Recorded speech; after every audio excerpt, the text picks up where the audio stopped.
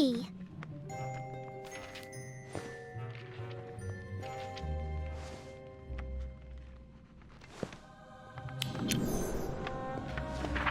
Here, take this.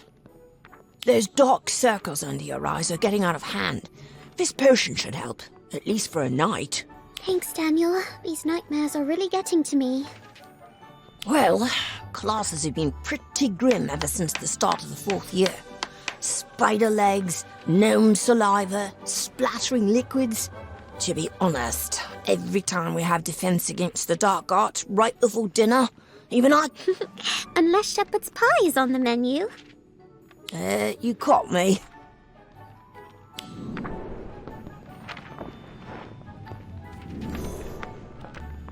There you are.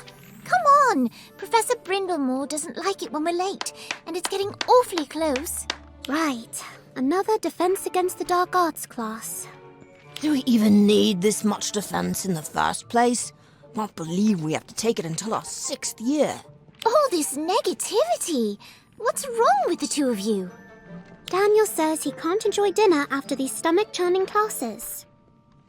Well, it's not just me. You're having all these nightmares, and it's making Madam Pinch mad. I think I've got some old fainting fancies stuck in my robe pocket. We deserve a break, and I don't mind sharing with a friend. Pocket lint sweets? I'd rather not. A swig of my draught of living death will do the trick. I can't believe the two of you are seriously considering this. It's not that bad. Now, come on. Professor Brindlemore said she had something special for us today.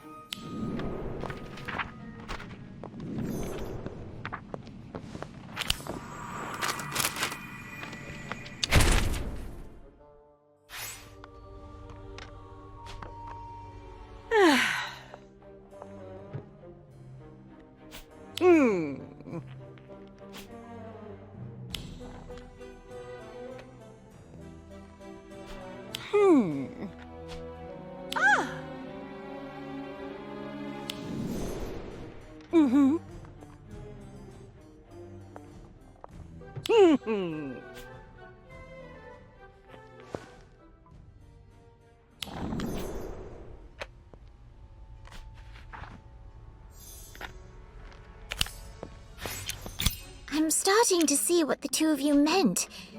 Now, who's up for dinner? Not me. Churning stomach. The two of you go. Sorry, me neither. I can barely keep my eyes open. There I was, deep in the Forbidden Forest, staring down a full-sized forest troll. It swung a tree trunk at me, narrowly missing my head. Without flinching, I drew my wand and blasted it back into the cave it crawled out of. What an exhilarating adventure. Please, do tell us more. I saw the wiggling big toe on its stinky right foot. Swished my wand and bam! The beast cried the loudest yelp I've ever heard in my life! Right foot, you say? Are you sure it's not the left foot? I don't know what you're insinuating, mate. Were you there? I might have hit both its big toes with the brilliant spell I was casting. Do enlighten us, please. What spell was it exactly? Something powerful enough to pierce the skin on not one, but both big toes of a troll. You do know troll skin is exceptionally resilient to magic, don't you? Of course I do. It's the, Did the rest of you get it? No? Please repeat it for all of us! I don't think you're going to get a spell out of Fischer today. He's just making it up. Are you calling me a liar? She's saying you shouldn't be telling these misleading tales. Trolls are extremely dangerous, and we both know you've never been that deep in the Forbidden Forest, let alone single-handedly defeated a troll. And I suppose you fancy yourself a big, brave hero, don't you? I didn't say.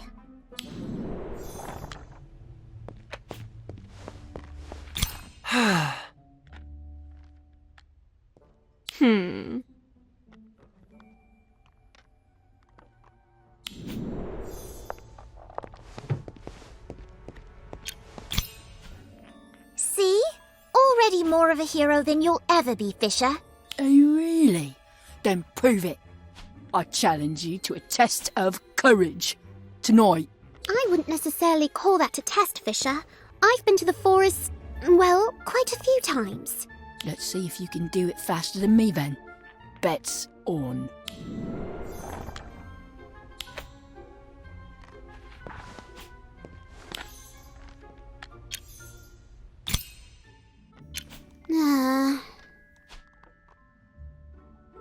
Hey there. Have you really been to the Forbidden Forest quite a few times? I don't see how that's a stranger's business. Oops, totally skipped the introductions.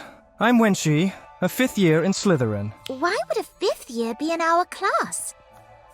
Let's just say Professor Brindlemore thinks I need a bit of extra review if I'm ever going to pass my OWLs. But enough of the boring stuff. What about that trip to the Forbidden Forest tonight? An enthralling quest for the exquisite unicorn hair. Can I come with? I don't know what you're planning here, Wenshi, but I'm not going. You're not? I just said what I said to get Fisher off my back, Daniel. I'm really planning on making good use of that potion of dreamless sleep you gave me. I'd choose a good night's sleep over troll toes any day.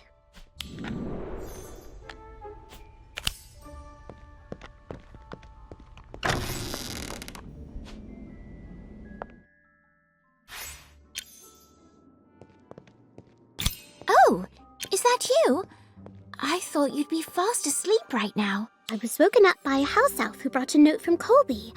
Wonder how he got the house elf to do it. Typical Fisher Frey. I suppose we're out here for the same reasons. Someone needs to be there to keep an eye out in case he gets into trouble. Now that we know that the dreamless sleep potion works, I can gather more ingredients for it while we're there. Thanks, Daniel. Before we go, though...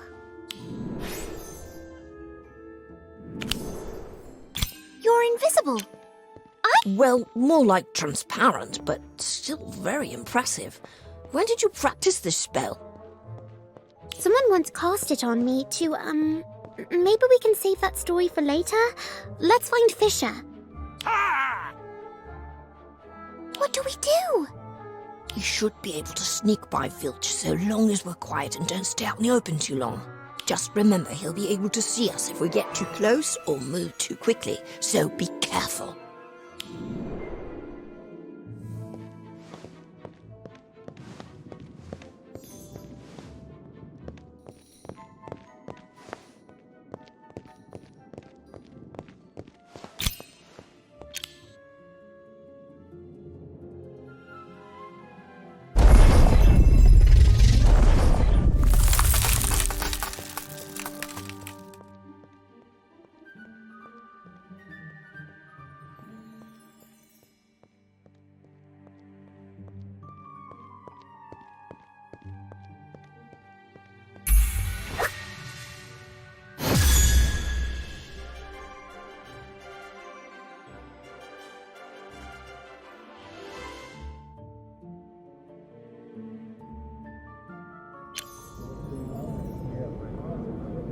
That was close. But it looks like Mrs. Norris won't be so easily fooled. She's going to alert Filch and blow our cover if she keeps meowing like that. Let's split up. We'll have a better chance of losing her that way. We can all meet back up outside the Forbidden Forest.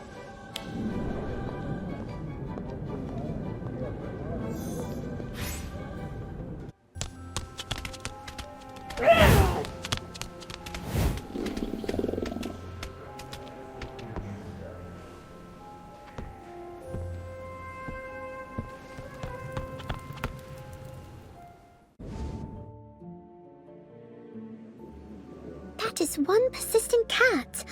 I'm so late. Fisher's going to think I chickened out. Even the disillusionment charm's worn off. Sounds like someone's coming. I'd better hide. Could Mrs. Norris have caught up to me again? No, those sound like footsteps. Filch!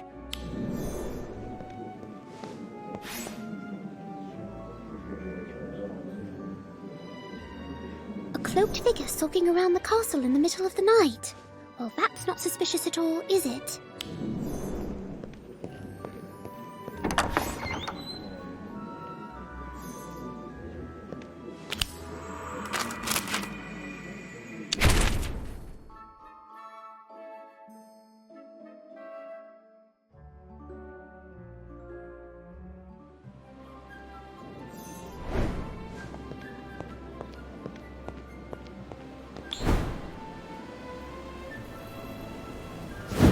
smell that? Smells like danger. Really? I thought it was a rotting pumpkin. Guardium Leviosa.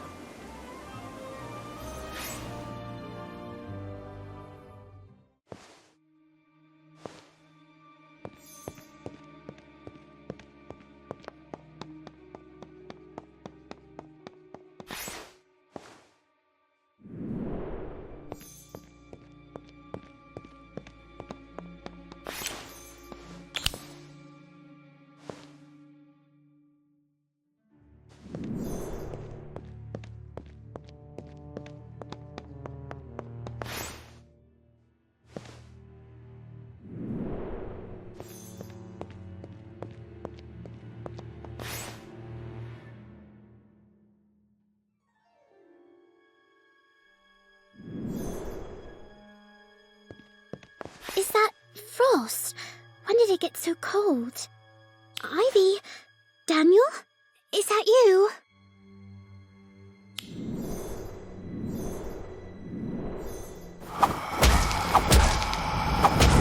It's no use. My attacks don't phase it at all.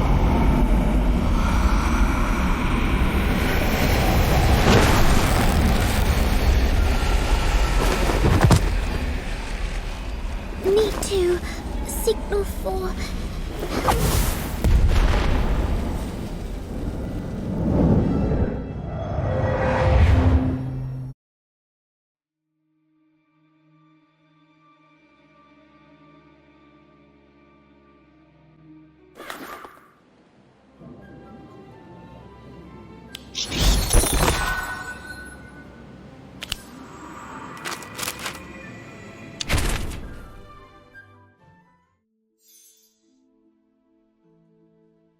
You're finally awake! Thank Merlin you're all right.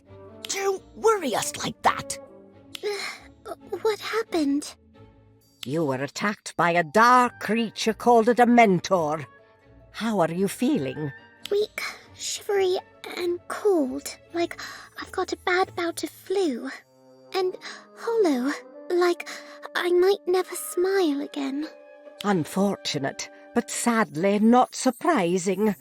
Dementors feed off hope and happiness, leaving nothing but despair and bad memories behind. Aww.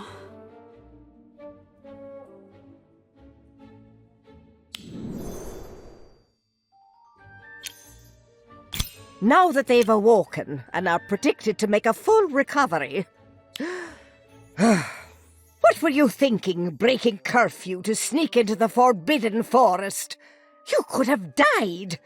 One of you very nearly did.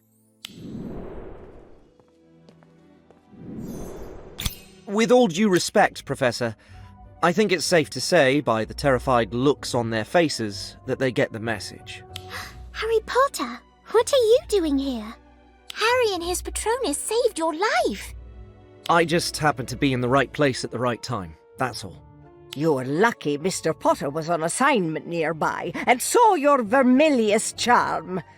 When he arrived, he feared you were only minutes away from the kiss. The kiss? The Dementor's kiss. That's what it's called when a Dementor sucks out a person's soul. Your body lives, but you become an empty shell. It's said to be a fate worse than death. That's exactly what makes your little excursion to the Forbidden Forest such a serious transgression. I'm afraid I must.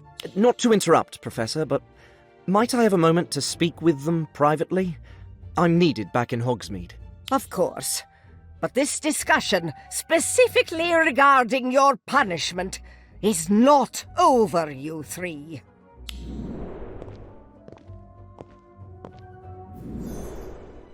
Did you happen to notice anything unusual before the Dementor attacked? Unusual?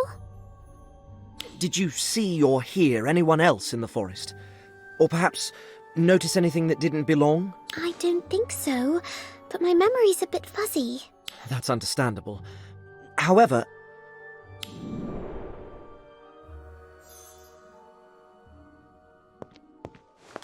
Oh! Glad to see you're still looking out for us, Madame Pomfrey. I'll be taking my leave. I think I'm doing okay now, actually. Fine enough for a walk, in fact. Are you sure? I can't imagine recovering from a Dementor attack without some smooth, bittersweet chocolate. Actually, I know right where you should be. Come with me.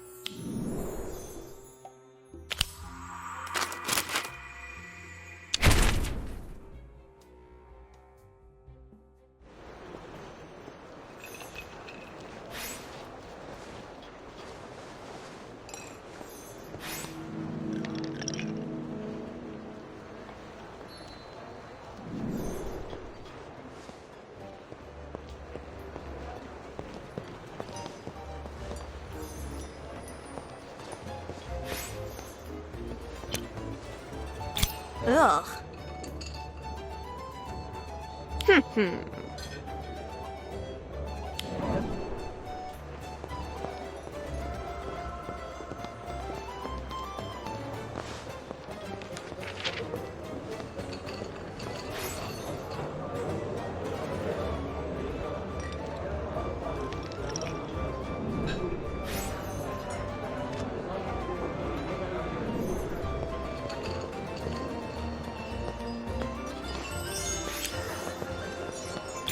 I figured they'd never run out of chocolate at Honeydukes.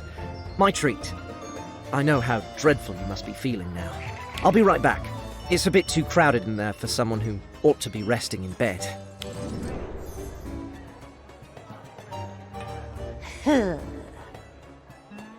Oh.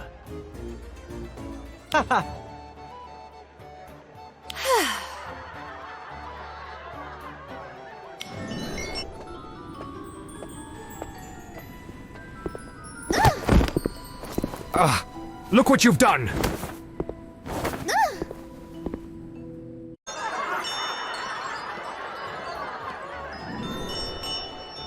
What's wrong?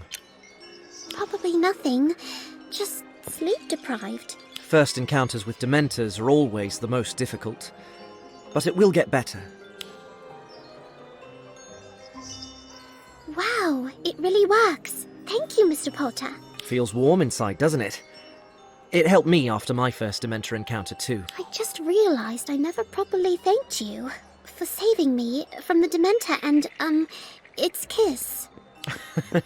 Well, that Vermilius charm you fired was quite impressive. I couldn't have found you without it. Curious? Both your friends were apprehended before they could leave the castle. It would seem that someone else was in the forest that night. Possibly in danger too. Mr. Potter, if I may, I saw an ethereal glowing creature before I passed out in the forest. That was your Patronus, right? Yes, mine is a stag. Patronuses can take the form of various creatures, depending on the witch or wizard. I know you're extremely busy, but could you maybe teach me how to do it? I'm sorry, I realize it's too much to ask. Please forget that I mentioned it. Oh no, don't apologise. I'd be happy to teach you. The Patronus charm is challenging for sure, but very useful. Probably not today, though. But sooner than you might think. Really? Thank you, that's brilliant! In the meantime, I'd suggest going to the library for a bit of light reading. Wait, that sounds like something my friend Hermione Granger would say. You know her, right? Good old Hogsmeade. Always bustling with life and laughter. I'll never forget my first trip to Hogsmeade. Quite the experience it was. I snuck out of Hogwarts under my invisibility cloak. Popped right out of the cellar of Honeydukes. I remember distinctly all the sweets we devoured. And the stomachache that followed. Those were the times. It's been a while since I visited Hogsmeade. Would you like to come along? Good old Hogsmeade. Always bustling with life and laughter. I'll never forget my first trip to Hogsmeade. Quite the experience it was. Arriving with my fellow students in my third year, I remember distinctly what I saw, how I felt. Those were the times. And now, they will pay.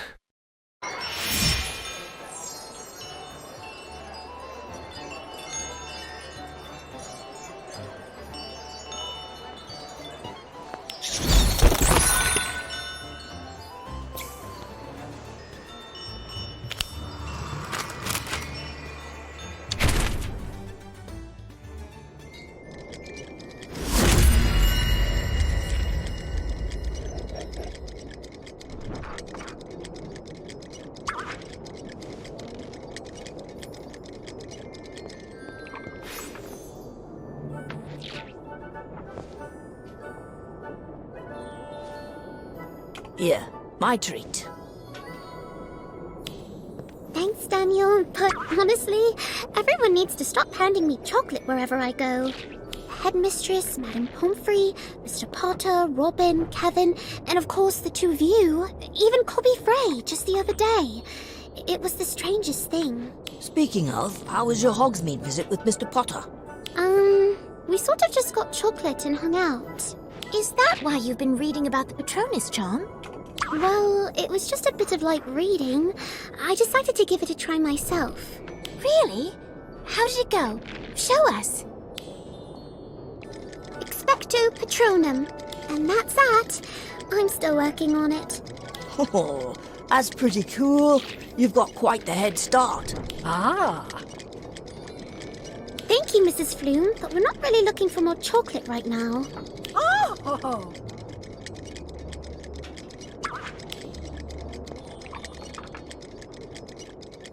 It's from Professor McGonagall. She wants us to finish up here and report to her office straight away. This can't be good.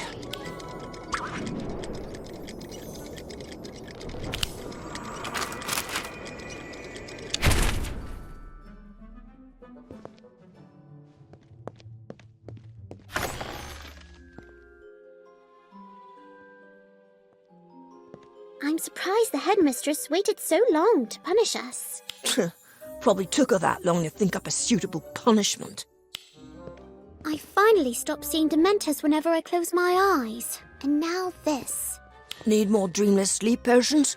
I've got plenty of time to brew some. Thanks, Daniel. They help me sleep, but I still just don't feel like myself. Well, I won't keep you in suspense any longer. Detention, all three of you. A month should do it. A month? Be glad it isn't two, Mr. Page. Your actions certainly justified it. Yes, headmistress. Now, handing out punishment isn't the only reason I called you in. It seems a rather valuable goblin-forged sword has gone missing. Missing?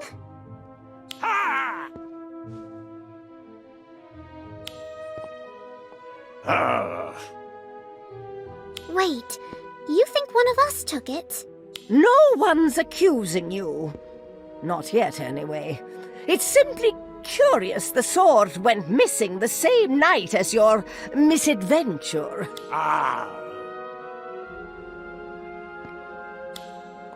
We didn't steal any bloody sword. We're not thieves. I'm sure there were others out after curfew that night too. It can't just be the three of us. Yes, I'm well aware you aren't the only suspects, Mr. Page. I've spoken with the Freys, who claimed they were only out to steal unicorn hairs from Professor Slughorn's storeroom. I knew it! He was going to cheat! Well, I don't see them here, which means they've probably got an alibi. Indeed. Professor Slughorn's sneakoscope proved that they were not at the scene of the crime during the time window. Oh! Thank you, Mr. Filch, but we're not locking students up. Thank you, Professor Professor McGonagall. McGonagall. Without concrete evidence. So I suggest all three of you tread lightly while the professors look into this matter. Professor McGonagall? I don't know if it'll help, but I think I saw someone in the castle that night. They were sneaking around, but I couldn't tell who it was. Not with the hood on. I think it's someone I've met, though.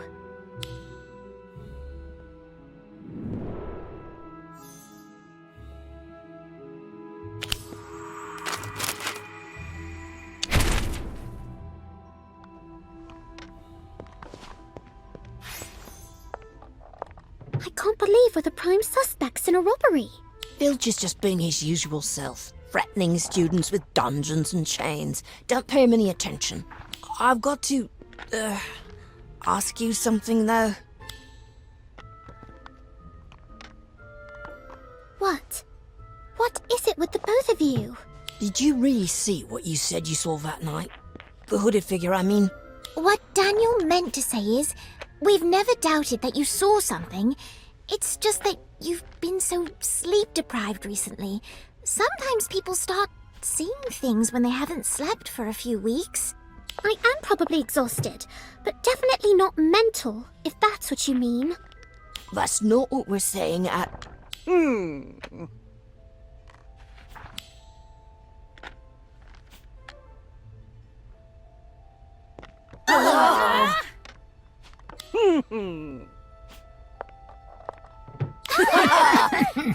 Oh. I'm sorry, Professor. Are you saying there were multiple attacks?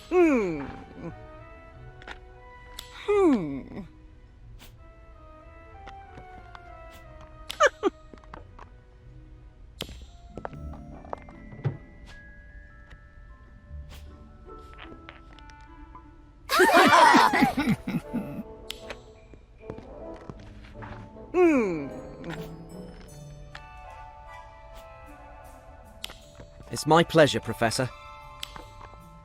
I hope I can be of assistance. I do have a bit of experience instructing students on how to cast a proper Patronus. It's difficult, but far from impossible. Yeah, is the charm really as difficult as they say, Mr. Potter? Well, the brilliant mind who first taught me this charm described it as highly advanced magic. It remains one of my favourite charms to this day. Very rewarding.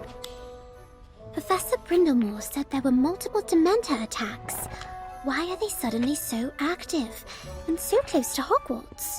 Mr. Potter, if I may, you mastered the Patronus charm at a very young age, didn't you? Indeed. I was about your age when I learnt it. Hopefully that gives you some confidence. If only I could summon a corporeal Patronus like Mr. Potter.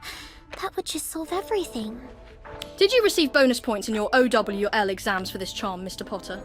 Does it still grant bonus points now? I'll leave that question to Professor Brindlemore. As I said, the Patronus charm is very rewarding, in more ways than protecting my treasured memories from Dementors. Dementors? Just thinking about them makes me shiver. A Patronus can take the form of an animal, although many won't achieve that on their first try. If you're lucky, you may see a wispy, incorporeal Patronus that, while not as powerful, will offer a modicum of protection against a Dementor. Don't be too intimidated, though. Mrs. Flume from Honeydukes told me the other day that one of you can already cast an impressive incorporeal Patronus. Now, to demonstrate, would you mind showing everyone? Me? I'm sure you'll do just fine. Let's get started, shall we? First, think of a memory, the happiest you can remember. Expecto Patronum! Expecto Patronum! A bit nervous, are we? Don't worry, I'm sure it'll come back to you soon enough. Let's all practice together, shall we? Start with a happy memory.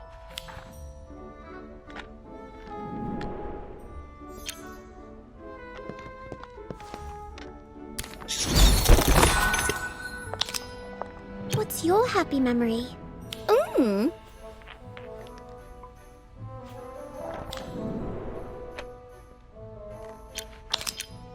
What's your happy memory? Winifred, of course. The two of us, holding hands, knowing that nothing could separate us. Ever. What's your happy memory?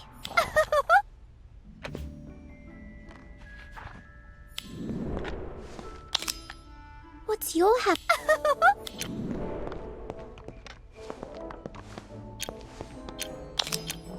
What's your happy... What's your happy... What's your happy...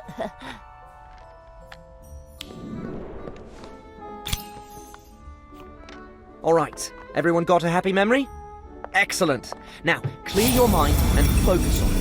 Then give your wand a bit of a twirl, like this, and say, Expecto Patronum! Got it? Let's give it a try then.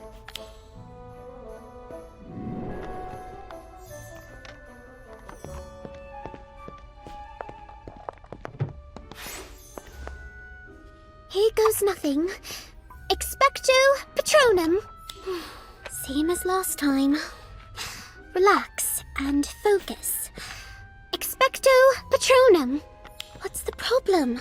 I've got my happy memory and can picture it vividly. Almost as vividly as...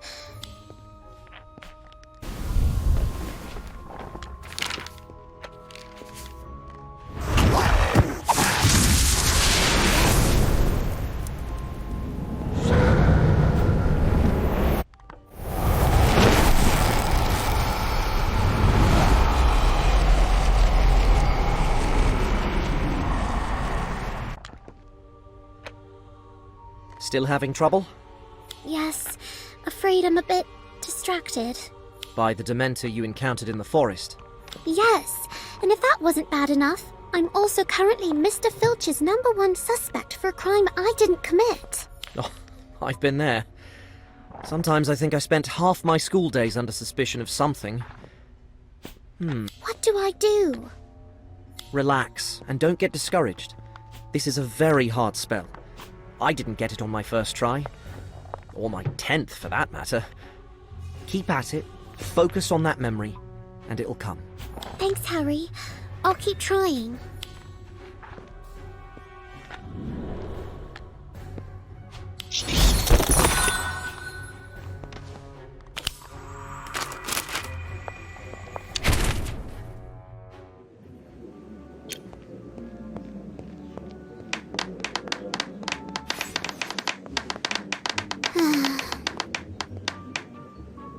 That's the third time today Filch has given me a look like that. He even accused me of trying to make off with a suit of armor on the 4th floor.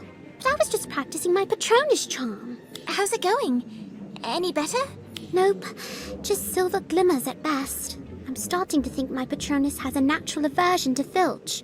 Can't do it when he's practically stalking us. And the Dementors. I can't get them out of my head. How am I supposed to focus on a good memory with one of those things breathing down my neck? I know it seems hard, but I have faith in you. You'll find a way, you always do. Thanks, Ivy. While you practice the Patronus charm, Daniel and I can work on another angle.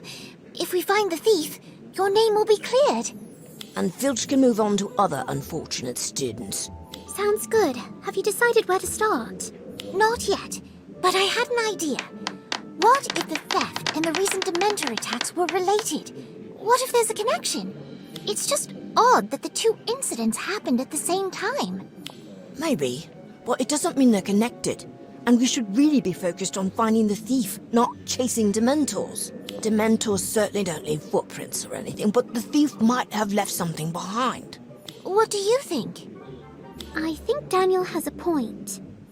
Should we inspect the crime scene then? Play detective for a change? No, I meant about the thief leaving something behind. Not in the castle, probably, but somewhere else. What do you mean? Think about it. What would a thief want with a very rare, very valuable goblin-made sword?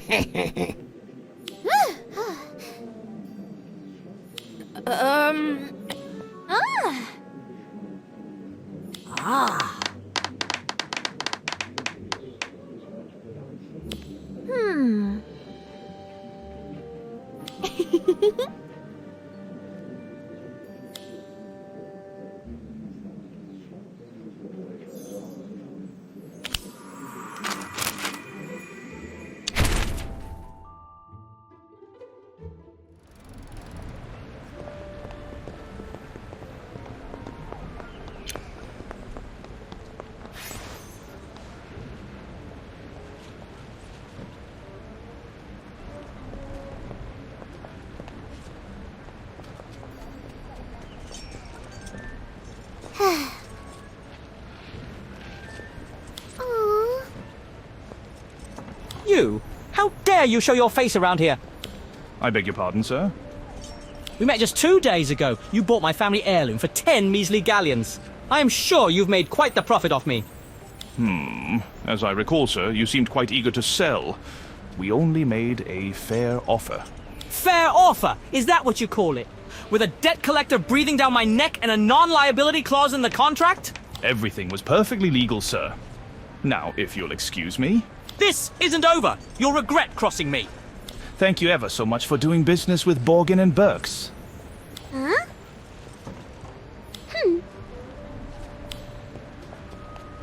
Excuse me, you work at Borgin and Burks, right?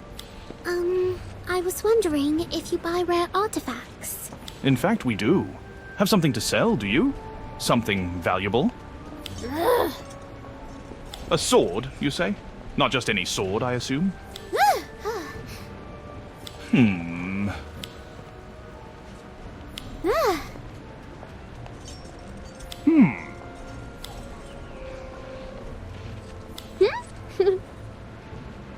Ah, we meet again. A polyjuice potion, I assume?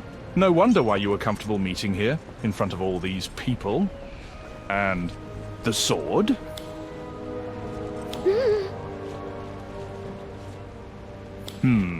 So that's why you arrived early? To check out the place? Remind me again, what was our agreed price for this goblin-forged sword? Borgin and Burks never gives an estimate without seeing the ware. I'm sorry, but this seems to have been a mistake. Good day. Wow!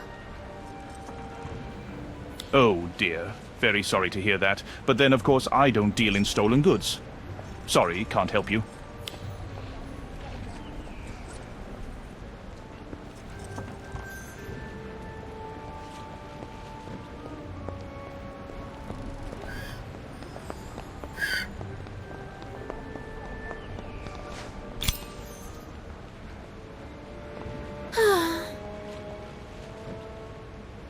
Ah.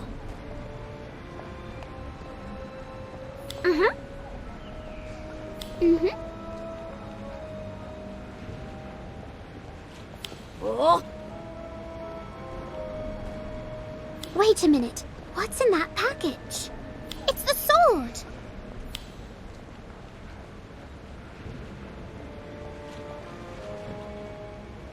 Stop! Thief!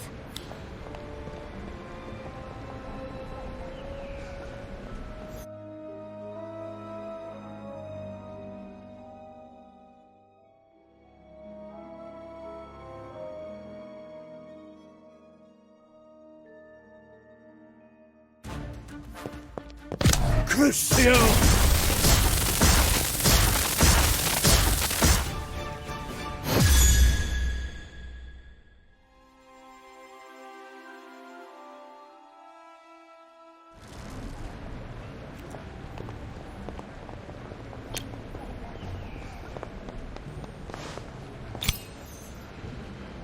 That's it! You've lost! Show yourself, thief!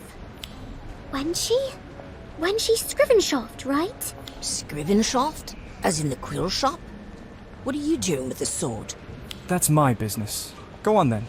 Take me to the headmistress. I don't care. Hang on. No one's going anywhere until we know why you stole the sword. I told you, that's none of your business. Why did you have to chase me? I wasn't hurting you.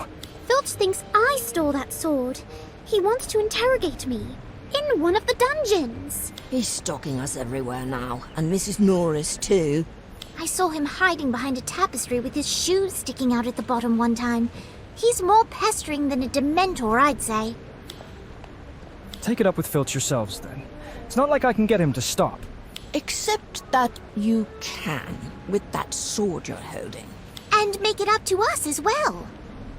Perhaps you can get us out of detention once in a while. Professor Flitwick just assigned us a 4-foot-long essay on the scouring charm. You can help with that, can't you?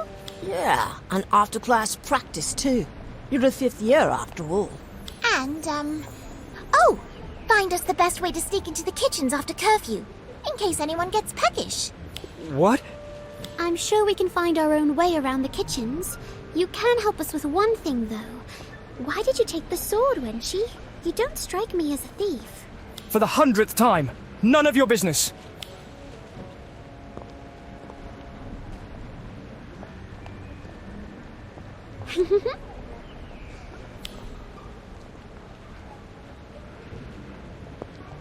You want the sword? It's all yours. Hey, where do you think you're...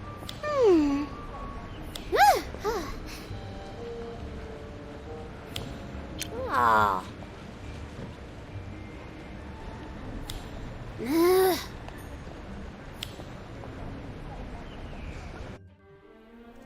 I'm sorry I'm such a coward. I hope you can forgive me one day. Love. Dad.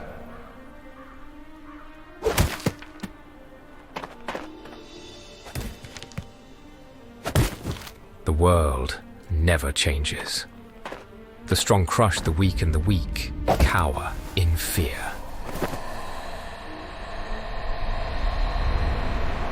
But then there's the lucky, gifted few. A chosen one, hardened by the world's trials. Yet still, he remains hopeful and fearless. He dares to dream of a future filled with wealth, power, recognition, everything he's ever wanted. And that future, it's here. His reign begins. His legacy awaits.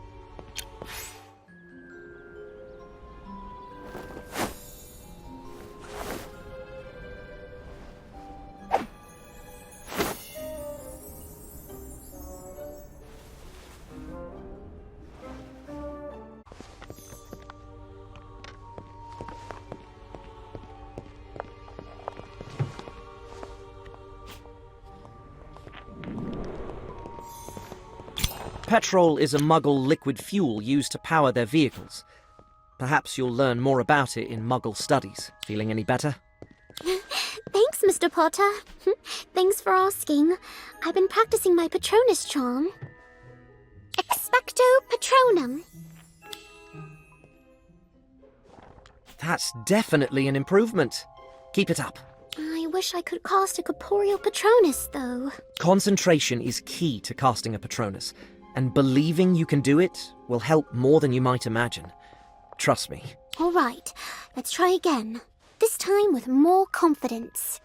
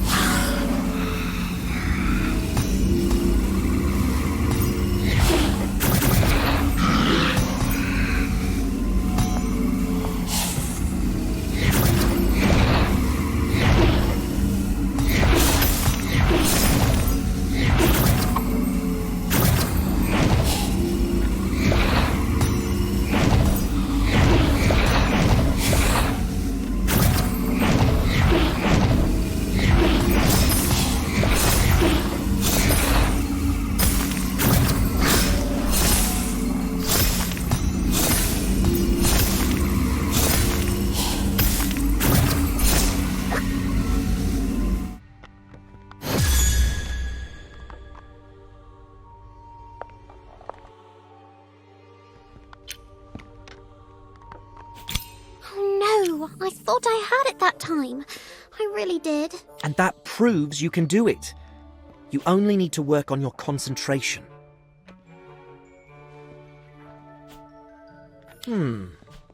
I might have another suggestion. Some wizards require a kind of psychic shock to produce a Patronus for the first time. Psychic shock? Real danger, which I'm not advocating, of course. I'm only suggesting you might try to get to know yourself better. Work on staying composed in the face of stressful situations, should they arise. I don't mean to pry, but did, the psychic shock work for you when you first cast a corporeal Patronus? Indeed, it was a moment of danger and great confusion. I do want to remind you that an incorporeal Patronus is already quite the achievement at your age. Many try and fail for years before they're capable of such a feat. You've probably had enough chocolate for a lifetime these weeks, but have another one. It'll make you feel better.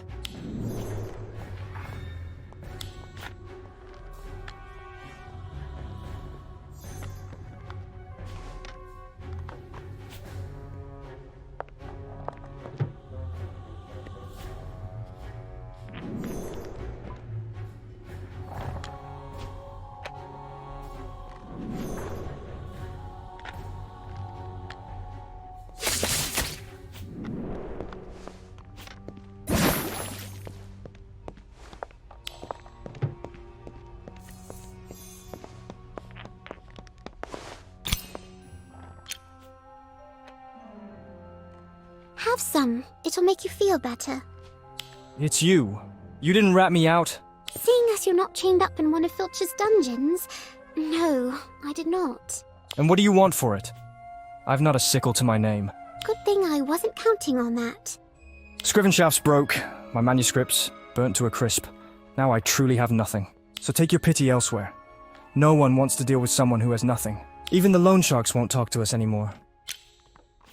How did Scrivenshaft end up borrowing from them? Everyone loves your quills. I've even received some fancy ones for my birthdays. My family's run Scrivenshaft's quill shop for generations. It's never been as profitable as joke shops or Honeydukes, but quills are something everyone uses, so we kept a delicate balance. Everything changed when the Dementors attacked. Tension rose, business dropped, and before we knew it, we couldn't pay our bills. Yeah, from that Midas character. He's a real piece of work. I've got until the end of the month to pay up, with interest, or he's going to take the shop. Why you? Where's your father? Gone. Left us with nothing but debt and a hastily written apology. The coward. The worst part is, I know I can make the shop work if I could get out from under all the debt. I grew up in the shop. I know how to run it. I don't want to lose it. Believe it or not, that's the truth. Mm-hmm.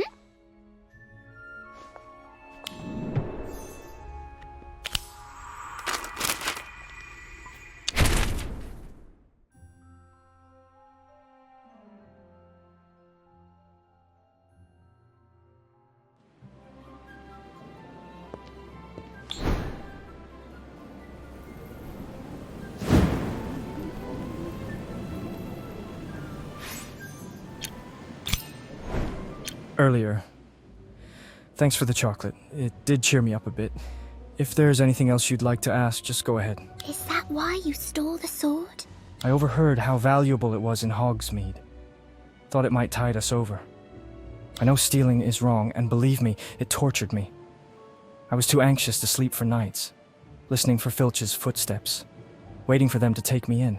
If I had any other choice, I wouldn't have done it.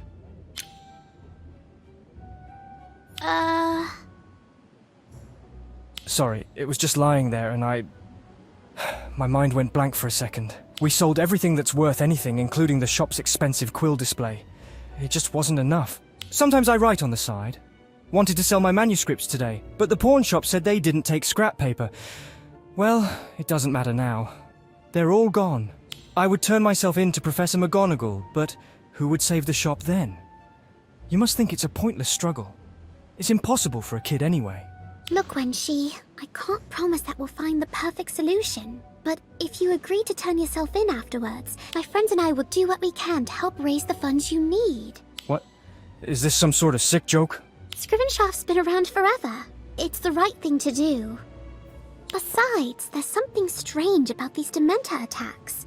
I can't put my finger on it just yet. Where should we start? Hogsmeade and its residents.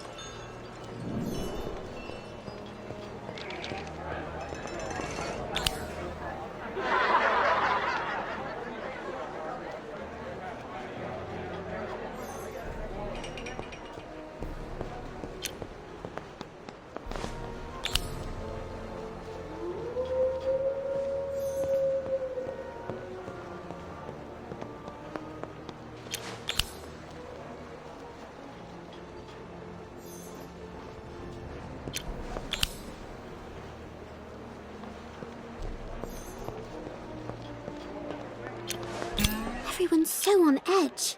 Even more than last time we visited Hogsmeade. Most of the villagers seem reluctant to even leave their homes. It's obvious the Dementor attacks are taking a toll on everyone's sanity. They're taking a toll on business too. When we were here the other day, Mrs. Flume said Honeydukes was already seeing fewer customers. I imagine it's the same for Scrivenshoffs? Let's just say I've seen graveyards that were livelier than our shop right now. Haven't the ministry stationed auras around the village? Yes, but it's hard to find their presence very reassuring when people are still being attacked. Still, even with all the patrols? Dementors are devious, no doubt about that, but to identify and slip through holes in the ministry's defenses... In any case, the situation is now even more hopeless than the last time I visited. I'd hoped to put on one last big fundraising push, but that seems impossible now. I may be a brilliant young entrepreneur, but I'm not a miracle worker. It seems to me that Hogsmeade just needs some serious cheering up. Yeah, with the Dementors lurking, the only reason anyone's out is to buy... Wait, I think I know just the place for your fundraiser, Wenshi.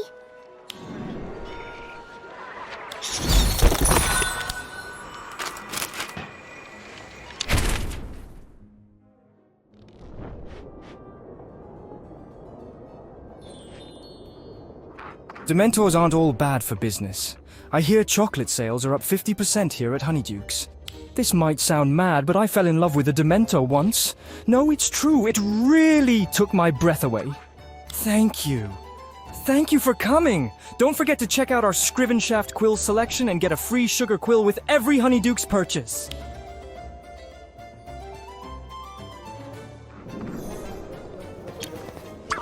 Did you hear that? Laughter! Who knew Dementors could be funny? I think everyone just needed an excuse to laugh. I know poking fun at the Dementor made it seem less scary to me. Maybe the rest of the villagers will be a little less afraid now, too. Thank you for finding the perfect place. The only shop with a decent number of customers here at Hogsmeade. Can you blame them, though? Chocolate is now a necessity for everyone. Well, it wouldn't have worked without your talents. You should really consider writing comedy as a career. You'll be more famous than Gilderoy Lockhart in no time, hopefully with a better reputation. It was once my dream to write the best stories with our Scrivenshaft quills, but now...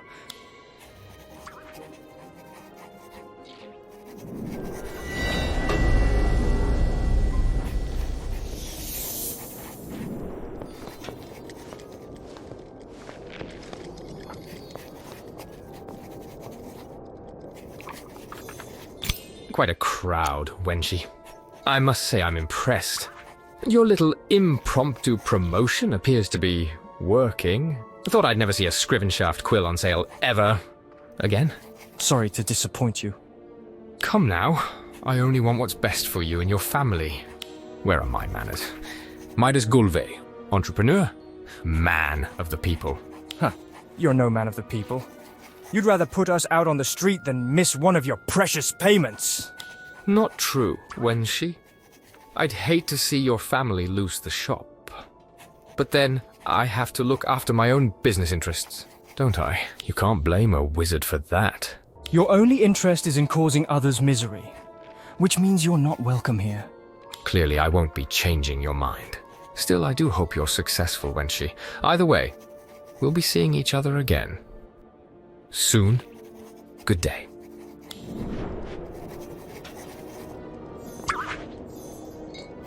I see why you don't like him, Wenshi. Yeah, what a snake. This is going to seem odd, but I have this strange feeling, like there's something familiar about him, but I can't put my finger on it. I'm sorry, I get so angry anytime he comes around. He brings out the worst in me. Forget him, Wenshi. Just look around. Look at all the smiling faces. You did this. You're right. This has been a good day, and it's not over yet. I've still got a few more jokes to tell.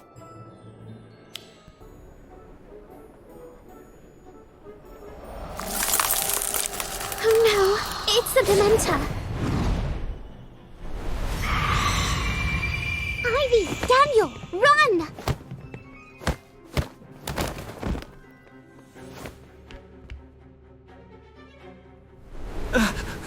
Stay back! Expecto Patronum!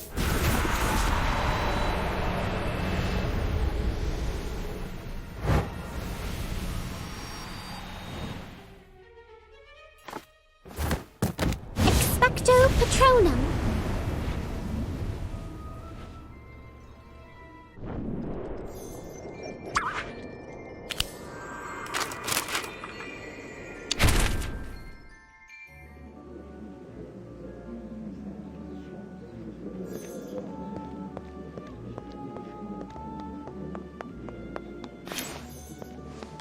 All that work. For nothing. I doubt anyone will set foot in the shop again. We're finished. Don't talk like that. I'm sure we can think of something. I don't know, Ivy. I feel like we might have done more harm than good. That thing was attracted to the happiness in the room, right? Yes, they feed on it. Happiness, joy, pretty much any positive emotion. They take it all, leaving you with nothing but your worst memories, repeating over and over in your head. It's awful. Sorry, this wasn't my first run-in with a Dementor. I'm afraid it's put me in a rather melancholy mood. Believe me, I know what you're going through. Was that your first encounter? It was shortly after my father left us. I'd gone into the Forbidden Forest to be alone, and stumbled upon the foul thing in a clearing. If it hadn't been for the aura, I'd have been done for. You were lucky that aura was around. Lucky? He's had 2 run-ins with the same Dementor. If you ask me, that's some serious bad luck. Actually, I don't think it is. I think Wenshi is being targeted.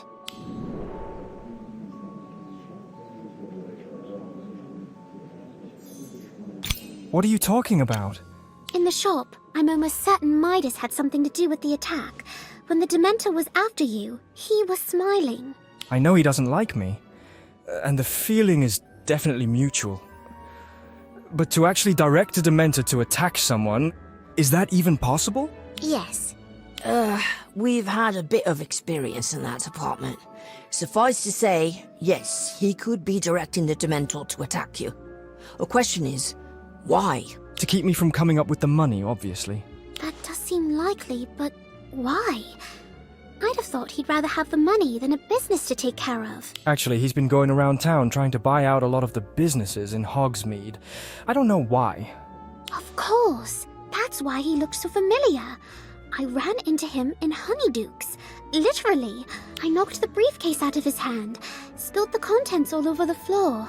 He got rather upset when I tried to help him clean up the mess. Did he? What was in the briefcase? Papers mostly, and there was something else. What was it? Sorry, I can't remember. Finally, a job for the potioneer.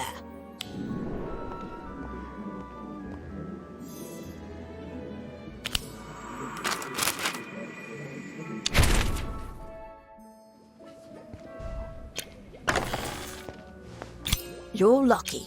I've been working on perfecting my memory potion. This should help you remember exactly what happened. Is it really that good? I might ask for one before the next History of Magic quiz. Mm-mm. Okay, bottoms up.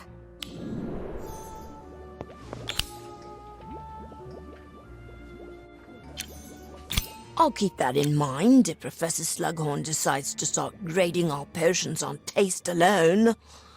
So, what do you remember? Okay, it's starting to come back. It was definitely Midas that I bumped into.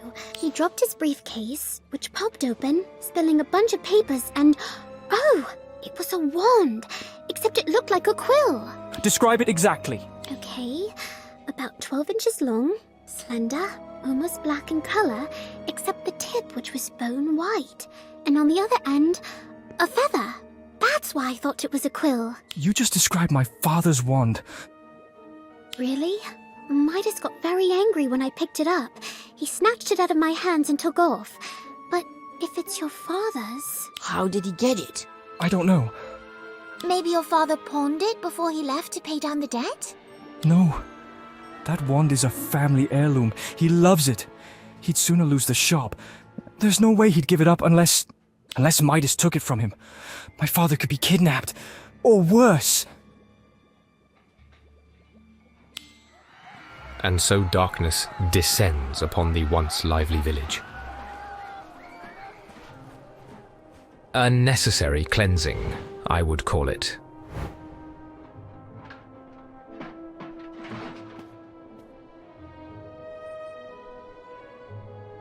Hogsmeade is now free of senseless quarrels, baseless accusations, and fruitless schemes.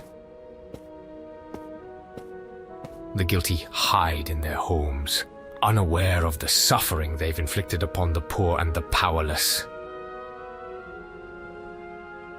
They cry, they cower, they crumble, in the shadow of my robed friends.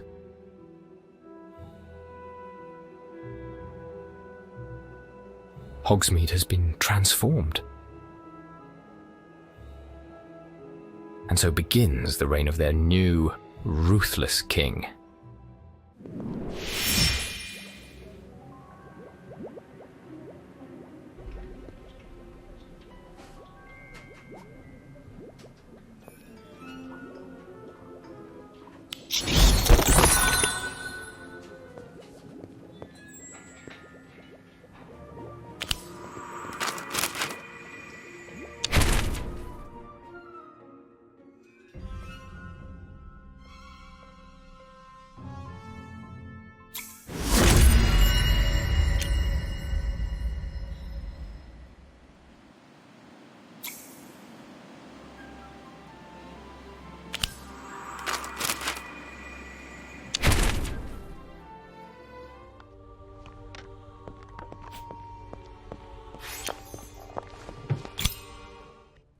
Worried about Wenshi.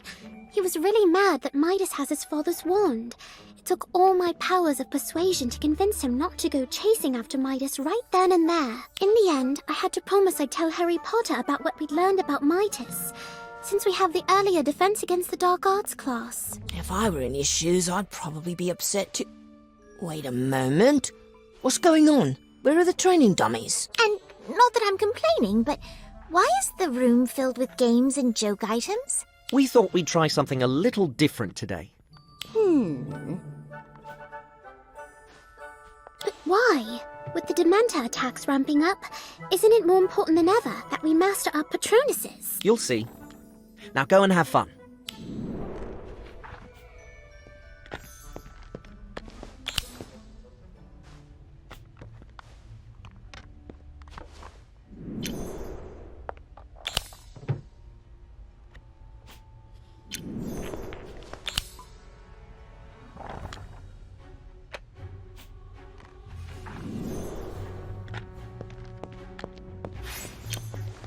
Well, did you all have fun? Surprisingly, yes. To be honest, I initially thought this was going to be a waste of time, but it's actually helped me loosen up a little.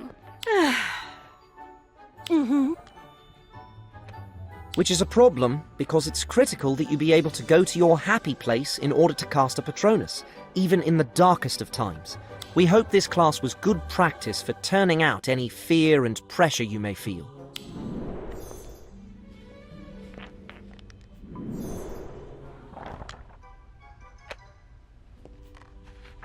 Expecto Patronum!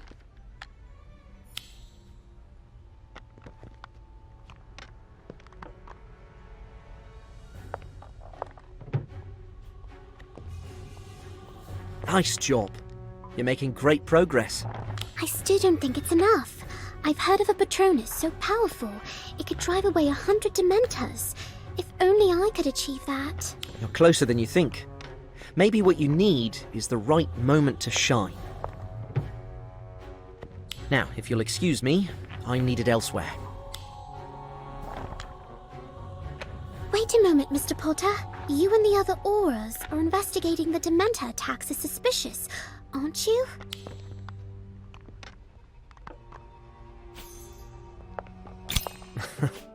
Piece that together, did you?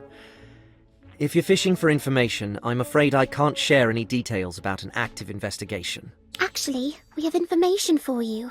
We have reason to believe that Midas Golvig, a dodgy businessman based out of Hogsmeade, is connected to the Dementor attacks. That's quite an accusation. Do you have any proof? When the Dementor attacked Honeydukes and everyone was in a panic, he seemed pleased. He even smiled when it was after Wenshi, as if he'd ordered the attack himself. What's more, despite being in a shop full of potential victims, the Dementor specifically went after Wenshi. That's twice now Wenshi has been attacked by this Dementor. Curious, given the fact that Midas is currently trying to take over Wenshi's family business, don't you think? Wenshi's father's wand. I saw it in Midas's briefcase. It was a beloved family heirloom, so he'd never willingly part with it. Wenshi believes Midas stole it. I see. And do you have this wand on you?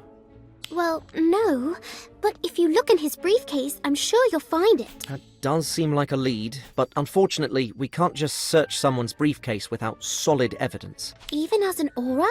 Especially as an aura. Thank you for the tip. I can't promise anything, but I'll see what I can do.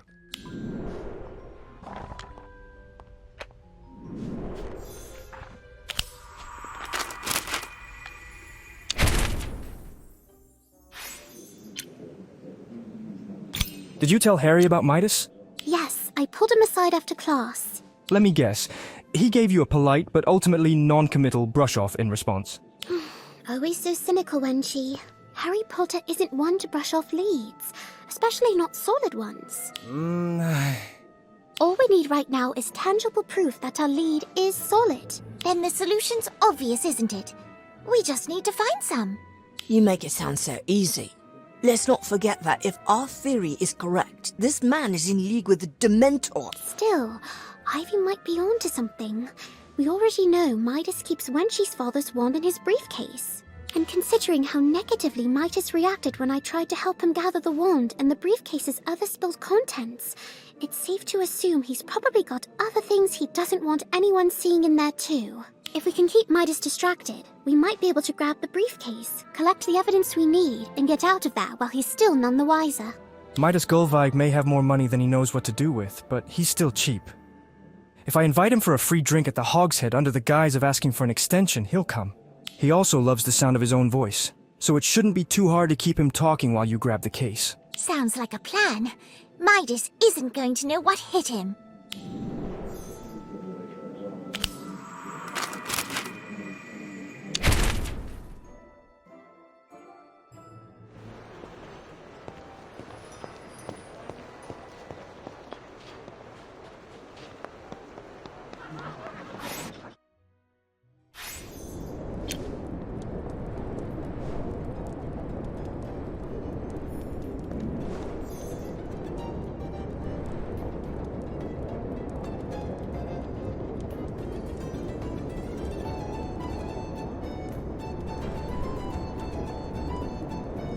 put the case on the table. How are we going to get our hands on it now? Shh. I'm sure Wenshi will think of something. Just watch and wait. Thanks for coming. I've taken the liberty of ordering us some drinks. Always happy to spare a moment for a loyal customer. Now, what can I do for you? Besides, take advantage of your offer of a free drink, of course. I was hoping, given the circumstances, you might consider an extension on the loan repayment. I wish I could, Wenshi. But this Dementor nastiness is affecting my business as well. I'm afraid I just can't afford another extension. Hogwash! We both know. Sorry, look, I'll pay everything back. Just...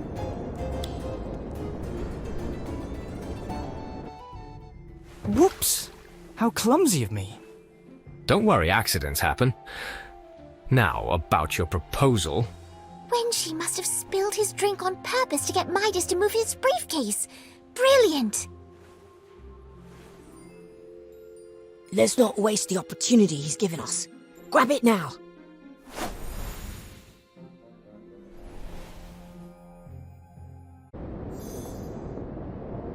Well, that was anticlimactic. I was expecting the briefcase to be full of cursed artifacts. A copy of Magic Most Evil, maybe even a bottle of poison. You know, dark wizard stuff. Doesn't exactly scream I'm in league with a Dementor, does it? But there could still be something in here that incriminates Midas. Let's take a closer look. The language in these contracts is so dense. It's no wonder Wenshi's father got suckered into taking out a bad loan. And according to these records, Scrivenshafts isn't the only shop in Hogsmeade that Midas is preying on. J. Pippin's Potions, Dominic Maestro's music shop, even Honeydukes. He's got all these notes on their financials. Personal information about their owners, too. It's creepy and predatory, no doubt. But illegal or criminal? I'm not sure. Look at this quill. It's genuine phoenix feather. This must have cost a small fortune. When she did say Midas has expensive tastes and likes to flaunt his wealth. Well, this is interesting. I wonder what it unlocks. Wait a moment. Where's Wenshi's father's wand? Midas must have gotten spooked after a run-in and stashed it somewhere else. Great, so we did all of this for nothing? Not necessarily. We may not have uncovered any hard evidence, but we did find a key. Perhaps Midas is using it to lock away something incriminating. Even if that's true, and I do mean if, how are we supposed to figure out what the key goes to? We can't very well go around trying every lock we see.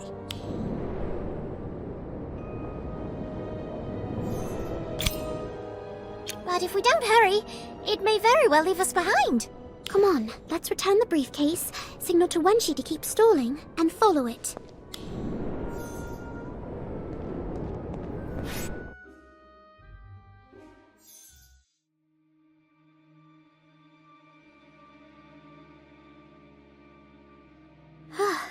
The key's finally slowing down. The lock must be around here somewhere, wherever here is. Looks like some sort of ancient tomb, or what's left of it anyway. I doubt anyone's been here in centuries. I wouldn't be so sure. You see those footprints?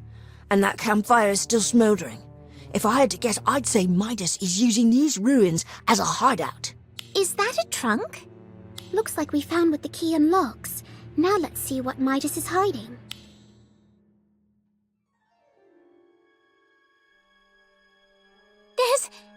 There's a person in there! Is he? No, I see him breathing. He's in rough shape, but alive. How could Midas... Why would Midas... There's no time for questions. We've got to get him out of there, and to a healer. How? Even with the three of us, we can't carry a full-grown man with a thick brush of the Forbidden Forest all the way back to Hogsmeade on our own. Daniel has a point. It took us ages to walk here. We definitely need help. Auras would be perfect. This is the tangible proof we've been looking for. Let's hurry. We don't know how much longer Wenshi can keep Midas occupied.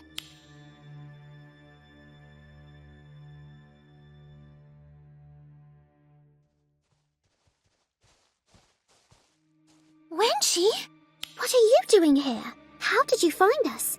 Where's Midas? I wouldn't worry about all that. Not when you should be worried about me. Depulso!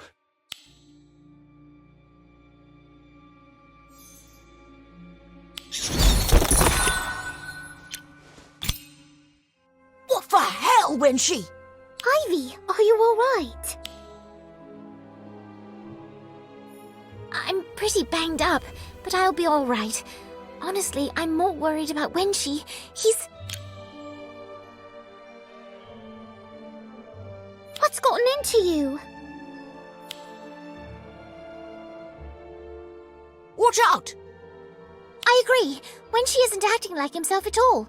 Something's definitely wrong with him. Glazed over eyes, unnatural behavior. Wenshi's been imperious.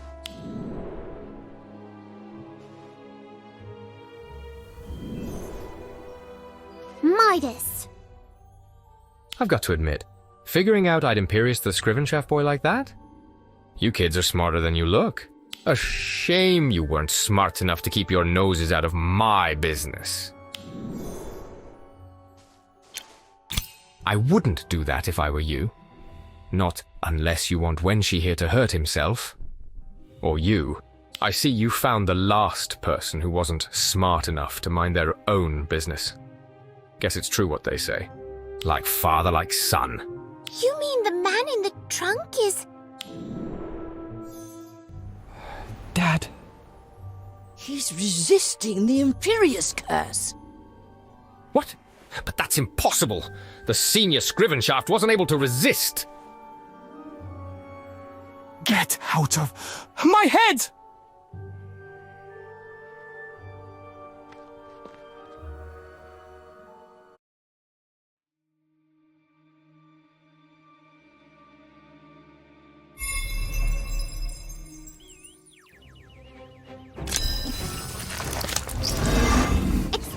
Patronum! Incarcerate! Incendio! Overwater!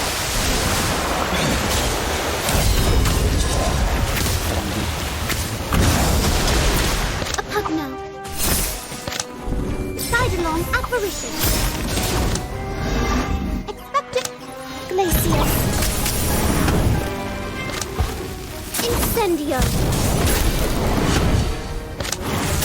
Water.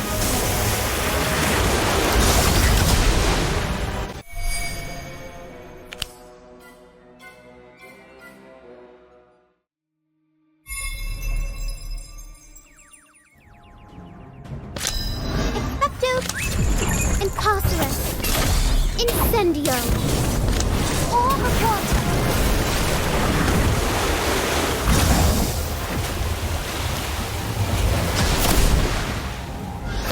Apugno. Sidelong apparition. Expecto Patronus. Incarcerate. Incendio. Glacius. Overwater.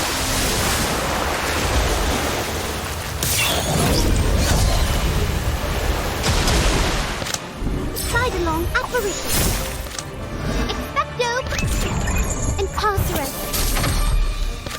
Incendio.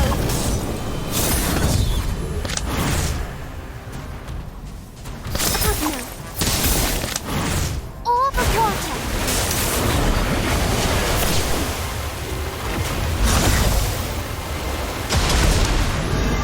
Sidelong apparition. Expecto Patronum. Glacius. Sectum Sempra. Overwater.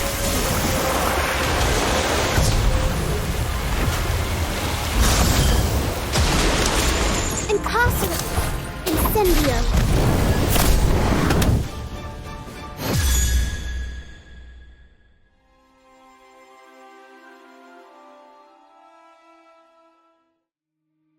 Ivy, go and get Harry. Daniel and I will make sure Midas doesn't go anywhere.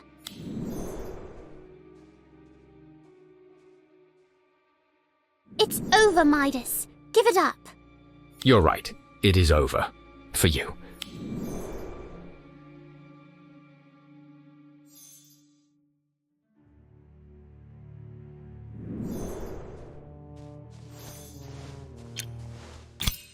The Dementor! Don't worry, it won't attack you. Not until I order it to, anyway. It listens to you? I don't believe it. And yet, the proof is right in front of you. See, the Dementor recognizes in me a kindred spirit. We were both born lacking and take what we need to fill the void. When I asked it to help me expand my business, it was happy to oblige. It's a win-win situation, really. My cloaked friend gets to feast on all sorts of emotions in this quaint little village, while I get what I want. Revenge. Who do you think will take over all the shops, legally, mind you, when Hogsmeade becomes a ghost town? Naturally, I'm more than happy to deal with any insubordination, shall we say. The Imperious Curse is just one tool in my arsenal. You're utterly vile. Now that's uncalled for. Do mind your language when discussing my business acumen. So you imperioused him, locked him away in a trunk, and made his family think he'd run out on them? I know it sounds awful, but it was nothing personal. After all, success requires sacrifice. Why are you telling us all this? You have to know you're only incriminating yourself. Why indeed? Perhaps I simply haven't conversed with anyone in a while. Lie, coerce, intimidate. Sure, but actually talking to someone is another matter. You're not fooling us with those platitudes. To each their own, I suppose.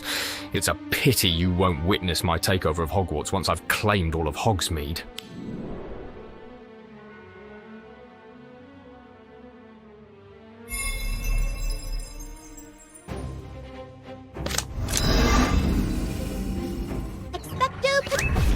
Patronus! Augmente!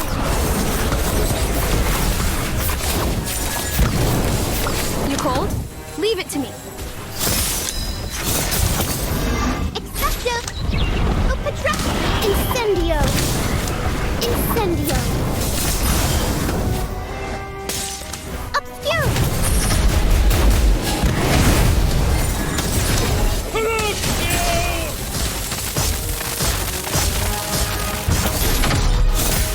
Atmosphere charm!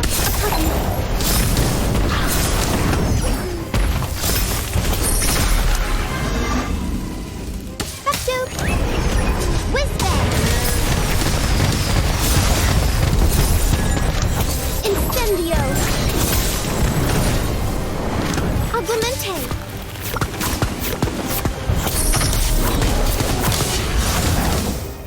Obscure! Crucio!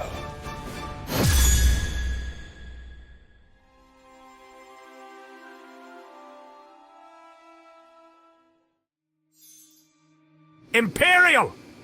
I doubt everything's perfect for you at Hogwarts. Misunderstood. Distrusted.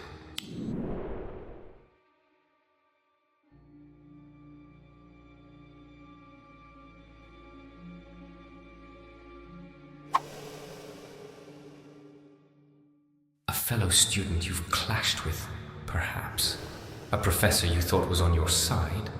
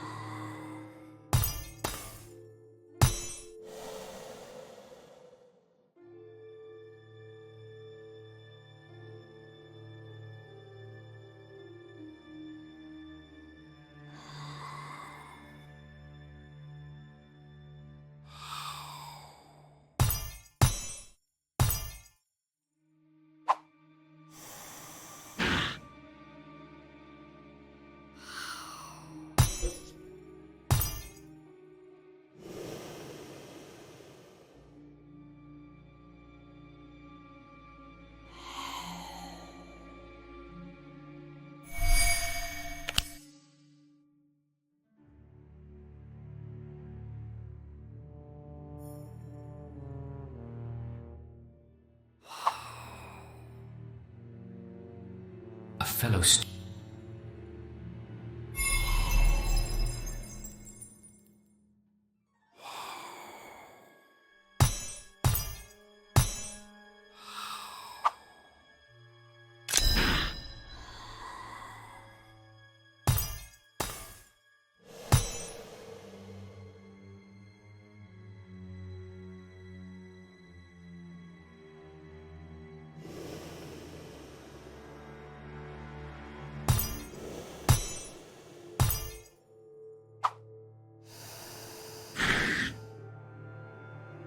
all the spells you've... Was I right?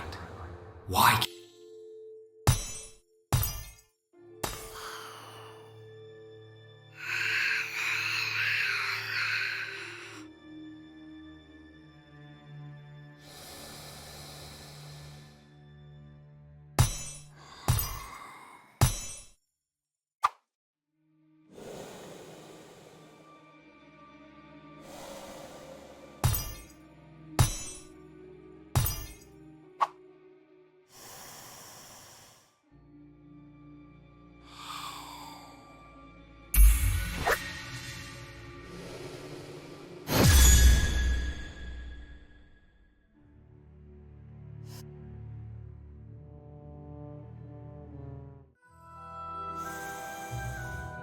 The Scrivenshaft boy was as annoying as his father. Why struggle when life is stomping all over you? I certainly didn't. Not until I met my associates. But then again, not everyone is capable of walking amongst the Dementors. Azkaban is where he's headed. Once a thief, always a thief. That, and his family business now belongs to yours truly. Enough about him. This is my moment. Hogsmeade. A place that once looked down on me will soon be mine, as soon as I take care of you lot. This emotion. It's as if my heart is swelling. It's here, the moment I've been waiting for so long. Oh, the joy. Wait, what are you doing? This isn't how it's supposed to be. Sweets and toys were luxuries I never had during my childhood. A child from a humble family deserved no such indulgence. I had nothing. But then life gave me something no one else has. A pact with a Dementor. I've faced these fearsome creatures 3 times and emerged unscathed, while my opponents were not so fortunate. Hate seethed within me, festering like a wound that could never heal. Only one thing mattered: the fortune that I worked tirelessly to amass. And now, I am the wealthiest of them all.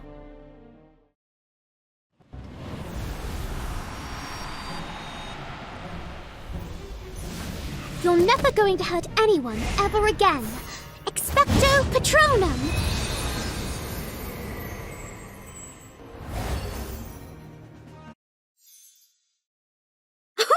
I did it!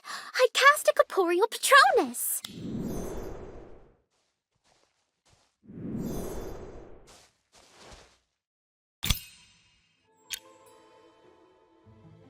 See? I told you that you could do it. Mr. Potter, thank goodness you're here. It's Midas Golvig. He's... I know. Miss Warrington filled me in. Thank you, Mr. Potter. I wouldn't have managed it if the Dementor hadn't turned on Midas at the last minute. Strange, now that I think of it. It would seem that Mr. Golvig misunderstood Dementors. I suspect that these evil creatures might sometimes overlook victims numbed by immense pain, like Golvig himself. I see. When my Patronus faded, Midas believed victory was within reach. He must have felt something then. Something powerful. And that's what led the Dementor to him. What we have is speculation at best. For now, let's get you kids back to Hogwarts. Professor McGonagall must be worried sick.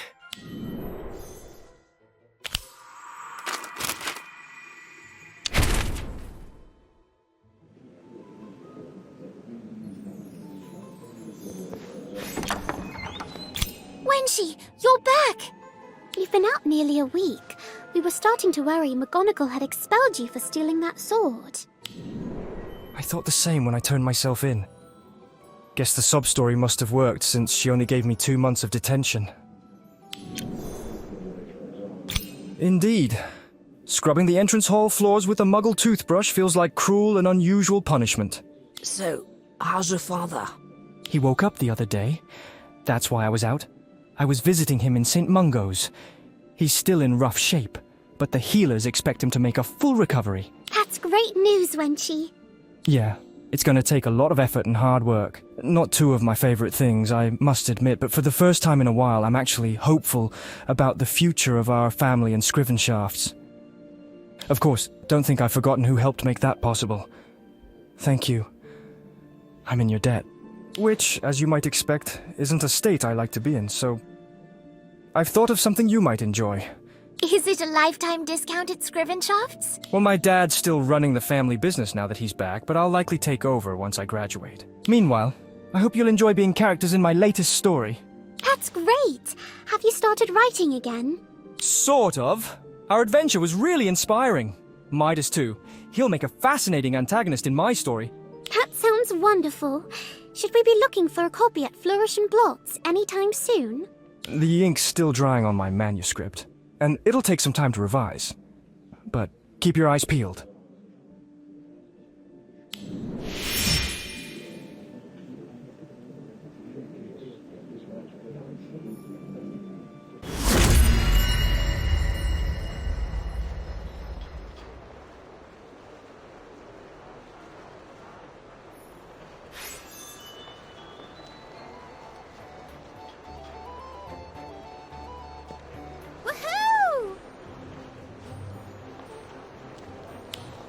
Oh.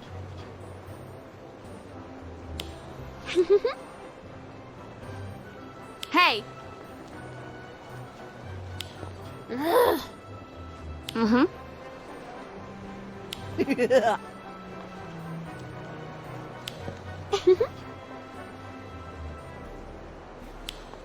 Ah.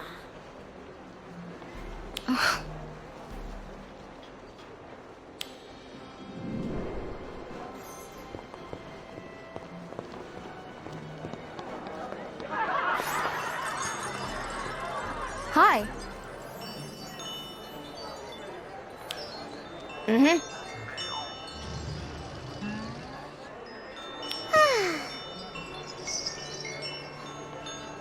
Hey.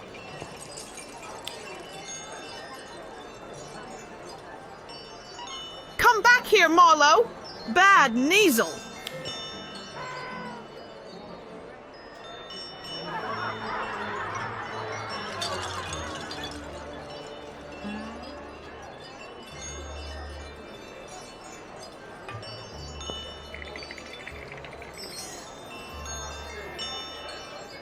I thought we agreed no more mischief in public. What's gotten into you? I'm terribly sorry. Did Marlowe frighten you? No, not at all. Quite the opposite. He's a lively one, very healthy and energetic. Hello? Yes, sorry. It's just, I couldn't help but notice. Oh. Well, yes. Didn't realise I'd made a name for myself in Hogsmeade. Do I know you? Oh. Hey. No problem. I was just, Actually, she didn't tell me her name. Let's try this again. Who are you? My name is Glenna Golding. I'm your aunt. I'm sorry, this just comes as quite a shock. Are you sure we're related? No one ever mentioned I had a magical aunt. Technically, I'm your great aunt. On your mother's side, through your grandmother. Wow, that's a lot to take in. I honestly thought I was the only magical person in the family. I can't believe no one ever told me. Ah. They probably don't know. I only discovered the truth because I saw your photo in the Daily Prophet. You look remarkably like Tiburon, my father, in his school days. The photo got me curious, so I did a little digging. I used to work at the ministry and still have a few friends in records. Oh no, it's not what you think. I wasn't stalking you or anything. I'd written a letter, but never expected to run into you like this. Suppose I have Marlowe to thank for that. Congratulations, by the way, on winning the tournament. Very impressive. Hooray for Hogwarts! Thanks. Well, all this talking has left me quite parched. Time for some butterbeer. My treat. Be right back.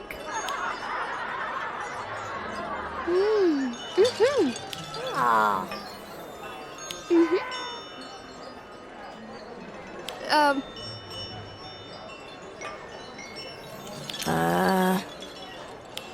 I trust her. I'm not sure why. She just seems so friendly and familiar, in a family kind of way.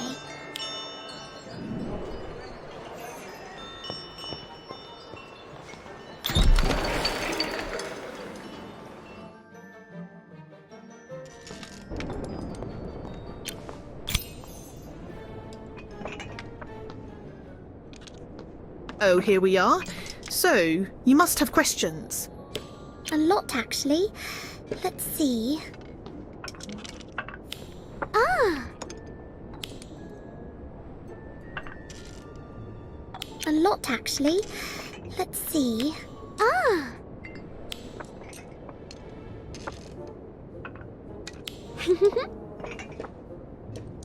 A lot, actually. Let's see. Ah! Ah! Would you like to come by my home? I live just down the street. Right now? Okay. That'd be lovely. Wonderful. Everyone's invited, of course. Uh-oh.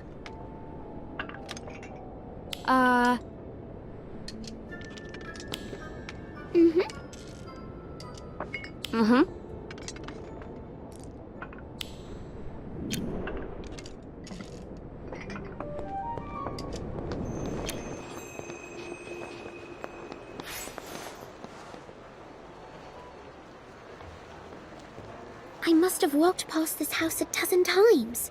I never imagined a relative was living inside. Well, the world is a funny place, isn't it? Come on in. Oh, a ghost. This the one you think looks like my grandson?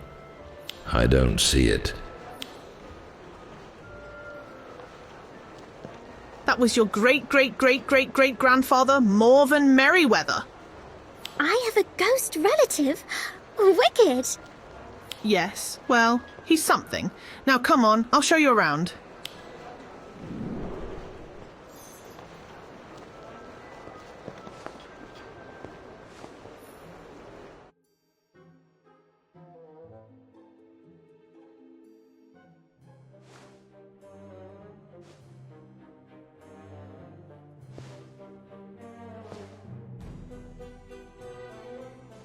It's not much, but it's home, and has been for 5 generations of Merryweathers and now 2 Goldings. Sorry about that, it gets a bit messy in the kitchen. No house elves here, and I really should re-enchant this broom. You should see our dormitory. It's always a mess. Don't tell the house elves I said that. Oh, hello. Marlowe, isn't it? That's right. If he likes you, that means you're family. Marlowe. That's an interesting name. Named after Philip Marlowe, the Private Eye. I love old Muggle detective novels. The Long Goodbye is one of my favourites. Really? Even though there's no magic in them? Yes, and thank Merlin for that. Do you know how boring those stories would be if the heroes all had wands? If Sherlock Holmes or Hercule Poirot had legilimency, there wouldn't be any investigations at all. I suppose. Is that what you did at the ministry? Investigate crimes? Haha, no, nothing so dramatic. I worked in the Department of Magical Accidents and Catastrophes. Would you like to see a sample of my work? Let's see. Here we go.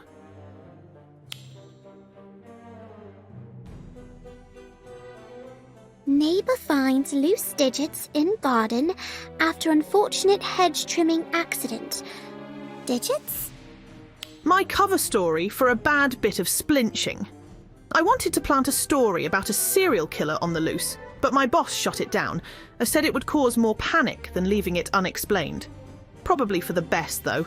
Muggles see trimming accident in the paper and won't give it a second thought. Yes, probably. Do you still work at the ministry? No, not for a while. I took a leave of absence and never went back. Needed a change after my husband Shane died. Oh no, I'm so sorry.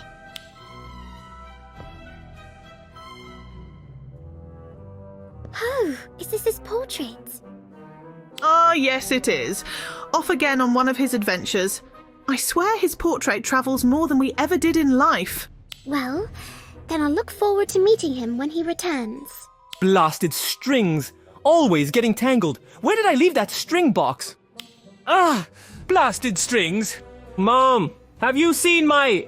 Oh, you've got company. Nile is quite talented. He's going to put on a show for the whole village. You should see his dolls in action. Show them, Nile. This is amazing. Right, sure. Hello. It's a pleasure to meet you, Nile. Is that a puppet? I haven't seen one of those in ages. It's a marionette, if you must know. Nile is quite talented. He's going to put on a show for the whole village. You should see his dolls in action. Show them, Nile. This is amazing. They're puppets, Mom, and there's not going to be a show if I can't get the strings untangled. Oh, sorry. Maybe I can help. No, Mom. I can do it myself. It's not a big deal, Nile. I said I can do it myself!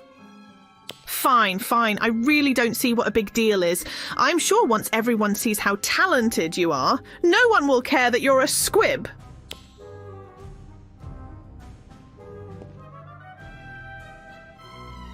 Nile, I'm sorry. I didn't mean to say that. Please, don't be upset.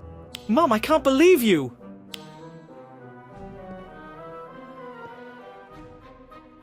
I'm sorry. That's not the introduction to the family I'd hoped for. It's all right. I understand all families have their challenges. Yes, they do. Well, it's getting late. You should probably get back school. I should, but I still have so many questions. Would it be all right if I visited again? Before the holiday, perhaps? Please do. I'd be very happy to see you again. Thank you for finding me. I can't wait to get to know you better. Thank you. Next time you come by, I'll let you in on some deep, dark family secrets.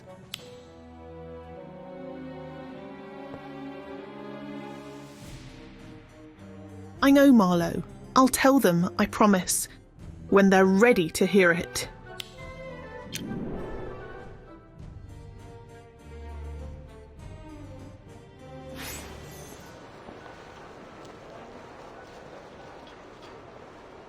That's the same entrance Abigail used to get to the Shrieking Shack. Why is Nile going there?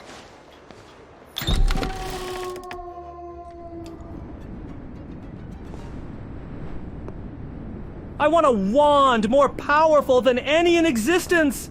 A wand worthy of one who has conquered death! As you wish.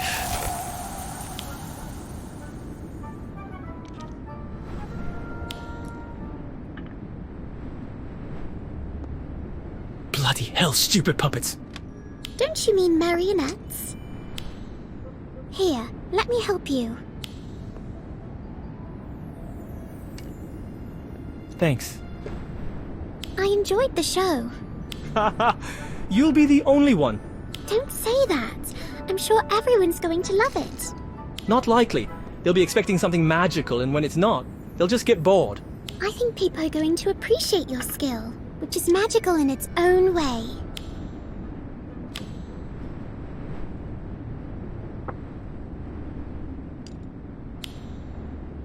I doubt it. Not in a traditional village like Hogsmeade.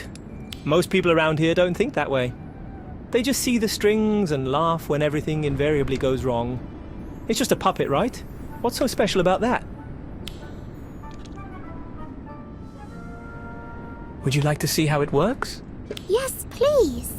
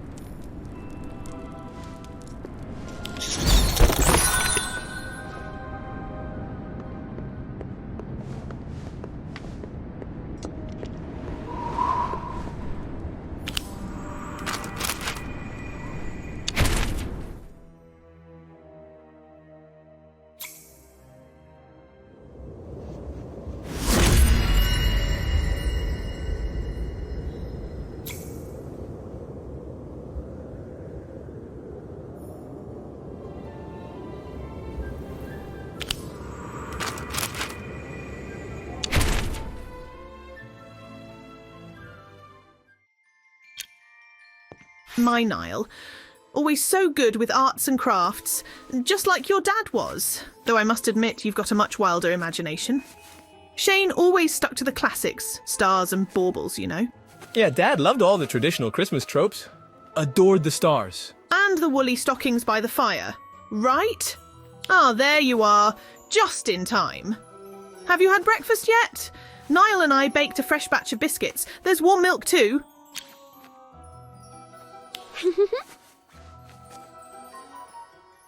That's right. Nile's a dab hand at it too. Everything he makes is brilliant, even without magic. Mom. Always so modest, my boy. Go on, tell us what you're working on this year. I was thinking of making another puppet.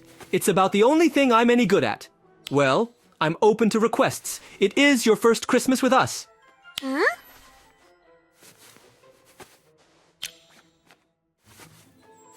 Mm-hmm. Thanks. I'll think about it. Pointless decorations again, is it? Can't believe it's that time of year already. Why have you stopped making those bunny baubles, boy? You used to make them every year. Said they were a symbol of magic for those who don't have it. Who are you remembering me as this time, Morven?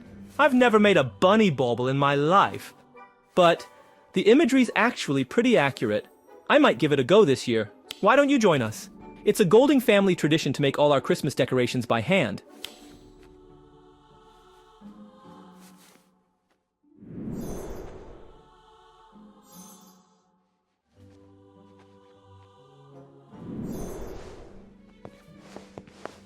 Oh, it's absolutely lovely. You've got some fierce competition, Nile. Now, if you wouldn't mind adding the topper... You don't want to do it? You're the student here. Probably need the practice. Besides, Nile was right. It is your first Christmas with us. I love Christmas. The sights, the smells, the sweets. Come Christmas, the whole house will smell like warm spices and brandy. Wait until you taste my figgy pudding.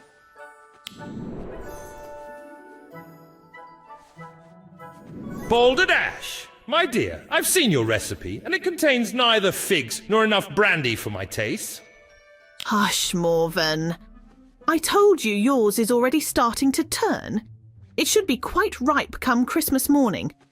Oh, perhaps I should check on it.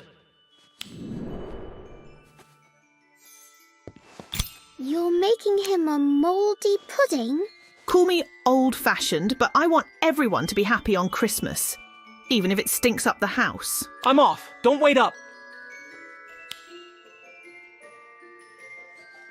Nile? You're not going to stay? There's still a few ornaments left to hang, including your father's. Dad made this when I was 5. I haven't seen it in years. It does a little dance whenever music plays.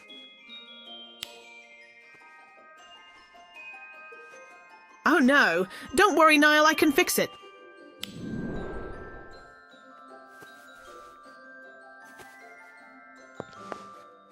said no, Mum. Why won't you listen to me? I'm just trying to help, Nile. I don't know why you won't let me do something nice for you. Are you that mad at me? I'm not mad at you. Huh? I have to go.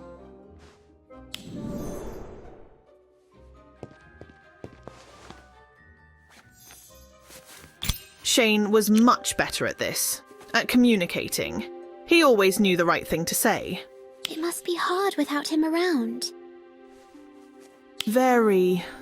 We're trying. But Nile spent so much time away at school, sometimes we have a hard time connecting. You sent him to a muggle school? Yes. He wanted to go, and Shane and I thought it was best for him. It can be hard, living in a magical community. Not all wizards are kind to squibs. Have you talked to Nile about it? I've tried to. He says he gets on well enough, but he doesn't tell me everything. I offered to help with his show, but he didn't like the idea. No magic, he said. Or maybe just not his mum's magic. Sometimes it feels like he's shutting me out. Like I'm losing him. Oh, Glenna. Sorry. This old witch worries too much sometimes. I hope it's not a bother to you.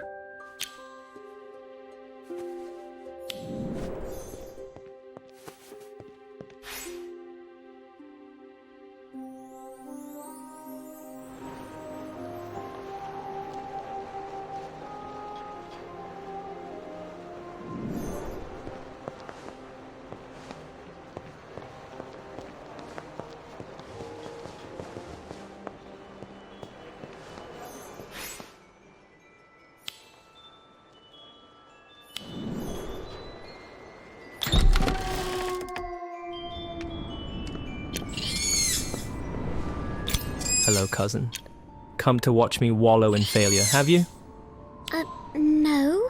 Should I leave? Stay. It's fine. Have a seat. Sorry, but I have to ask. Why do you come here? The Shrieking Shack is not the most friendly place in Hogsmeade. It's quiet. Gives me a place to think where no one will judge me. Plus, all the ghosts make an excellent captive audience. Right. I think that's just a rumour. But I'm glad you've got somewhere to practice your passion. A passion? For puppetry? That sounds about right. I do like bringing them to life with just my hands and some string. I saw a show at school. A Punch and Judy, they called it. Loved it. Made my first puppet the same day and never looked back. Not really. I watched a lot of puppet shows and practiced a lot. Basically, I taught myself. Lots of tangled strings, believe me. A few, but just for Muggle audiences. They went well enough. Mostly just fairy tale stuff. I tried one of the wizarding fables Dad used to read me, but it didn't go over so well. Wizards aren't usually the heroes in Muggle fairy tales.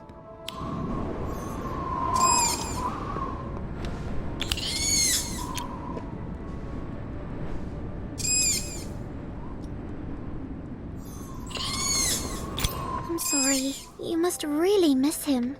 Yeah. He was supportive of whatever I wanted to do.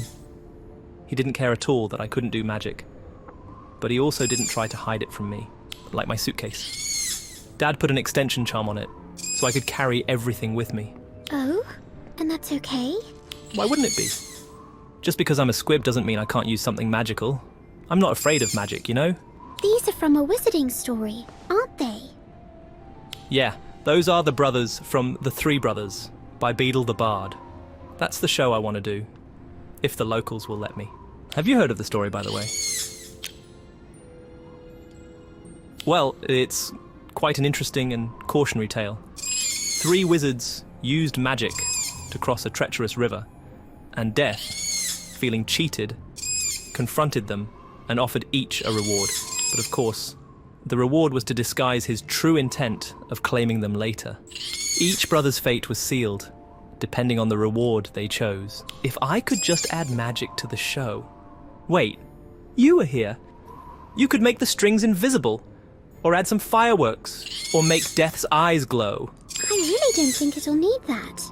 Your skills are impressive enough, Nile. And I'm sure once people see them in action... Yeah, they'll be amazed. You sound just like Mum. But they won't be amazed without magic. So, you'll do it? I know it's a lot to ask, but I'm planning on leaving the village soon.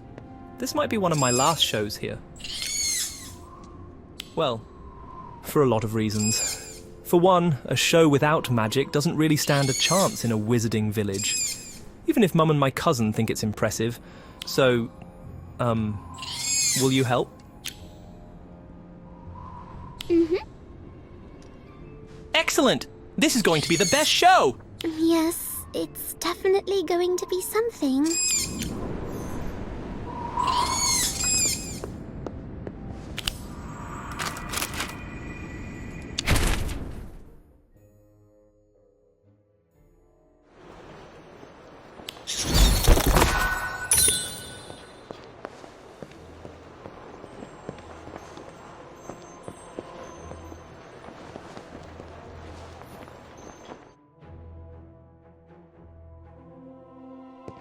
I want the power to recall others from death. This stone will do as you wish.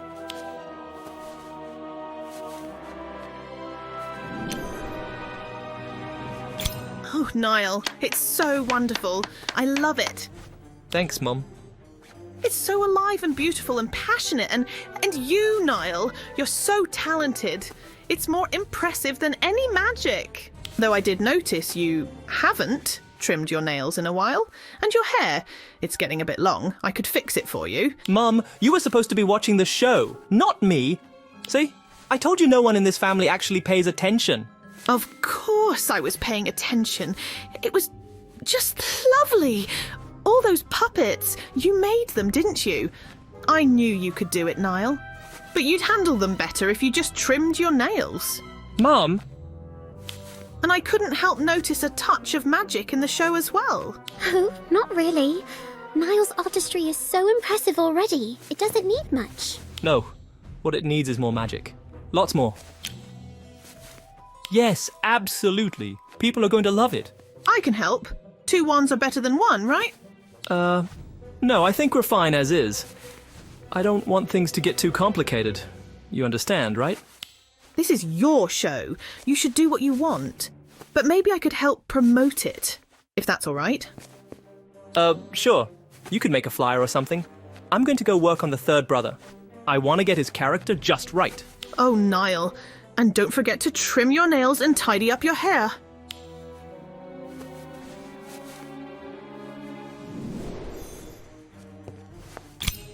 Thank you. I haven't seen Nile this happy in weeks. I think his confidence just needed a boost. He really is very talented. I know. Foolishness, if you ask me. Morven, please don't start. It's absurd, is what it is. Outsmarting death. But that's the moral of the story, isn't it? That any attempt to put off death is doomed from the start. Eh? I don't know from morals, but folks will start getting ideas. Thinking they can live beyond their years. Thinking they can cheat death. But you're...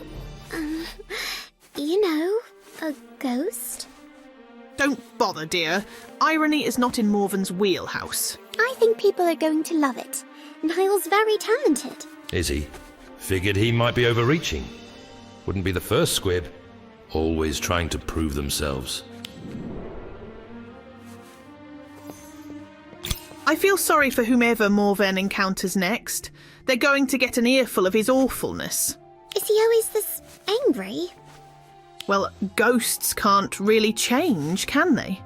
They're just an imprint of who they were when they lived. Morven comes from a time when being a squib meant living on the fringes, at best.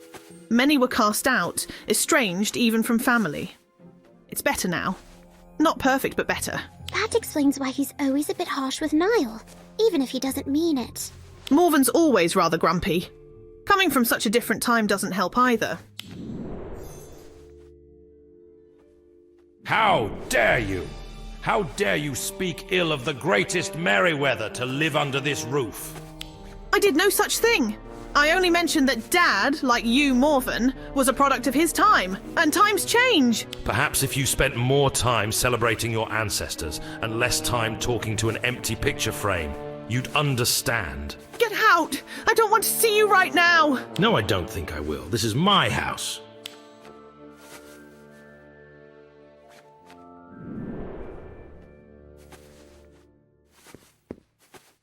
Come on, Morven. You know how Mum gets around the holidays. Don't be so daft. Daft? Daft! Of all the... My boy, you do not know your place. I'm pretty sure it's between you and Mum.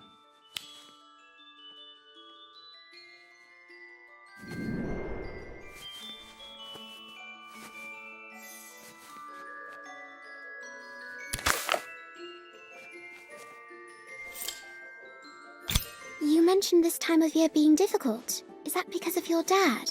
Yeah, he died right before Christmas. Adds a bit of sadness to the holiday. I'm sorry. Thanks. I wish Mum would get out more, meet some new people. Well, the right kind of people, I mean.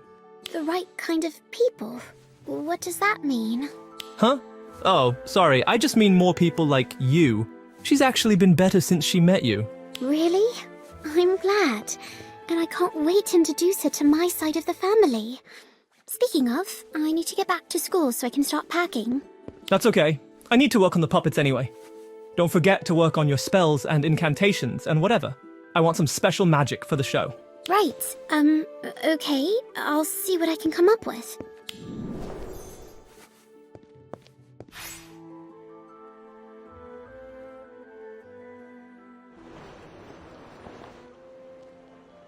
Put on...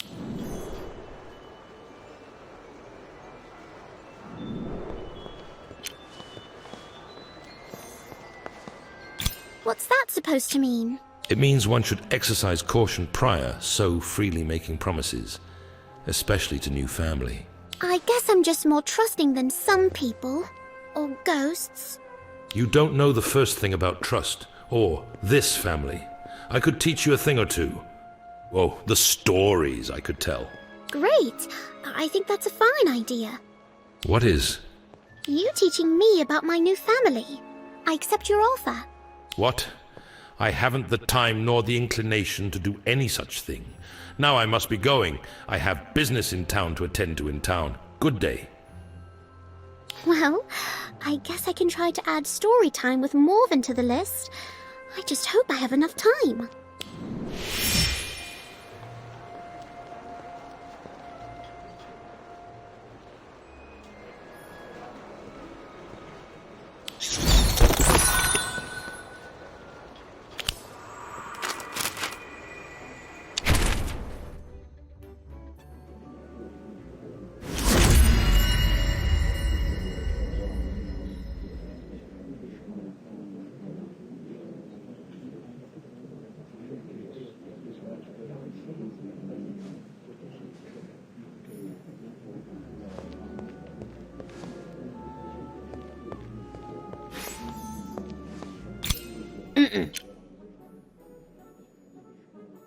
Huh?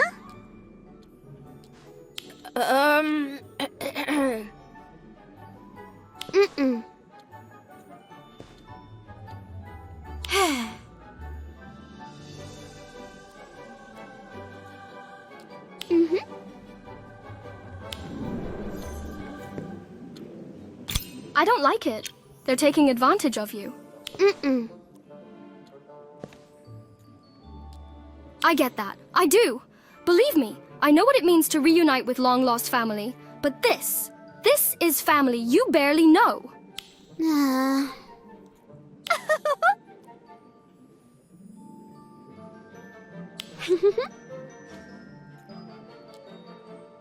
Ah!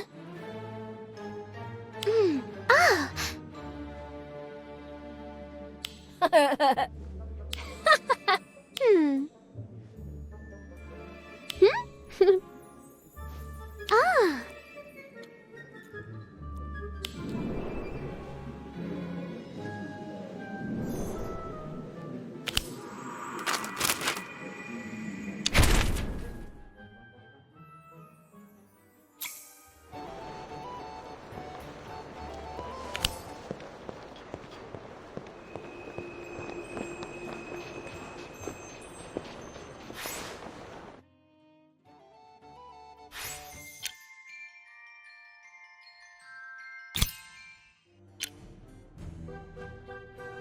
Hi, Marlowe. Where is everyone, Hello? Aunt Glenna? Nile and Morven aren't here either, by the looks of it. But Marlowe's his usual self.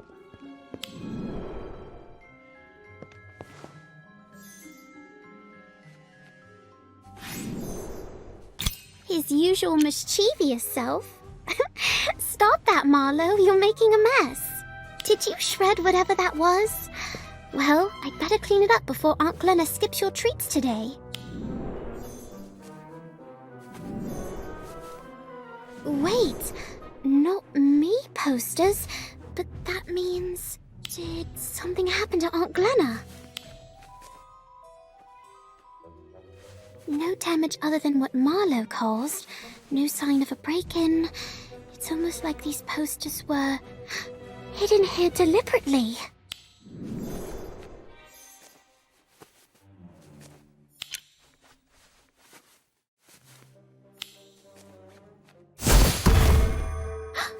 Glenna? What are you doing with a not me mask? So you recognize it? That'll make things easier to explain. Of course I do. Wait, are you? Yes, love. I know Not Me isn't exactly the most reputable group around, but if you're willing, I can explain.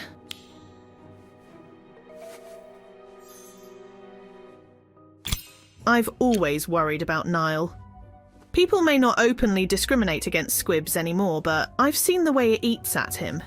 And it'll be like this for the rest of his life, unless something changes. You joined because of Nile?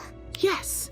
When I learned about Not Me's message, about how they want to share magic with muggles, it felt like the right thing to do.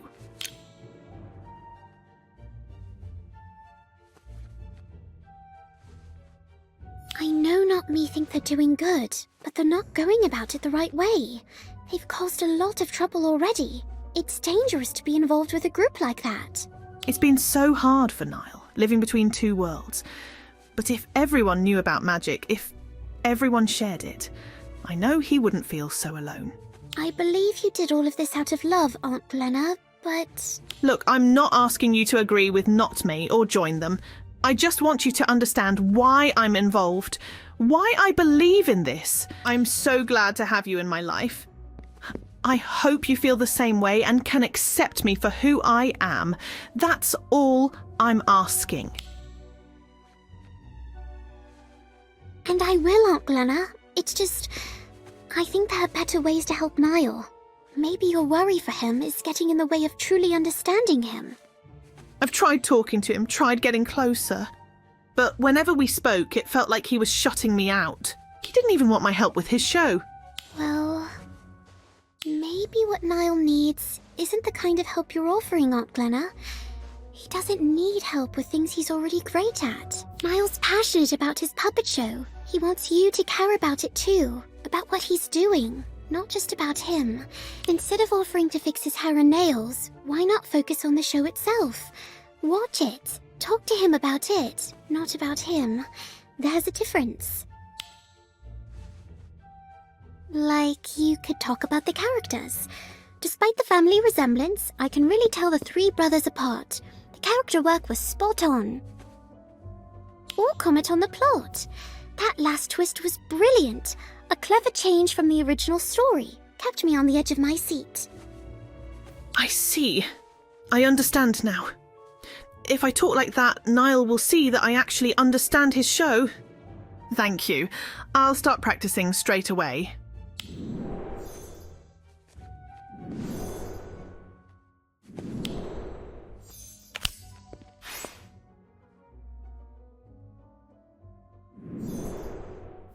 Who's there? Oh, it's you again. I hope you're not intending to move in. No, Morven, but I thought I'd take you up on your offer. My offer? To do what exactly? To join you on your daily tour of Hogsmeade. You promised to share a few stories about the Merryweather family. You didn't forget, did you? No, of course not. Perish the thought. The Merryweather name has a long and glorious history. It's natural you'd want to hear it. Anyone would. Wonderful. Wonderful. Shall we go then? Fine. I shall allow your company. Just this once. And you... What was your name again? Yes, I knew that. Do you think I don't recognize my own home? I built it. Years ago now. Must be... I'm not sure. Aunt Glenna said you died more than 200 years ago. That's a long time to be haunting the same house. Someone has to keep a watchful eye on the family. Don't want any bad eggs to sully the Merryweather name. Now come along. I've business to attend to.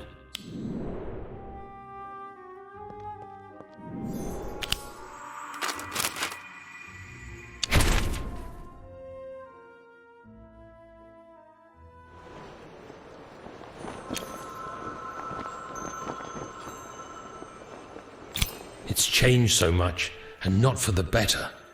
So many new businesses, so much expansion. It's a wonder we haven't been found out by the Muggles. What will all the noise? I thought most of the shops in town were quite old. To you, maybe. To me, they may as well have opened yesterday. And the people. So many new faces. And not all of them friendly, you know? Some of these shops have been around for decades. It seems like Morven's memories are all mixed up.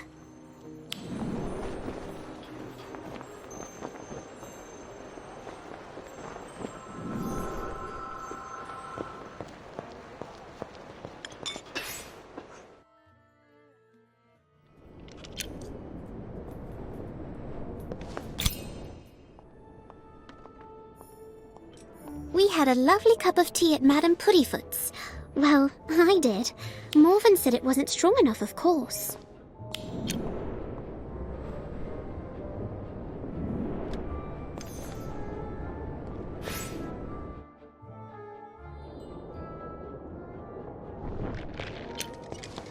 We stopped in at Honeydukes so Morven could admire the cakes and candies. Apparently he had quite a sweet tooth in his day. He claims he can almost smell the peppermint.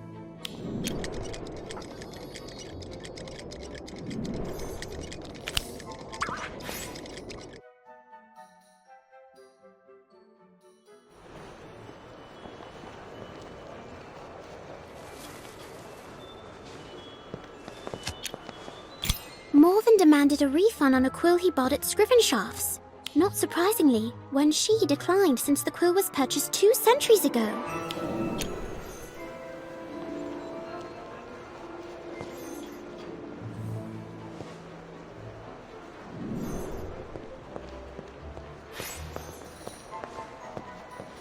Hogsmeade Cemetery.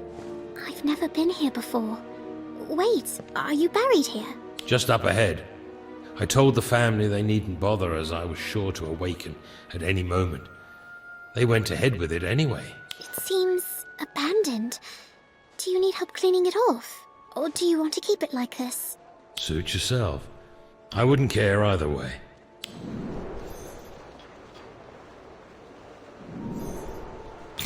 Let's see. It says, "Here lies Morven Merryweather, beloved by all who knew him as the wizard we wished he was." Oh, that's... Lovely, isn't it? Sure, I guess so. Ah, yes. Here lies a Merryweather to be proud of, gone far too soon. He got on well with my son. Tiburon was one of the few Merryweathers who didn't look down on those without magic. Probably why he ended up marrying a Muggle. Huh? I remember your great-grandmother. She was a lovely woman. Kind, thoughtful, and fearless, as I recall. The fact that she was a Muggle only made her more impressive. I'm sorry, I thought... You thought I was some old incorrigible fool who hates all Muggles, didn't you? Well, I may be old, but I'm far from bitter. It's just that your time was one when wizards despised squibs. I'd say it was a time when wizards and squibs despised each other.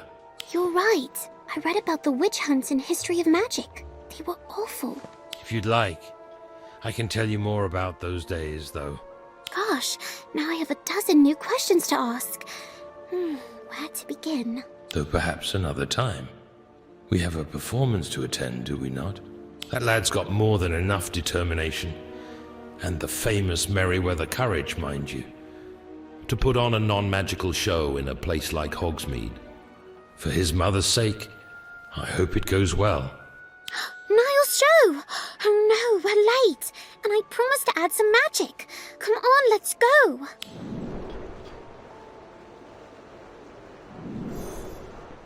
Go where? Who are you? And why are you trespassing on the Merryweather grave? Well, at least his memory is hauntingly bad. I've got to go. Maybe I can still catch the second half of the show if I hurry.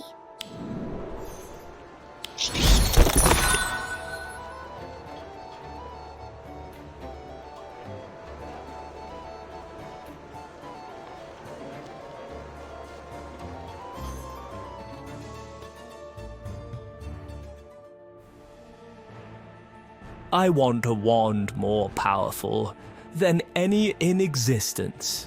A wand worthy of one who has conquered death. As you wish. I want the power to recall others from death. This stone will do as you wish.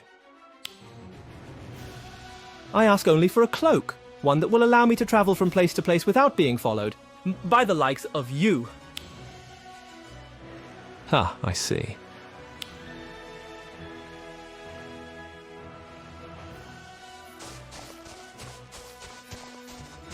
Fantastic bomb! What do you want?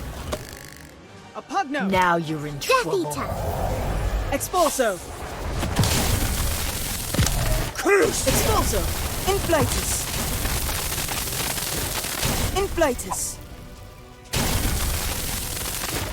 Atmosphere charm! Archwinder! Stupefy! Fantastic bomb! What do you want? Bewitched snowballs! Now you're in trouble. Swelling solution! Bewitched snowballs! Death Eater!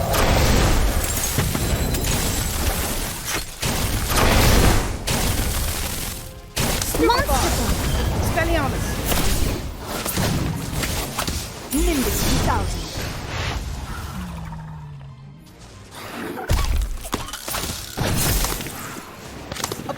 I'll give you this.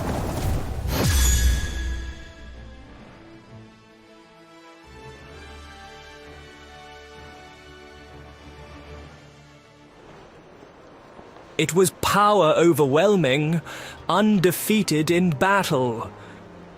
Yet I lived in fear, each breath a curse, never at ease, never truly free.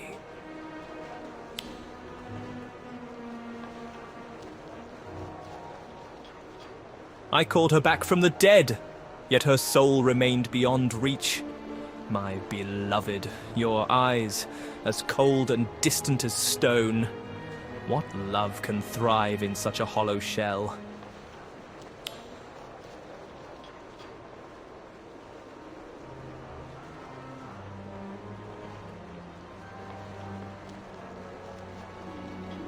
It has been far too long, my old friend.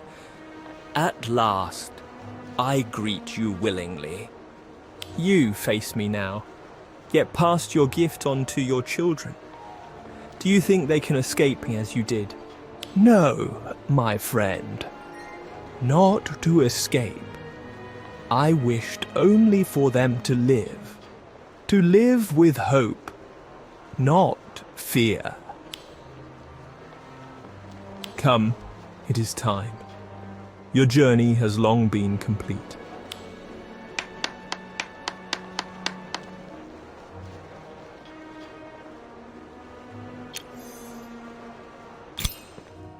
Everything turned out fine. They love it.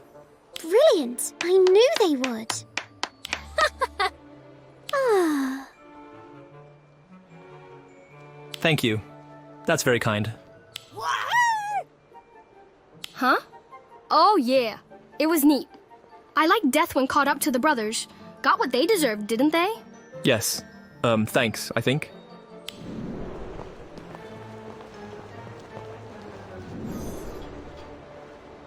Aunt Glenna, did you want to say something to Nile too? Despite the family resemblance, I can really tell the three brothers apart. The character work was spot on. That's it. You're doing great. Wow, you've actually watched the show, haven't you? I'm really glad, Mum. That last twist was brilliant. A clever change from the original story. Kept me on the edge of my seat. Yeah, can't believe it's actually working. Strings? No magic? You did that without magic? Yes, all of it. That's incredible. I've never seen anything like it. Look at them, all applauding my Nile. He'll be part of the community in no time. Thank you for coming to my son's show. A round of drinks for everyone. Mum, stop. It's okay.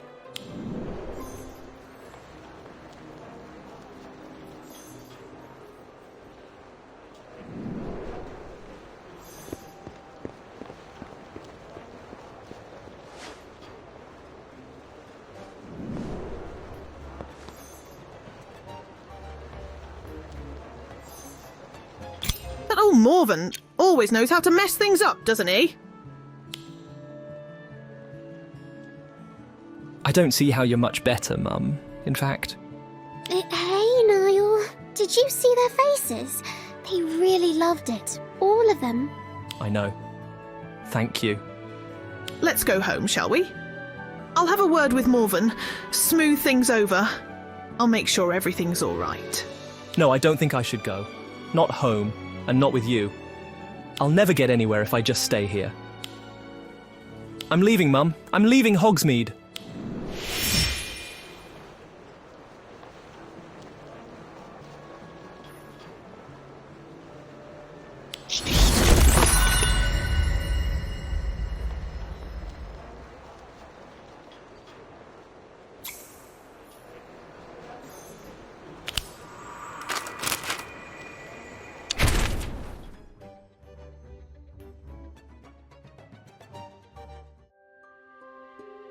Nile, how can you leave here? Leave me? It'll be better this way, Mum. Trust me. Nile's going to be all right, Aunt Glenna. You saw how well he did out there. And besides, he'll come back now and then to visit, won't you, Nile? No, I don't think I will.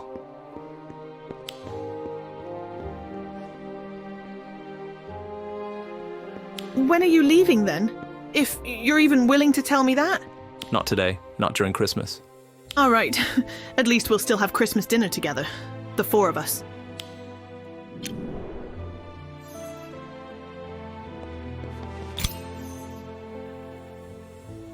What are your plans after leaving, Nile? I'm taking my show on the road. I'll probably stick with the tale of the three brothers for now. But I'm thinking about doing the Battle of Hogwarts next. I haven't properly thanked you yet. You believed in me when I didn't even believe in myself. Thank you. You're welcome. But it wasn't just me. Your mum was just as supportive. If it wasn't for her, well, are you sure you want to leave? You just don't get it. I have to go. Wait, is that why you're leaving? Because your mum joined, not me? So, you already found out? I'm surprised you're still willing to talk to us after that. But no, that's not the reason I'm leaving. Sorry. I'm just not sure if I want to talk about it yet. Nile, what are you hiding?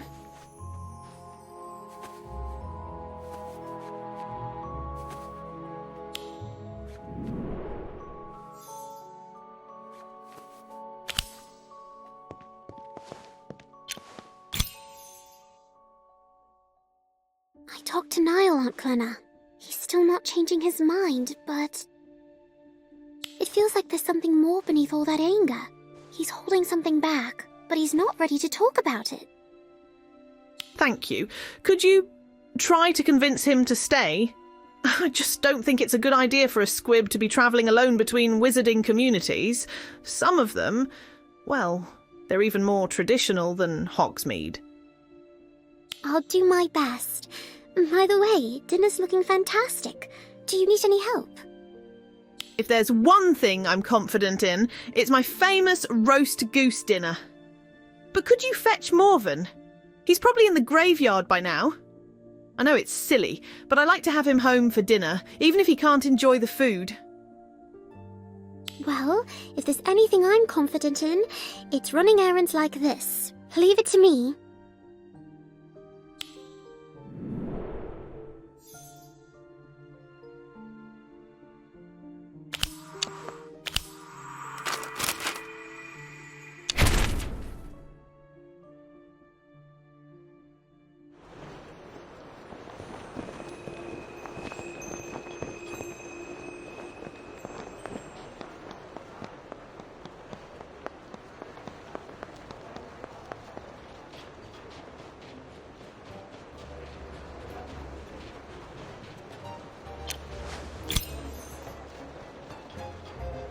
I know you, don't I? You're Glenna's child. I see. You can't really remember Nile. Is that why you're always so rude to him? Nile. Yes, Nile. He reminds me of my own son. He was a squib as well. Terrible thing to be a squib. You're not saying anything, but I know that look. Disdain, is it? But you're too polite to speak it aloud. I've seen that look many times before. I'm agreeing to disagree. People don't see squibs the same way anymore, you know? And you likely can't help it. Being unkind to squibs was the way of things in your time. Yes, unkind indeed. It was how everyone treated them. That included your son, didn't it? You weren't a kind father to him. My son. Yes. I pushed him away, deliberately. He had no magic, not even a record in the Book of Admittance. My son, a proud Merryweather, was destined to be overlooked in the wizarding world. So I did what I thought was best. Pulled strings arranged for him to live among muggles. I thought he'd thrive there. But the boy was stubborn. He refused to go. His family was here, he said. Hogsmeade was home, until I made him leave. Hogsmeade is a wizarding village, after all. Indeed, one steeped in tradition. I saw him teased, bullied, ignored day after day. So, being unkind to him was your way of trying to push him away, to make him leave. I thought I was helping him, so he might live more easily elsewhere. I truly believe non-magic folks can find a better life amongst muggles. But did your son? I don't know. I hope he found a fulfilling life wherever he ended up. I never saw him again after he left.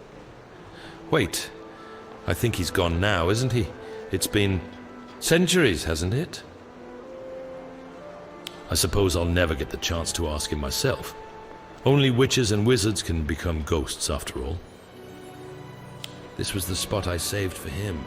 Always hoped he'd come home one day. I even thought of an epitaph for him.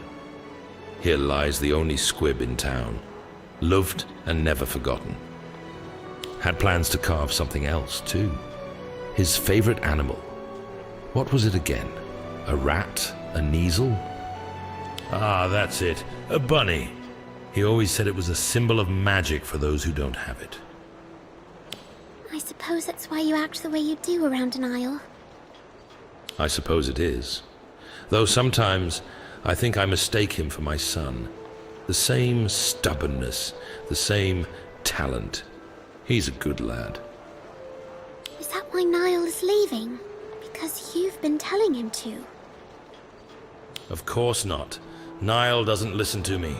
If he did, I would tell him to stay. What? You don't think he'd be better off with non-magic folk like himself?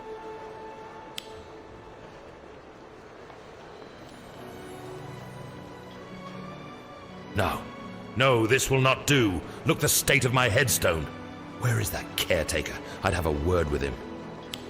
I'm sorry, Morven. I haven't seen him. But Aunt Glenna wanted me to remind you not to miss dinner. Dinner? Is that all you think about? If you can't even fend for yourself in Hogsmeade, perhaps you shouldn't be here. Morven, I'm not Nile, or your son. Do you even remember me? Glenna's my great-aunt. Glenna? That name sounds familiar. But yours, I'm afraid, doesn't ring a bell. Now, where has that boy wandered off to? I guess you can't help it, can you? Dinner at the Merryweather house. Don't forget. Ah, yes. Right. Wouldn't miss it. What is it, Marlowe? Is something wrong?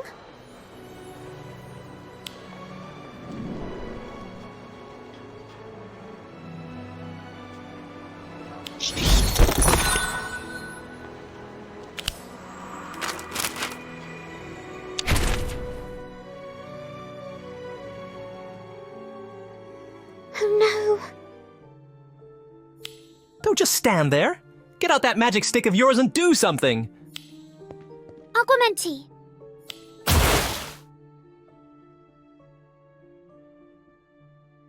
What happened? I was making cinnamon apple sauce. It goes so well with my roast goose, but my wand wouldn't stir properly. Time was running out, and I got so frustrated. Before I knew it, everything exploded. The pots, the dishes, everything went flying. And now, my wand has stopped working entirely. What am I supposed to do? Scourgify! Scourgify! Why does everything have to go wrong at Christmas?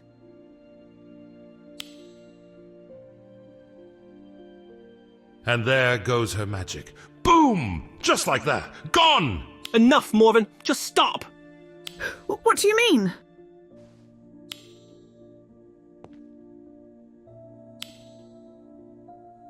Mum, your magic didn't vanish today.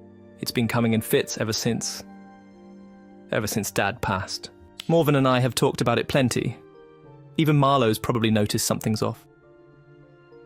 You knew? But how? I wasn't even sure myself. Of course I knew, Mum. Who do you think's been cleaning up? Because it sure hasn't been that scouring charm of yours.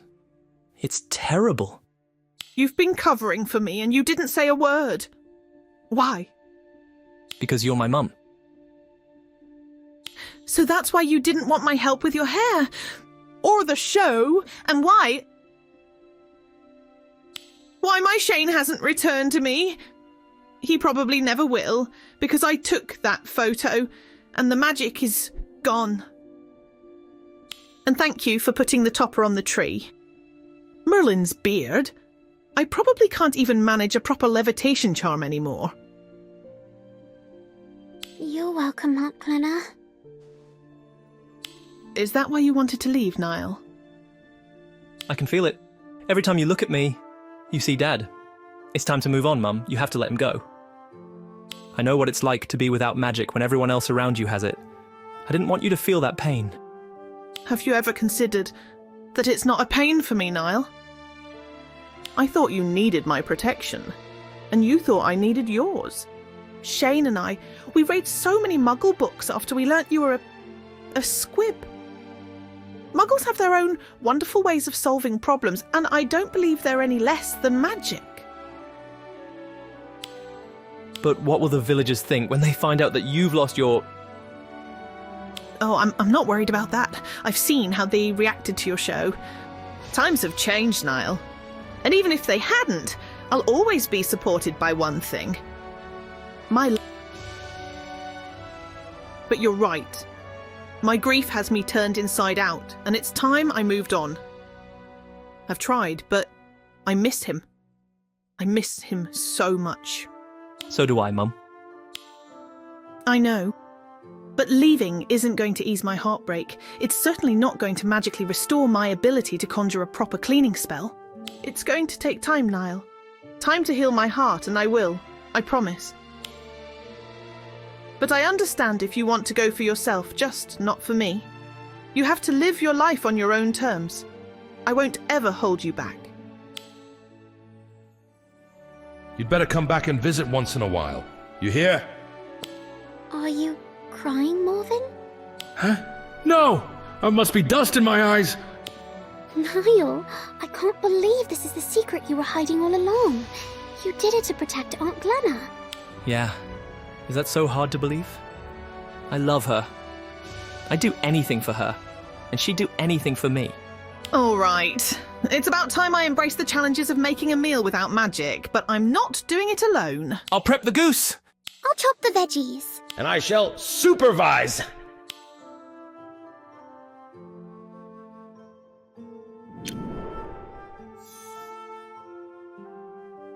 Woohoo!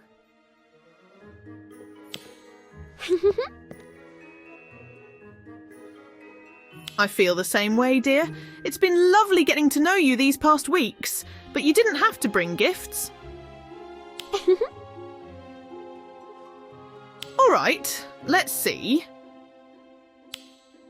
Oh, is this the new Kayla mystery? I don't have that one yet. Oh. Oh my. It's you and my sister. It's lovely. Thank you so much.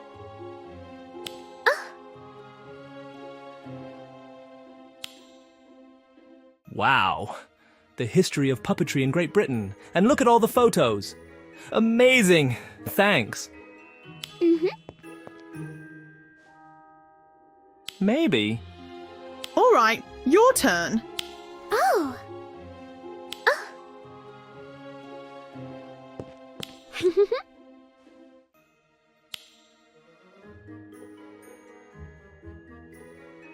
Thank you. Thank you both. I'll cherish them. And this is for you, Nile. Mum, what's this? Is this flu powder? If you're ever homesick or just want to visit, use it. I'll pull a few strings and have the fireplace hooked up to the flu network first thing tomorrow. But this is a huge bag of flu powder. It'd probably last half a year, even if I used it every day. Well, you don't have to come back that often. Once or twice a week will do. Mum, I haven't even left yet. With all that powder, Nile, you'll be back here more than you actually leave. Maybe I'll visit you from time to time too, Nile. What if there's no fireplace where I'm staying? I guess I'll just have to get better and apparate there. Mum. I know it hasn't been easy for you, Nile, covering for me all this time. But I'm going to try harder. I'll get better. I promise. Maybe you could practice with me, Aunt Glenna. Professor Flitwick's been teaching us some of the toughest spells. Ahem! I've been waiting patiently over here. And let me tell you, my patience has worn quite thin. You haven't forgotten about my presence, have you now?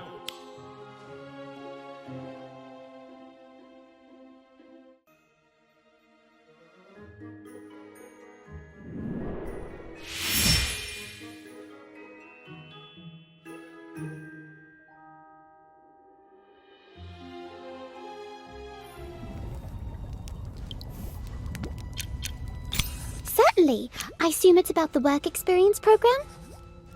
I see you've already read the notice. Good. Let's take this discussion to the potions classroom, shall we? I've a potion brewing at present.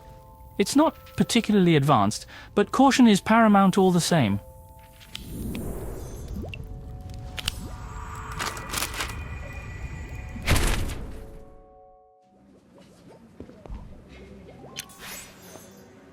The Ministry of Magic is a bastion of order and authority within British Wizarding Society. It's only fitting that we show it the utmost respect throughout this program. Preparation is essential for any potion examination and naturally any work experience program. So, if you have any questions, I'm at your disposal. I imagine one might establish some useful connections at the Ministry. I commend your ambition, and you're correct in that assumption. However, securing worthwhile connections will require you to excel. I trust you'll make the necessary effort, Where exactly is the Ministry of Magic, and how do we get there? It's located deep underground in the heart of London. Visitors enter via a red telephone box dialing 62442, MAGIC, if you hadn't noticed. Employees apparate directly inside, of course. I heard that Headmistress McGonagall linked one of Hogwarts' fireplaces to the Flu network, just for this occasion. This passage only goes to the Ministry, and will be deactivated at the end of the programme. What will our duties entail during the programme? It's primarily entry-level work. Each participant will be assigned to a department, familiarising themselves with its daily operations. Naturally, highly sensitive areas, such as the Department of Mysteries, are off-limits for safety. Hopefully, I've answered your questions. Each department will provide a mentor to address anything further. It appears our time is up. I must see to the next prospective participant. Best of luck in the programme, and do make Slytherin proud.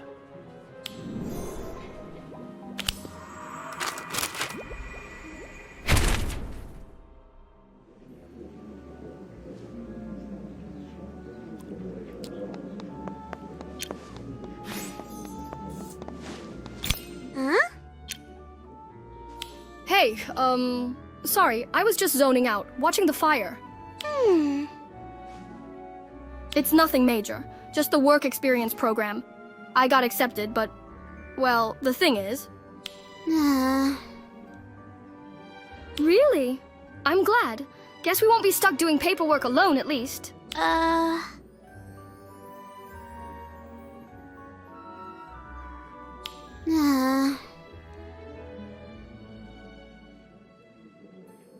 Well, saying the destination a few times before you actually do it might help, so you speak clearly when you're in there. Oh, and keep your elbows tucked in.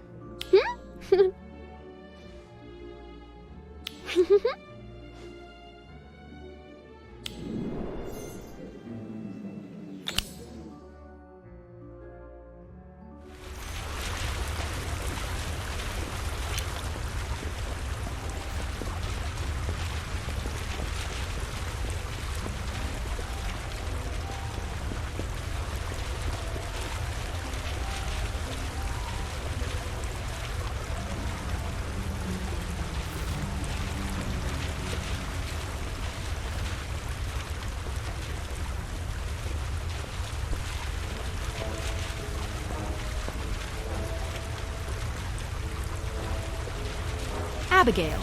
Abigail Gray? Oh, here. You must be from the werewolf capture unit? Werewolf capture? Is everything okay, Abigail? No need to worry. Miss Gray's already informed me of her condition and she's not in any trouble. I'm actually her mentor for the work experience program. Yeah, I applied for this specifically. I meant to tell you back at Hogwarts. Thought it might help them to see things from another angle. Our angle. Everyone in the unit is eager to hear about Hogsmeade last year. We've got tea brewing in the office. Shall we? Will you be all right here alone? Which department were you assigned to? I could send a quick memo if you'd like. Thanks, but I'm fine. I'm assigned to the Aura office under, Mr. Ward. Him? No wonder you're still waiting. A pigeon somehow found its way inside the Ministry today. Perhaps he's interrogating it, just to be sure it's not a Death Eater animagus sneaking into the Ministry. Interrogate? Isn't that a bit extreme if it's just a regular pigeon? Better safe than sorry, he always says. The man would never harm the poor creature physically, but mental stress. Well, let's just say I'm not so sure. The same might go for you. This assignment won't be a stroll in the park, I'm afraid. I figured as much when I found out I was assigned to the Aura office. But if you still got a bit of time to spare, my mentor, what's he like? Ewan Ward's been in the Aura office for decades. Fought in the Second Wizarding War, was there when you-know-who fell. Some call him a hero, but others just see a man haunted by all he's seen. Don't get me wrong, he was relentless in his work. Took down dozens of Death Eaters single-handedly. But he's never lost his vigilance. Constantly on guard, seeing threats in every shadow. Most people steer clear. But he means you no harm. Just stay sharp and good luck. You're going to need it. Thanks. That's a lot to process. Could you point me towards the Aura office? I might try my luck if he's not here in the next 15 minutes. Standing around feels a bit odd. Come with us to the elevators. Head to the Department of Magical Law Enforcement on level 2. They'll direct you from there. And, word of advice, don't try to open any doors that look like they shouldn't be opened.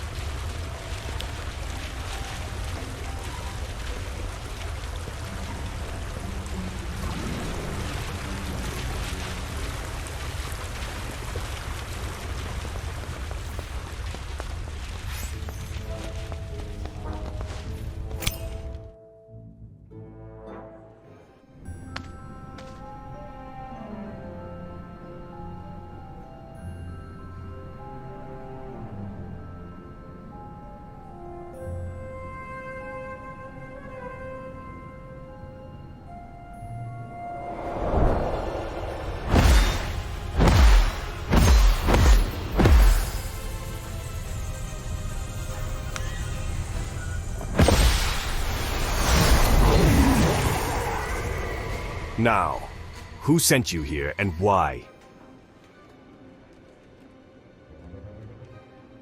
Sorry, didn't mean to intrude. I'm here to work, I promise. A poor excuse, given your age. Unless... Polyjuice potion, perhaps? Excuse me, sir, but I believe the Ministry sent a memo about a work experience program a few days ago. Just a reminder, sir.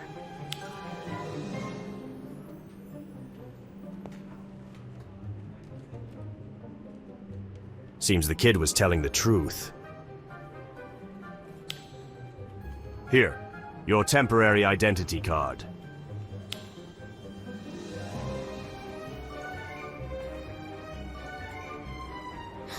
Whew, never had a welcome quite like this one.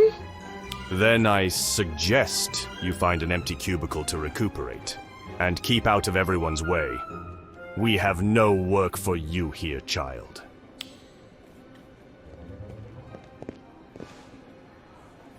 Hey, nice to meet you. Sorry about all that. Mr. Ward was on a month-long stakeout and probably hasn't had much sleep. Oh, I almost forgot. I'm Morag Campbell. And this here is Louis Grant. Honestly, I doubt he'll leave his cubicle for at least an hour or two. Take this time to rest.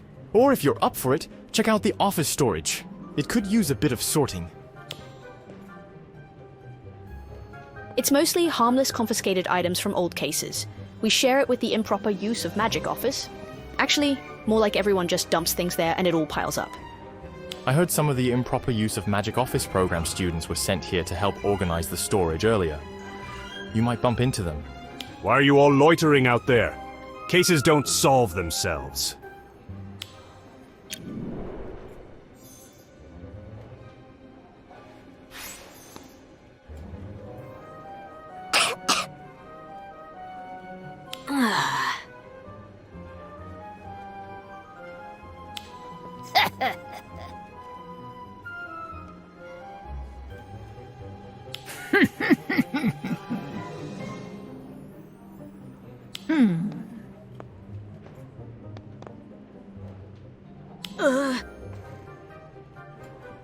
Well, not eavesdropping, at least not on purpose.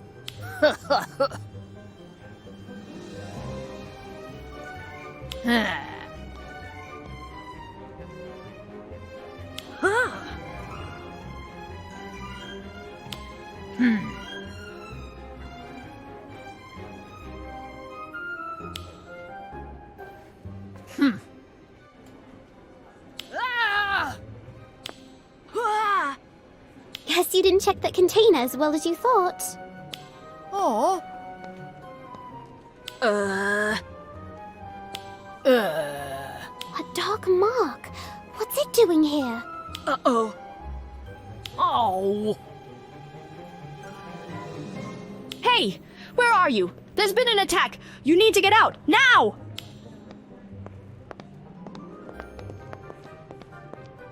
An attack? Here at the Ministry? What happened? Not now! We'll talk later! You two, with me! Oh. Show me your feet. Ugh, what cat powder? Of all times to get into this. Now what? I thought they were handling it. I need to help my colleagues. Please, promise me you three will head back to Hogwarts immediately. Get to the fireplace you came from, and go! We'd better do as she says. Colby? Fischer?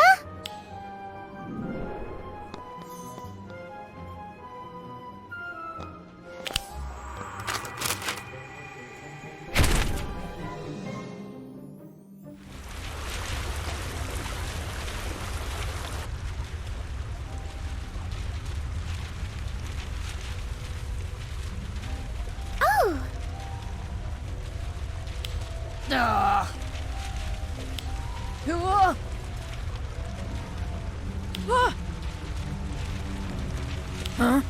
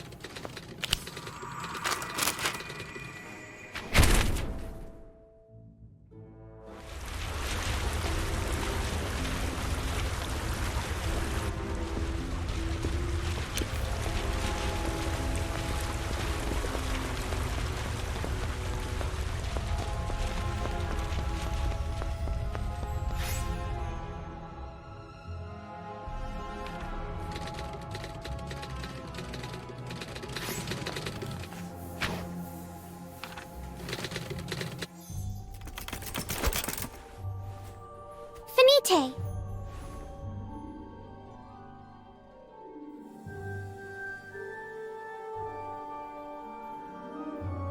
There isn't a single printer I can't fix. Just stop being so stubborn. Finite.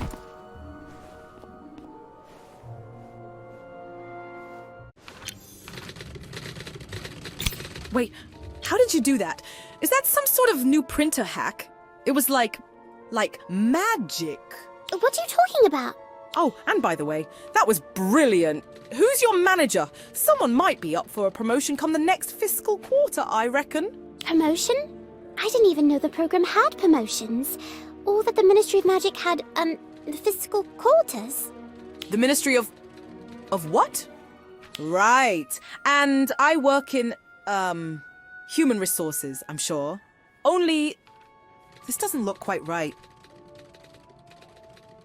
I don't recall ever working in a basement. Only I do, of course. Woke up, headed to work this morning. Car broke down, then my phone. Had to use a phone box just to get someone to tow it. I heard someone's voice asking strange questions, things that didn't make any sense. Then everything started shaking, thought it must have been an earthquake. And somehow I ended up here, where I work, I think. Senior Human Resources Specialist at the Ministry of Magic. That doesn't sound quite right. It's almost as if you've had a confusing concoction. I knew it! The phrase! Confusing is right. Need a report sent to Ayana Afolean by end of week. That's me, by the way. CC payroll and legal too.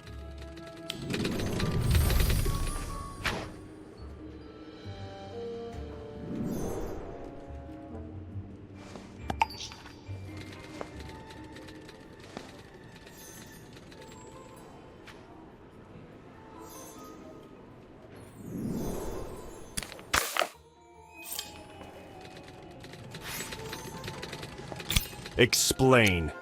Now. This is Iana Athalean. Looks like she ingested a particularly potent, confusing concoction and somehow ended up here. Pretty sure she's a muggle. Obliviate her. But... I see. Let me guess.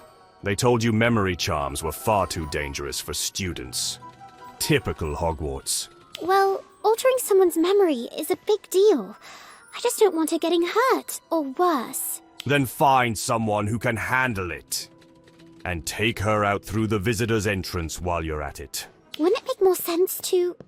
Do not question my judgment again. Not now. We're in the middle of a crisis. Death Eater attacks. Right on the Ministry's doorstep.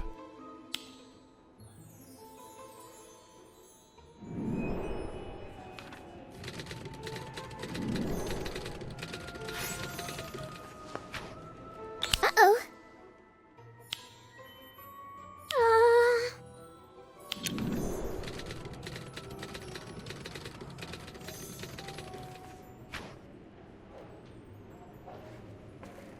Pretty sure I've not seen you before.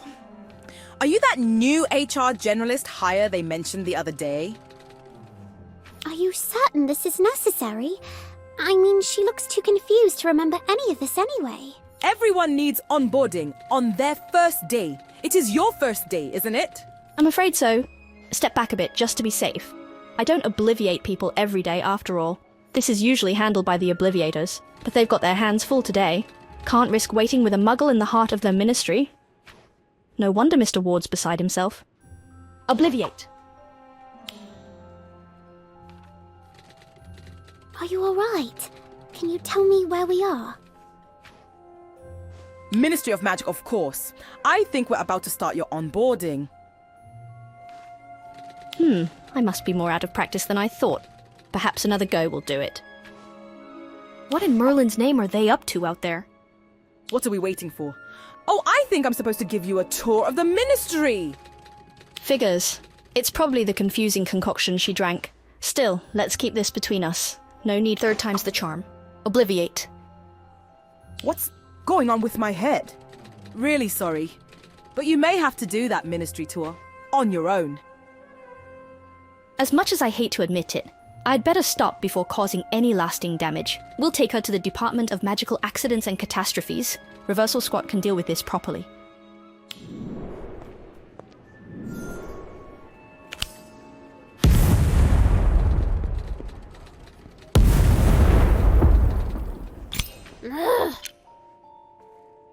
Listen, I know this probably breaks a rule or two, but can you keep an eye on her for a bit? Desperate... Me? What if Mr. Ward finds out? He'll go mad. Mr. Ward's already mad about everything today, and for once, I can't blame him. This has been the most unusual circumstance. Besides, she looks harmless enough. I'll seal the door and make sure no one can get in. They still teach basic defensive spells at Hogwarts, don't they? Yes, but... Hopefully you won't be needing any of them. Stay put.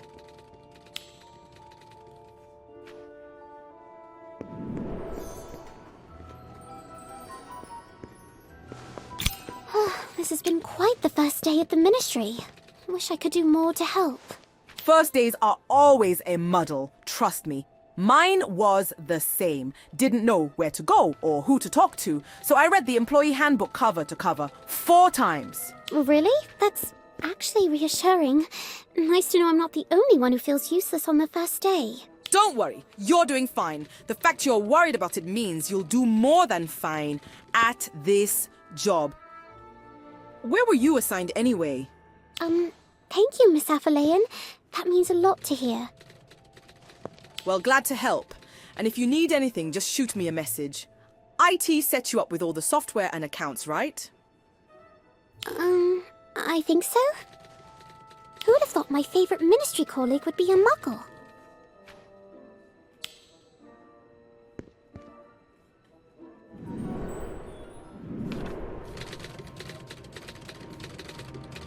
If you're going to lock a door, at least use a proper locking charm. Accio Veritaserum. A few drops of Veritaserum and even the hardiest criminal spills all. Now, tell me, Who put you up to this? And what's their next step after flooding the Ministry with altered, confusing concoctions? Speak, or I'll make you.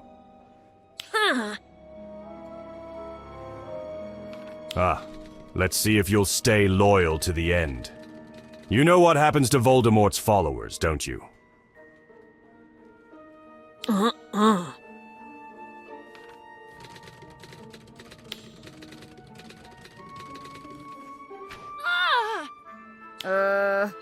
A team of our best potioneers is already analyzing the contents of your bottles. They suspect these confusing concoctions weren't brewed strictly to recipe. Save us all time by telling us what you changed in the recipe. Or, I warn you, any confession made under Veritaserum will not earn you any merit.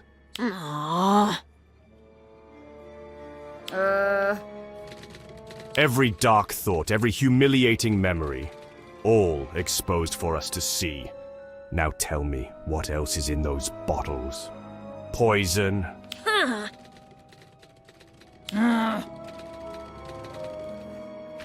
I don't believe that's your decision, young man.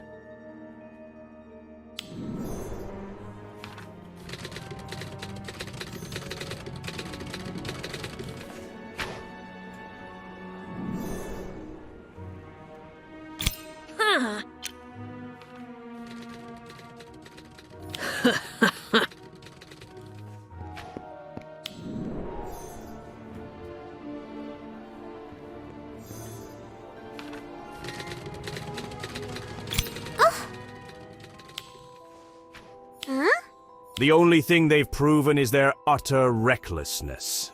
But at least they're still breathing.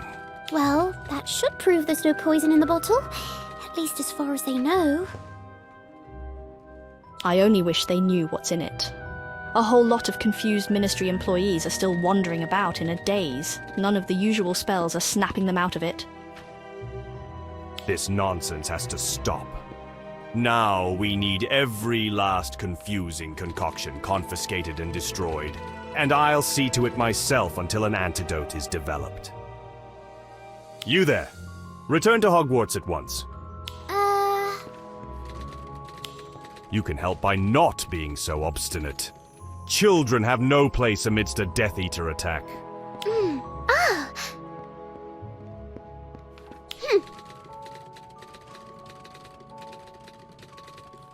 Comparing yourself to the Chosen One, are you? Is this a challenge to your mentor? A chance to prove yourself, then. Raise your wand.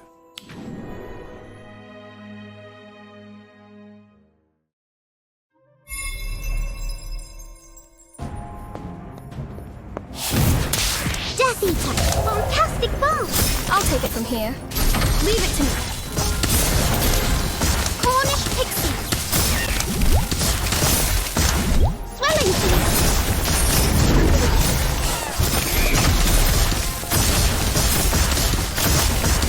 Crucio!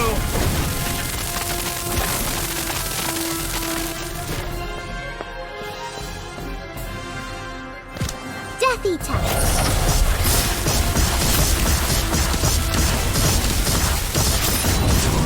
Fantastic bomb! Cornish Pixie! Swelling Fever!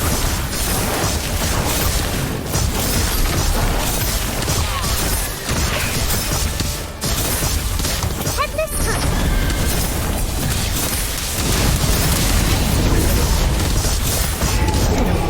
Now you're in.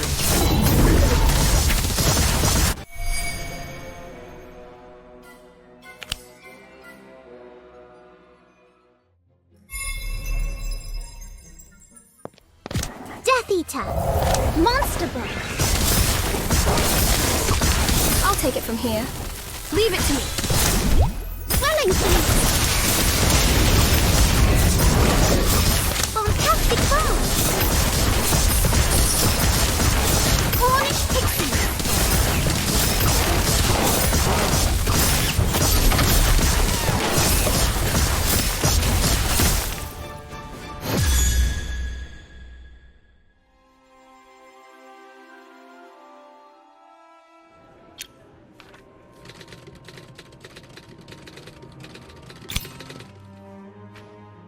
I must admit I am surprised.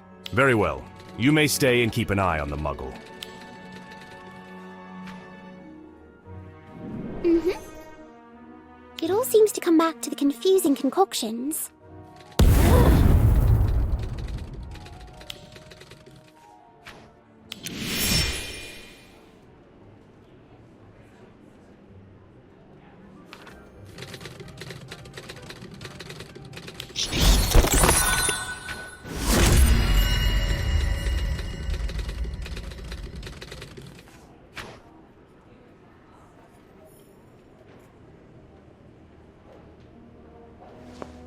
Abigail's mentor was right. This has been anything but a stroll in the park. My first day in the program, my mentor wants nothing to do with me. I failed to obliviate a muggle. Oh, and the ministry atrium is plastered with Voldemort posters. Well, at least I'm not alone in this disaster. Wonder how Colby and Fischer are getting along. Confused, probably.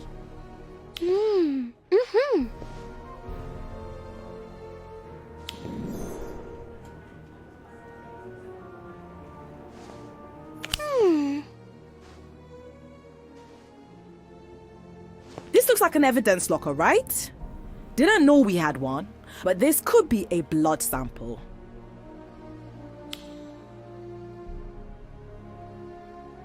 Huh?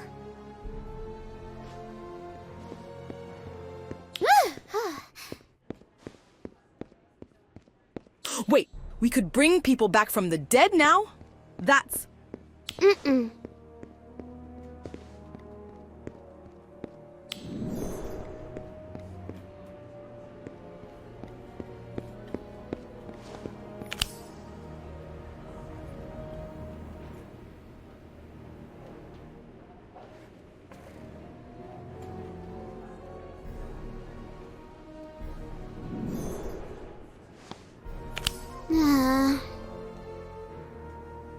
What's the point of them then?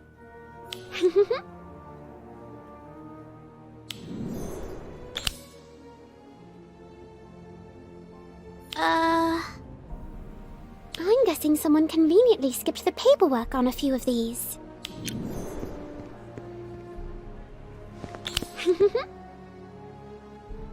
This must be it. Still got a couple of those confusing concoctions left. There's more here than potions. Talismans and trinkets marked with the Dark Mark. And some newspaper clippings from the Second Wizarding War. I'd better take this whole box outside. Don't want to miss anything.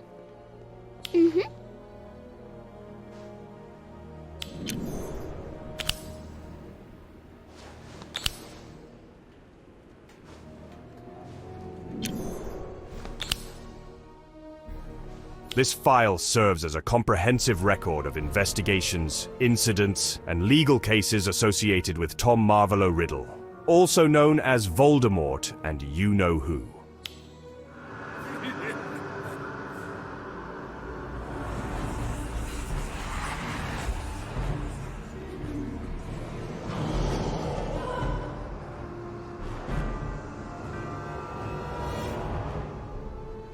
Riddle represented an unprecedented threat to the wizarding world. Someone scribbled a few lines on the first page. The ink looks different, but the handwriting matches perfectly. I've spent my entire career chasing disruptors of law, Death Eaters, and above all, him. Every dark mark, a symbol of ash and blood. Every disappearance, a scream snuffed out in the night. Every act of terror, a trail leading back to him. I told myself I would never rest until I saw him brought to justice. Behind bars, shackled, defeated. But then, he fell. The most powerful dark wizard of our time. Disintegrated into a million pieces, carried away by the wind. Is he truly gone? Just like that? I glance over my shoulder and every shadow is his. Every whisper, every pale, skull-like face in my dreams. Those snake-like slits where a man's nose should be. All those years of pursuit. And in the end, it wasn't my hand that stopped him. I wonder sometimes, did it all matter? Did I?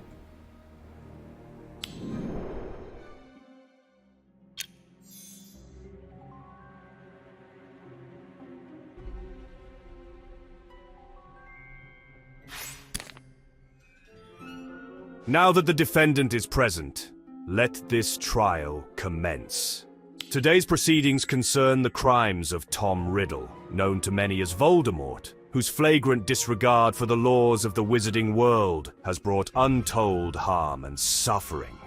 To illuminate the scale of his atrocities, I present these 3 diaries, each a record of Riddle's heinous deeds and the devastation left in his wake.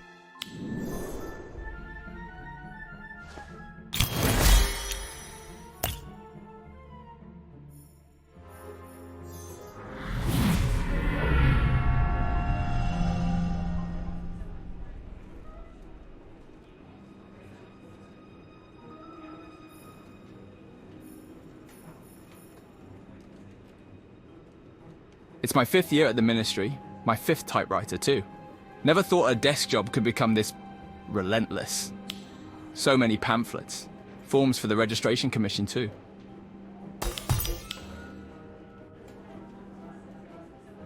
So many pamphlets, forms for the Registration Commission too.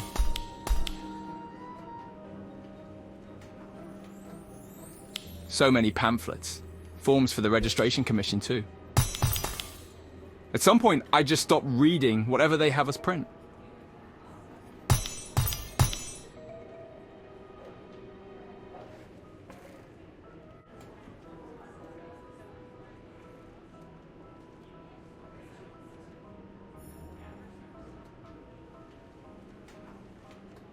Mudbloods? Is that what they're calling them now?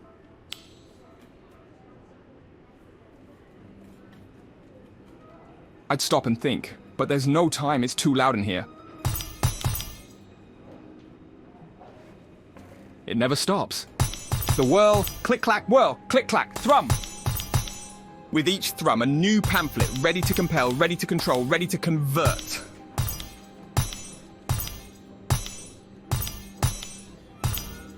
With each thrum, my heart sinks a little deeper. Does this make me part of it? An accomplice? With each thrum, I edge closer to resignation. Whirl, click-clack, thrum. With each thrum, whispered words between terrified colleagues. They say the Ministry is no longer what it was, that it's now under you-know-who's command. What does that make me then?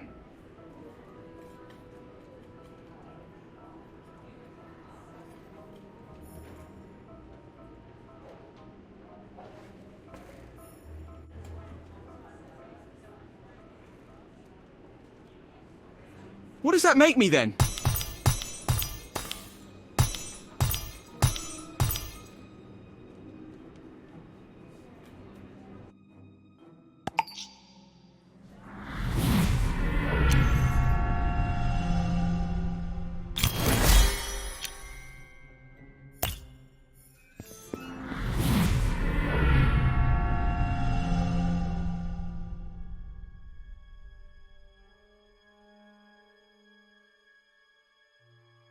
My throat hurts. My eyes feel all scratchy. I cried all day, asking Mummy to take me to the park. I miss my friends. Hush, my love, or they'll take you away from me, she'd always whisper. Mummy's got that frowny face on these days. Are they werewolves, or spiders, or giants, or Death Eaters? The grown-ups always talk about them, about the things they did.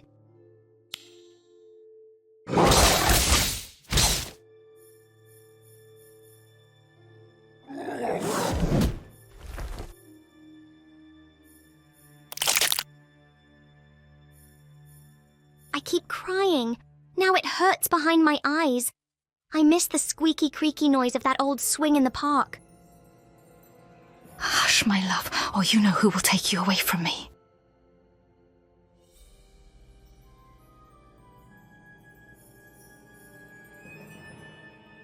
I stop crying. The grown-ups never say his name. They're scared of even his name. I close my eyes and hide under my blanket, but I keep thinking about the things that'd take me away from Mummy. Werewolves, spiders, giants, Death Eaters, and you know who.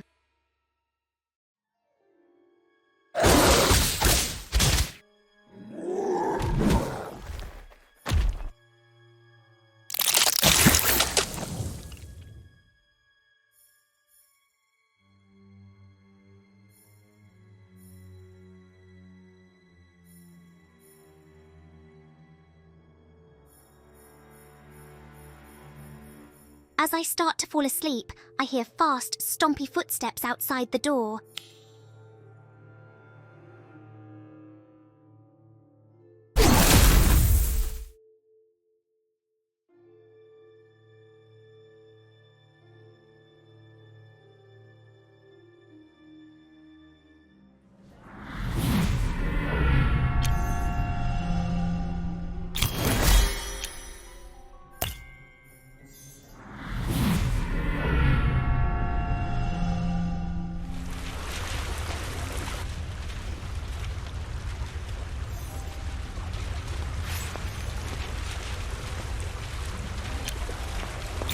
Your wand requires further examination.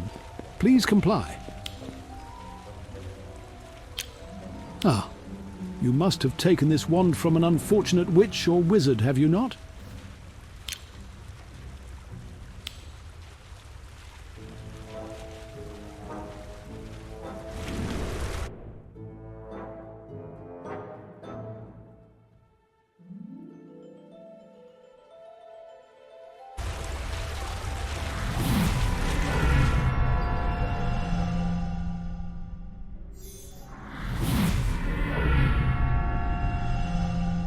I can't believe the things recorded in here happened so recently. It just seems like everyone's moved on. Voldemort was defeated by Mr. Potter in the war. It was a victory for the wizarding world, but I'll bet Mr. Ward feels a bit disappointed he never got to see him face trial. I should give this dossier back to Mr. Ward. He clearly put a lot of effort into it.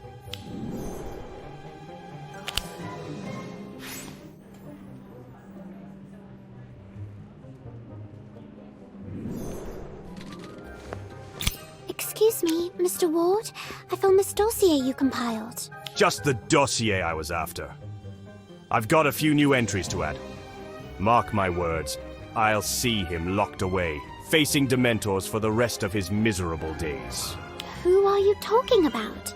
And I thought Dementors aren't used in Azkaban anymore. Is that so? I knew those robed menaces were unreliable. Dumbledore was right all along. I must speak to Minister Scrimgeour at once.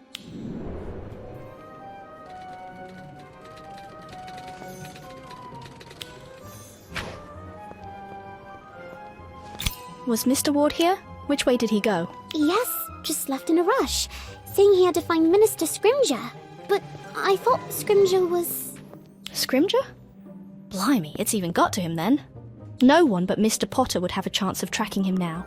If he's gone underground, it'll take all the aura skills in the world to find him. He's a master of covert ops, all thanks to the war.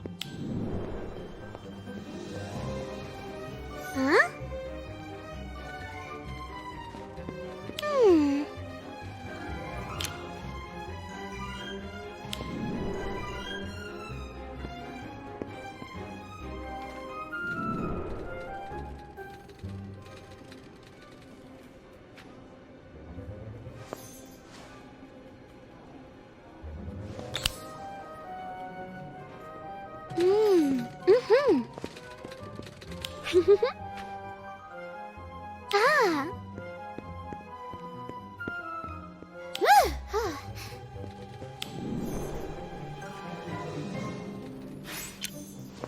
Broken free, have you? Still think you work for the Ministry of Magic? What did you tie me up with? And what on earth is a Ministry of Magic? Are you some kind of cult? Looks like you're not confused anymore. I did feel a bit woozy this morning, but nothing a coffee couldn't fix. Horrid taste though, stale, watery. Came in some posh little bottle. Oh no! What did you drink? Coffee, of course. What else could it be?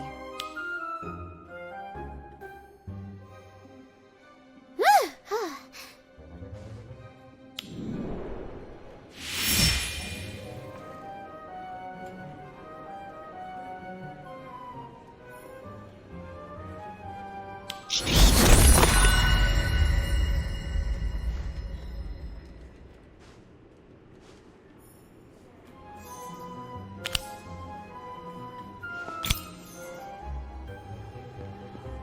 found the antidote. Perfect. Just wait here while I take this to the aura. Antidote? Someone's been poisoned? Let me come with you. I'm an adult. I can help. Except you can't. Adult or not, you're a muggle. What? Excuse me? A muggle. You know, someone who can't use magic. Who also happens to be standing in one of the most top secret locations in the British wizarding world. In the middle of a bit of a crisis. You're probably the unluckiest, or maybe the luckiest, I haven't decided yet, muggle in all of London. So you're saying this really isn't some elaborate prank? I didn't just wander into a haunted house or a film set or one of those escape rooms. Sorry, we're none of those. I don't believe it. Magic is real, and you lot have your own war going on, away from all of us. I guess magic just doesn't fix everything. So, where are we exactly? Last thing I remember, I was on the phone calling for a tow truck in central London, and then... I can't tell you precisely where we are, but we're somewhere beneath London. You probably got here from the phone box. A phone box just out in the open like that? How's it not made the news? How has no one stumbled upon all this? Well, I'm fairly sure you won't be telling anyone either. Oh, absolutely not. I'm not keen on being thought of as barking mad by my friends, or my boss, for that matter. Hey, this bloke's a wizard too, isn't he? And a bad one by the look of him. Almost looks like one of those wanted posters.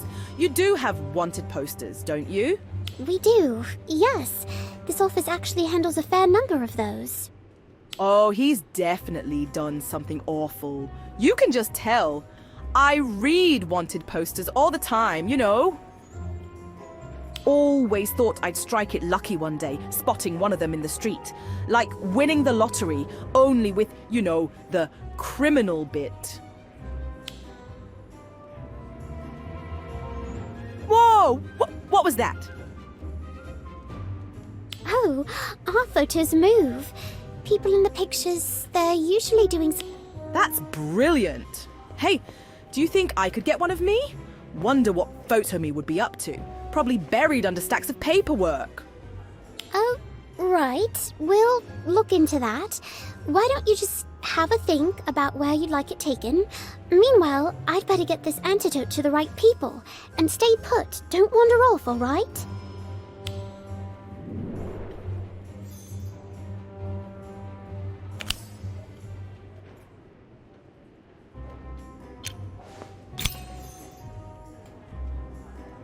There you are, Mr. Ward.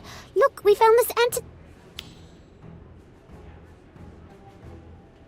Nothing is as I remember.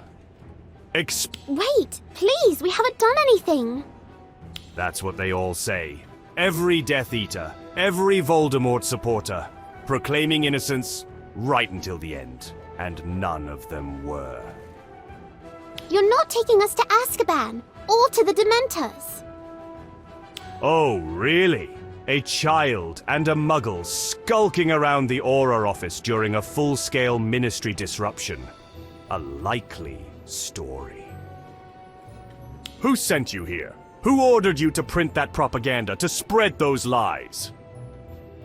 Please, calm down. We're not your enemy, and no one planned any of this. It was a prank. A bad one, admittedly, by the Frey twins. But I doubt it warrants a trip to Azkaban for anyone involved. A prank? That's what they called it, too. Death Eaters. A prank when they crucioed innocent Ministry employees when they used the Imperious Curse on the helpless.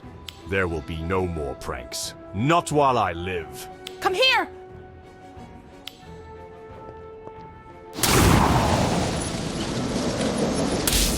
Can't you fight back? Use your staff or whatever it is. We use wands. No, not like that. He's my mentor. This is supposed to be work experience. And I was hoping for a letter of recommendation. Are you out of your mind? He's about to put a spell straight through your head. He won't hurt us. He's one of the best aurors out there. So I've heard.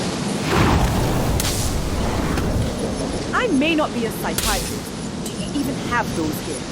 But I'd say something's seriously wrong. This isn't like him. He's stern, yes, but he's never been this unhinged. Unless... He's got some kind of trauma from your wall. Concoction. What did you say?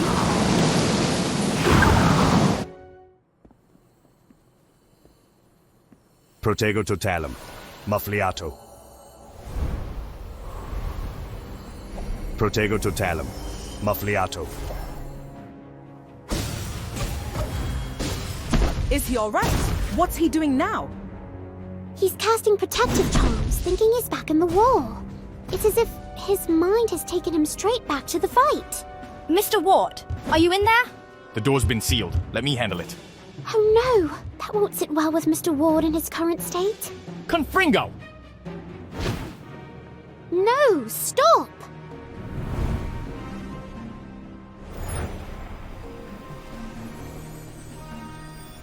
The killing curse! Look out!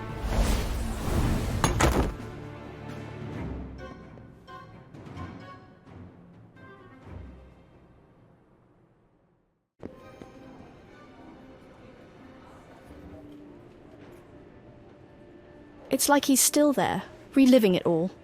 The war, Death Eaters, green flashes, protecting the innocent. Sorry about your plant. Want me to repot it? Might perk up again.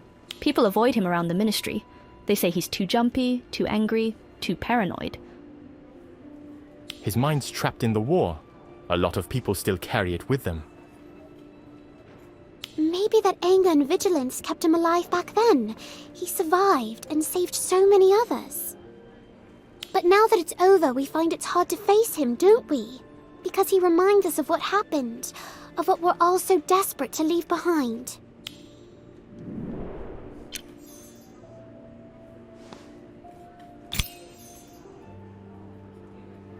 Don't worry, he'll be all right after this.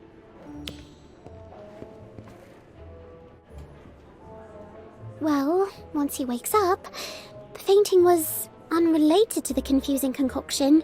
Miss Aphelion managed that bit with the potted plant. That was a bit excessive, don't you think? How on earth did you manage that? I've got him. Renovate.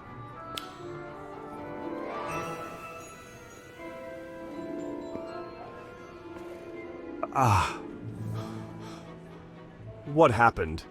Why are you all loitering out there? This crisis isn't going to sort itself. Yep, he's back. Good work. You found the antidote all on your own. I'll get these to the atrium. Let's hope this sorts things quickly. I'd love to take all the credit, but Miss Aphelion here actually found the antidote. Huh? Yes, that was all me. And you are? Ayana Aphelion, Senior Human Resources Specialist and Muggle. Proudly non-magical. Really? With those throws, I'd have thought you were an athlete of some sort. Sorry about that. Why didn't you just, magic the plant away? Magicians do it on telly all the time. Wizard? He's a wizard, not a magician. Right. Well, will I need to pay a fine or something? Is this going on my record? Do you lot talk to the Met Police? Don't worry. It's ministry business only. Just replace the plant and we'll call it even. Unless you've got a garden shop nearby, I'd say that pot's beyond repair. Reparo. Better than the magicians on telly, that's for sure. Come along, Miss Aphelion. I'll help you find a place for that, and then perhaps a cuppa in the atrium. It's only tea bags, but it'll do.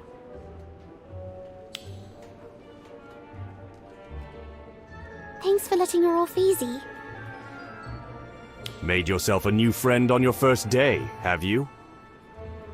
After all we've been through, it's more like we're comrades in arms. I see. A bond forged in crisis. They're often the strongest. And we couldn't have fixed this so quickly without her luck. She just stumbled upon the antidote after all. Rest assured, I'll have the storage properly checked. Last thing we need is something dangerous hiding in there.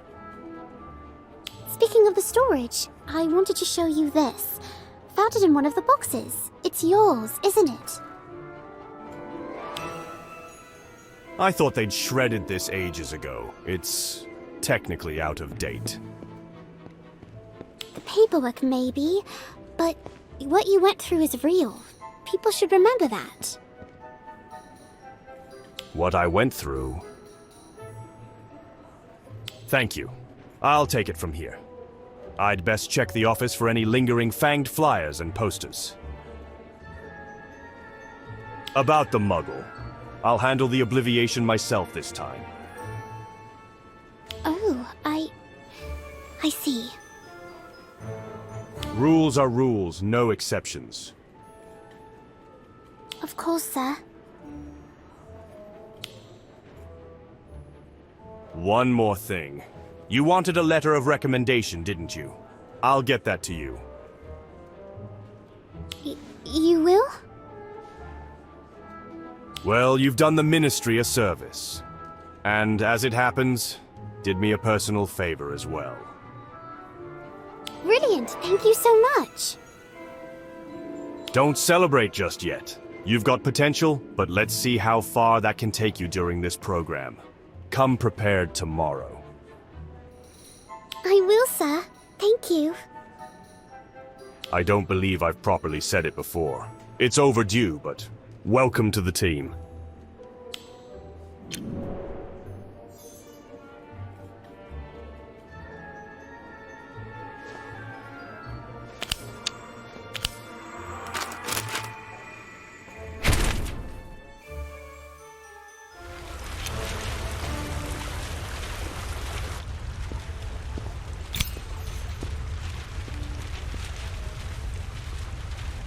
Are you sure we have to do this? Is this because of the plant she threw at you? Just a joke. I know it's Ministry protocol to keep the Wizarding World secret from Muggles. Rules are rules, no exceptions. I know. It's just... we've been through a lot together. She's helped us, more than she knows. And she could just as easily create more trouble, without even meaning to. But she's different. She deserves to remember. It's not a question of deserving. Who's to say she won't tell another someday? Not even she could be certain. Our task is to protect this world. I understand that, but can't there be a way? A way to let her remember and still keep the Wizarding World safe? Tempting the boundaries of the law, are we? Maybe. Or maybe it's time those boundaries were challenged. You challenged them, after all, when Voldemort controlled the Ministry. Please, give her a chance. I know she'd respect our world. I feel it. Feelings are not what keeps this world hidden. Rules are. But feelings are what make us human. Wizards, Muggles, we're more alike than we're different, aren't we? We can't keep erasing memories forever. Forgetting our problems doesn't make them go away. We have to face them openly, or we're just hiding. Are we still talking about Miss Iana Afolayan, or something else entirely?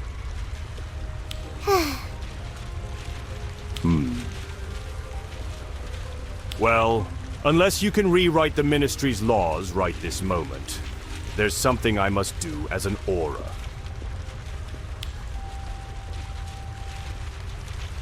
Hey, you could have at least given me a moment, just to say goodbye.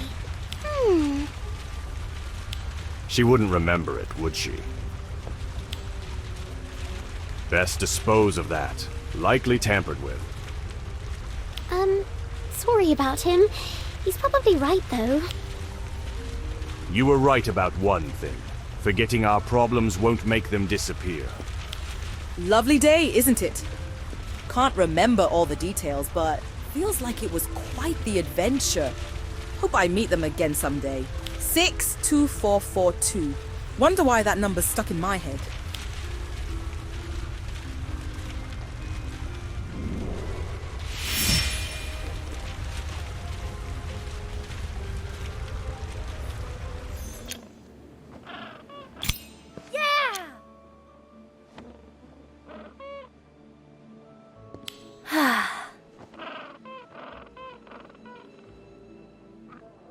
Freddy, Prefect Clemens, once gave me the password as a favor to a fellow Black Lake explorer.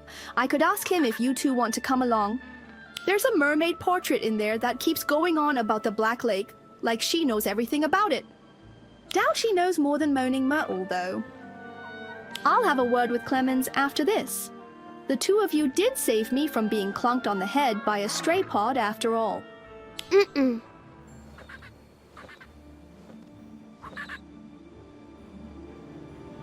Mm-mm. You're brilliant on the Quidditch pitch, Robin. I've watched you play a few times. Huh? Well, not exactly. Robin's always out practicing on the pitch, so I've seen her while passing by. This might sound a bit odd, but I actually prefer Gobstones. It sort of runs in the family. Have you ever played? I could teach you if you fancy giving it a go. Got to repay you somehow for saving me earlier. Interesting. No worries. The Gobstones Club has loads of old sets you can borrow. They're a bit battered, but they'll do if you don't mind. You'll pick it up in no time. Gobstones is proper fun, and dead easy to learn. Let's give it a try then.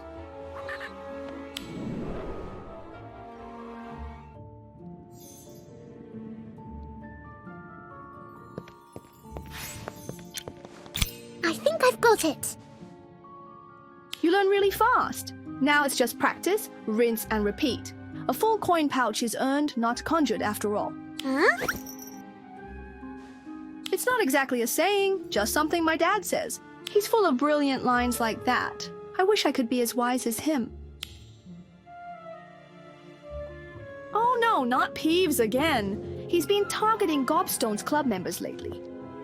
I'm not exactly thrilled about getting water ballooned for the 4th time this week, but it's nearly curfew. We don't have time to take another route. Tell you what, I'll distract Peeves. The storage is at the end, on the left side of the corridor. Wait, right actually. It's alright. I know a hidden passage near the stairs. Besides, a few water balloons are nothing compared to the currents of the Black Lake. Make a run for it once he's distracted. Right, you've got this.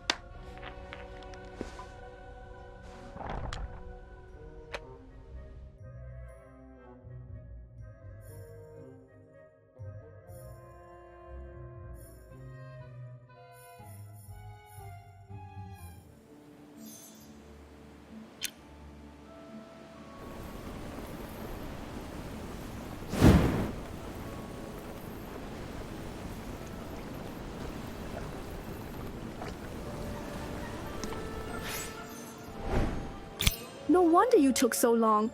That must have been the mirror of Erised. Erised. It's said to show the deepest, most desperate desire of a person's heart.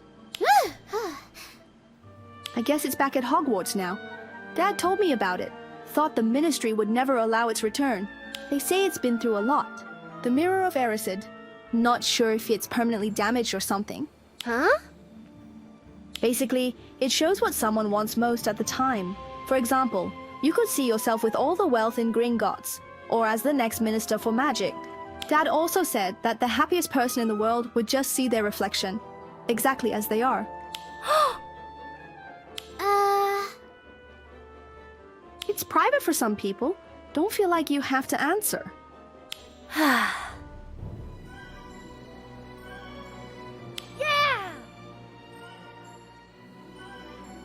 I don't know about Quidditch, but someone here just might become a Gobstones champion. Your move.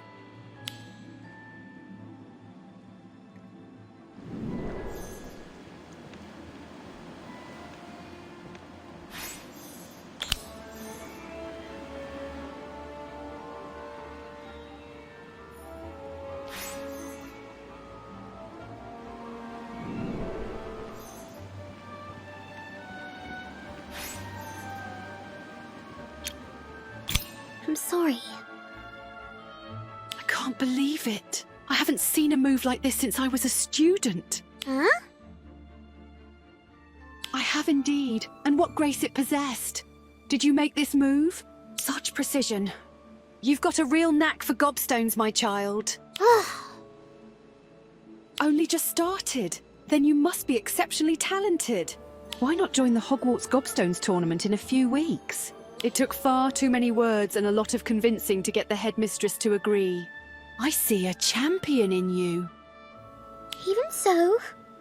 I can't wait to see you shine. Your name's going on the registration list. See you at the tournament.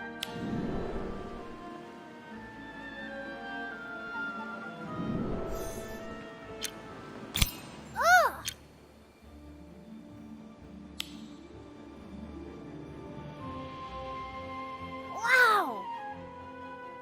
That was terrible. Mm-mm. Ah!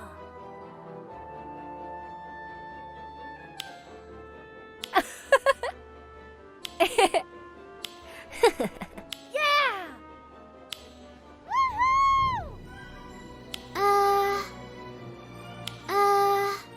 Let's see here. It's not like that. I never thought this would happen. Yes, yes, yes, yes, yes, yes, yes!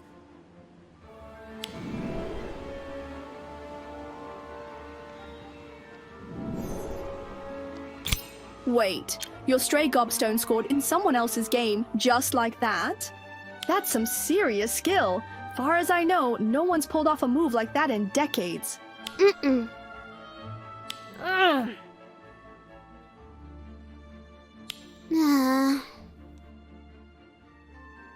You're in the tournament? Brilliant. I look forward to playing against you. And you'll get that practice. With me and Robin too, if she's willing. I've still got loads of moves up my stink juice stained sleeves. Yeah! Let's see here. As a fellow participant, I'm pumped. Let's start training today. Let's give it a try then.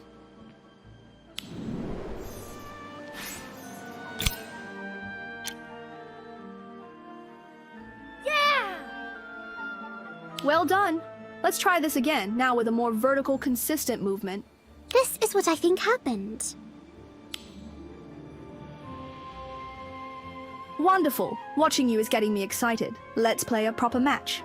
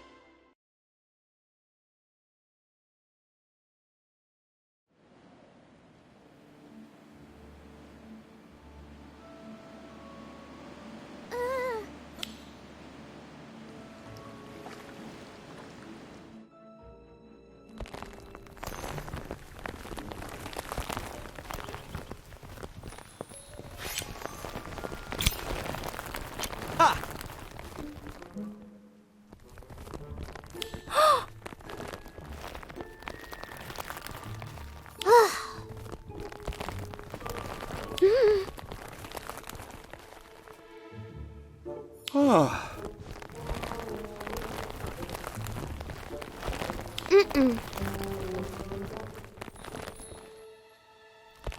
Whoa!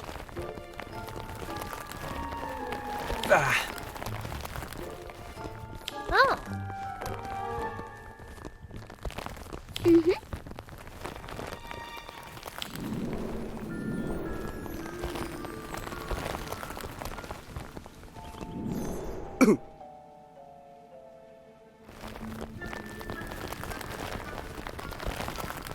I'm sorry.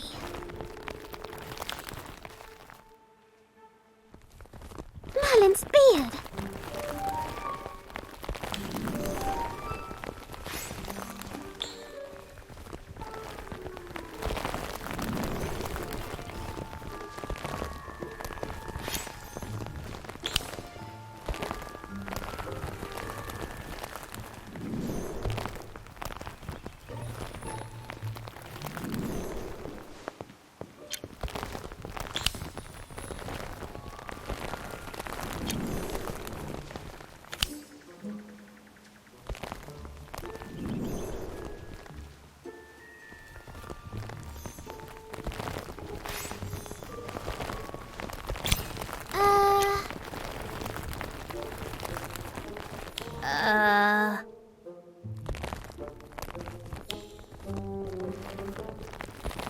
Yeah! Let's see here. Ouch!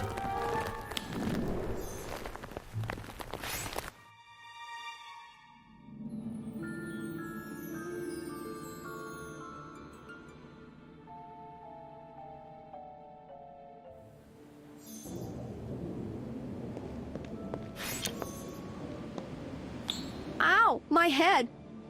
It's all my fault. You hit me with a gobstone all the way from inside the greenhouse and scored too? Such wrist power. I knew you were talented. Ugh. Ah. Haha. Mm-mm.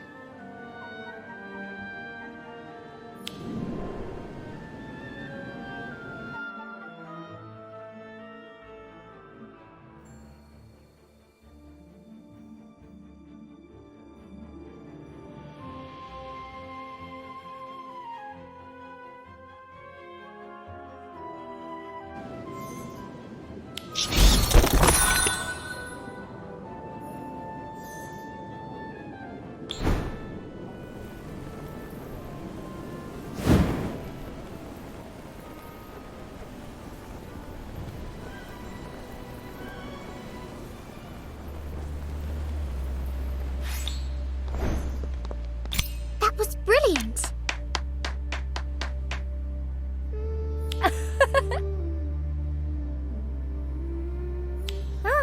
Haha. Yeah! Huh.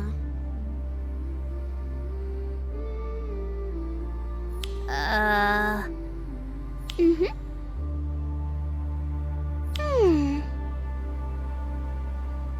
Aww. Even so... Aw. Mm-mm.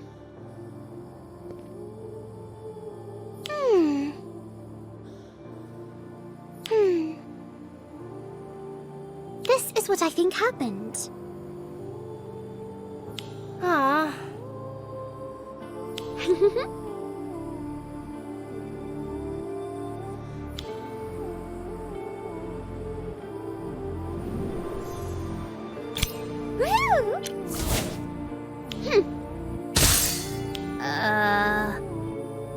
Even so. I think I've got it.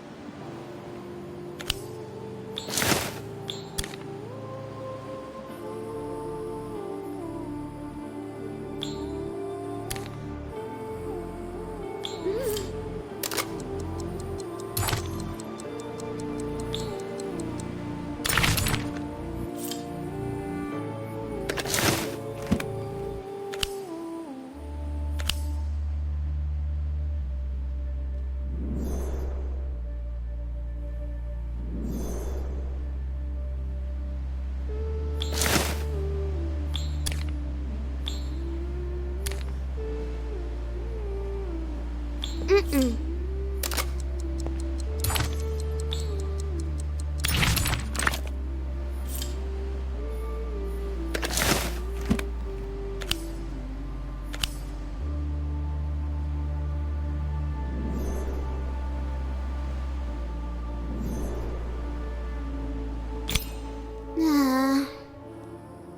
Oh, but I do.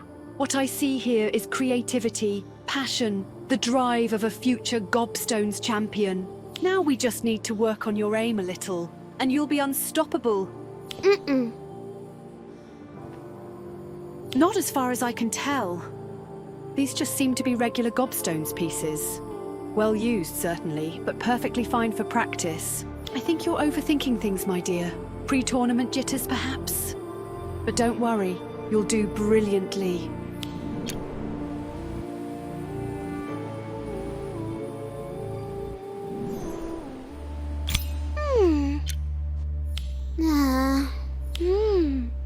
Aww.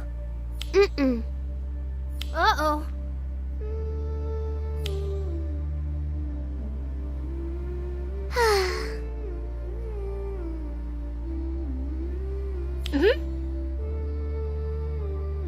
Let's see here.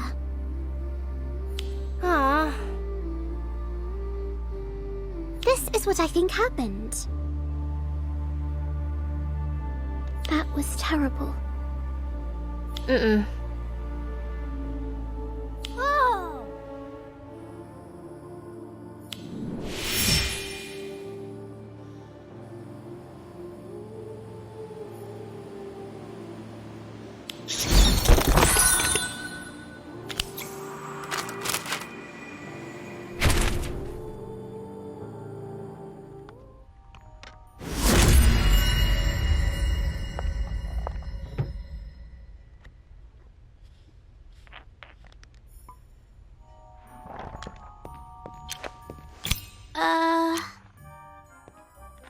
The rising star of the Gobstones Club. Has practice been going well? Let's see here. Why, yes. Back when I was a student, we had an annual tournament. Gobstones was much more popular in those days. So was the Gobstones Club. Of course, it was never quite as exciting as Quidditch or as strategic as Wizard's chess. But we put in a lot of effort to keep the tradition alive. Unfortunately, after the incident, everyone decided it was more trouble than it was worth, and the tournament was discontinued. Huh?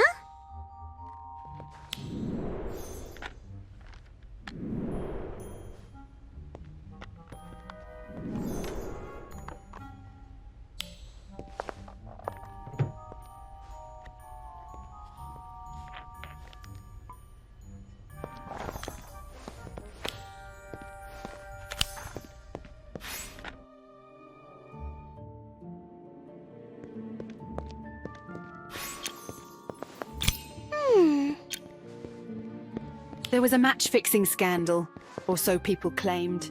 To this day, I'm not entirely sure what really happened. There was never an official report, but the accused player's name was never fully cleared either. He never touched a Gobstones piece again. Not that I ever saw. Gobstones was something I truly loved. It's a shame the tournaments ended that way, but at least this year. Well, cheating happens in every school, doesn't it? Anywhere there are rankings, scores or competitions, someone is bound to try their luck. Owls, newts, even Quidditch matches. I've seen all sorts of incidents over the years. I'm sure you've heard of auto-answer quills. Headmistress McGonagall has a whole collection of confiscated ones in her office. The anti-cheating spell makes short work of them, of course. In fact... Even so... that incident. There was a participant that year, a top contender. Everyone expected him to win. He was a year above me, had perfect grades, and excelled at nearly everything. Not just academics either. He was active in plenty of clubs, well liked, but never quite attached to any group. Always involved, but never the leader of anything.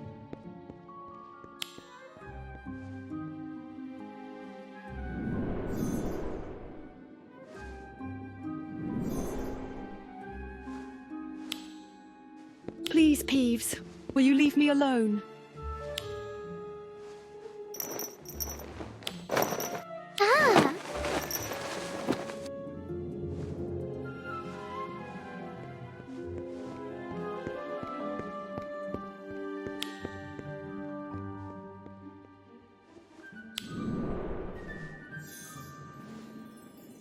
Thank you. I've been pranked by Peeves more times than I can count, ever since I was a student here. It's always that same song too. Makes sense. Even so... Right, back to the incident. The Gobstones tournament was a major event that year. A lot of students came, not just Gobstones players, but spectators too. Most of them just wanted to see him compete. Everyone expected him to triumph, and yet he lost. Not in the slightest. Everyone was in shock, even me. Some were furious. They started questioning the game itself, claiming Gobstones was too reliant on luck, too easy to manipulate. Let's see here. At first, no one suspected foul play. Most were simply amazed by how skilled both players were. But some of the more experienced Gobstones club members noticed something odd. The top contender made some incredibly difficult moves, near impossible really. But his opponent countered every single one flawlessly, almost too flawlessly.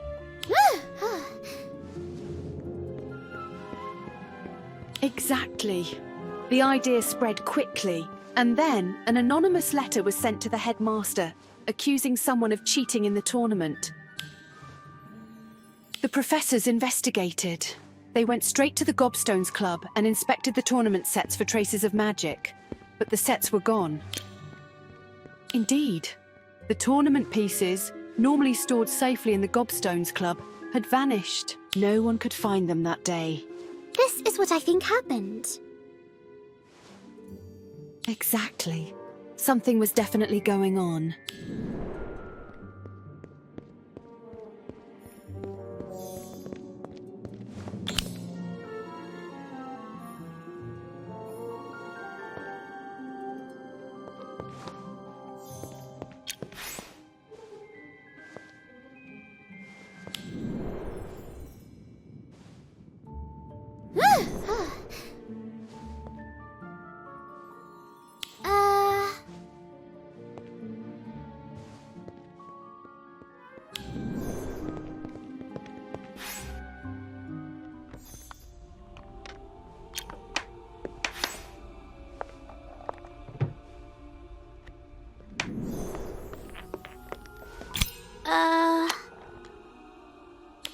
Oh, come, look at this!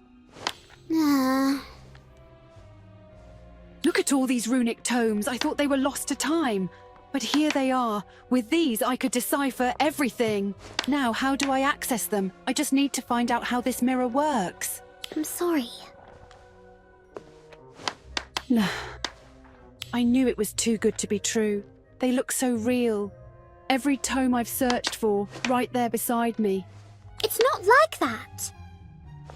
Thank you. But I do wish I could just get my hands on one of them. Just one. That's just how things are sometimes. You're right. Perhaps I should find a hobby in the meantime. Life isn't all about work after all. Fantastic!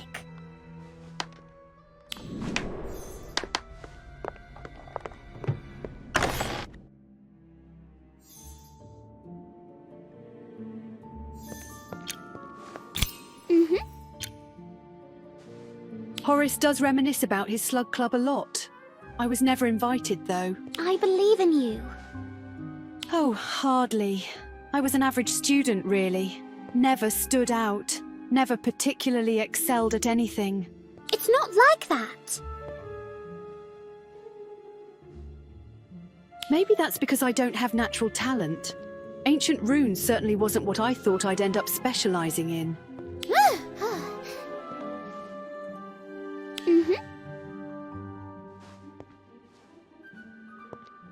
Oh, that's ridiculous. Like all Hogwarts rumours. I once heard stories about Headmistress McGonagall duelling Mrs. Norris while transformed into a cat. William swore that she saw Filch take Mrs. Norris's side too. Ah, right. I do tend to go off on tangents, don't I? Back in my 3rd year, some of my classmates had their eyes set on practical subjects, but I just went with the flow. Exactly. And that definitely did not include ancient runes. But fate works in mysterious ways. I was in care of magical creatures when my assigned Niffler escaped. I had to chase it all the way to the Black Lake. Not quite. It was after something shiny. By the time I caught up, it was circling some Gobstones pieces scattered near the lake. Just as I realised what it was after, a stray Gobstone hit me in the head. Someone was practicing Gobstones by the lake, and on that Gobstones piece was an ancient rune. One look at it, and I was enthralled by its beauty. That was the moment I became fascinated with ancient runes. Soon after, I applied to drop care of magical creatures and switched to ancient runes. In a way, I have Gobstones to thank for my life's passion. Makes sense. Enough to bring back the Hogwarts Gobstones tournament. I truly hope it inspires someone the way it once inspired me. I believe in you.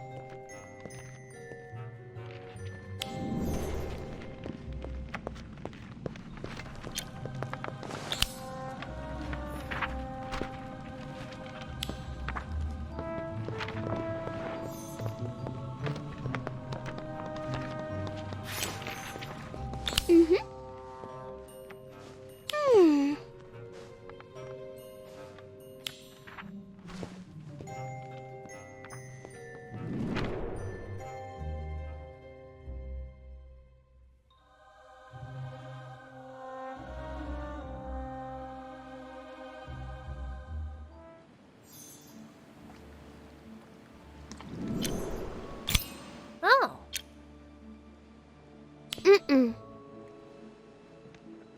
Ah.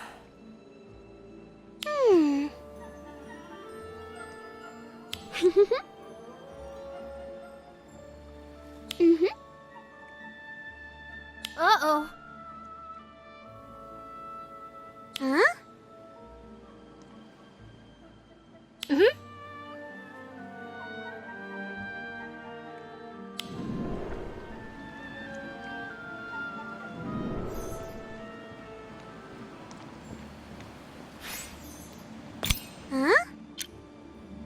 It all makes sense now. Somehow with you here, I can finally see it. You've just helped me solve a problem that's been bothering me for ages. Remember when I told you that a stray Gobstones piece to the head led me to ancient runes? Well, you just did the same thing, except with words instead of a bump on my forehead. I would have never managed it on my own, and now, I can finally translate passages I've been struggling with for years. This will open up so many new discoveries. I should get back to work at once. Thank you again.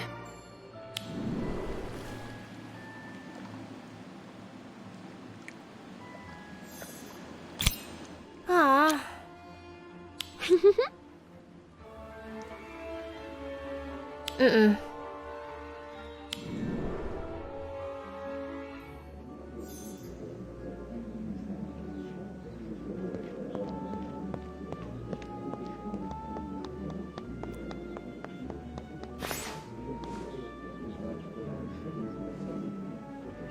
It is my great honour to reignite a long-lost Hogwarts tradition, the Gobstones tournament. Though I may not be a Gobstones champion myself, this game is deeply important to me. After all, it was a stray Gobstones piece that led me to my lifelong passion. Ancient runes. I hope this tournament sparks something in you as well. It brings me joy to see so many new players stepping up to the challenge. I it is good to be young. Ah!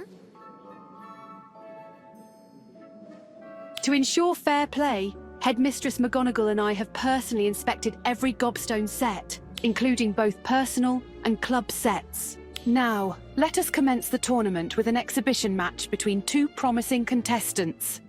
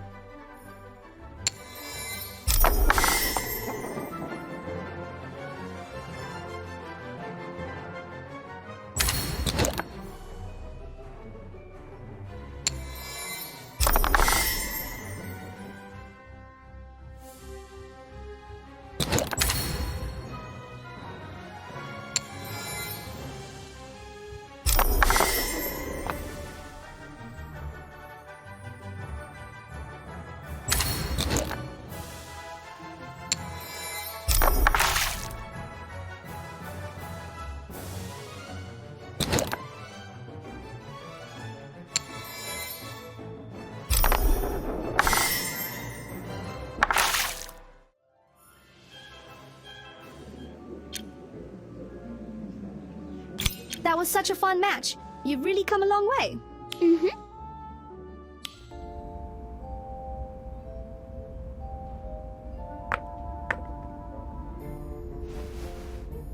Wait.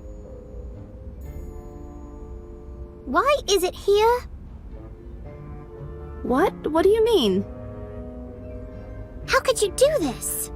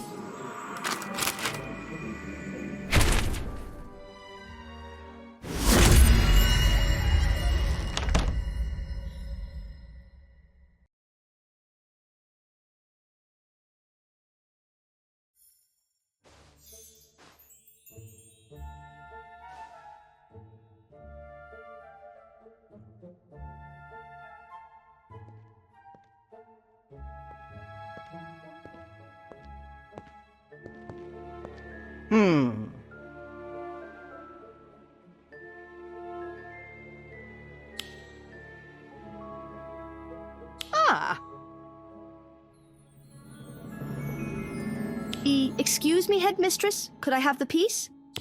I wouldn't advise using it in the tournament, Miss Hogsmeade. Not when it's under scrutiny. Of course not. I just don't want to see it confiscated.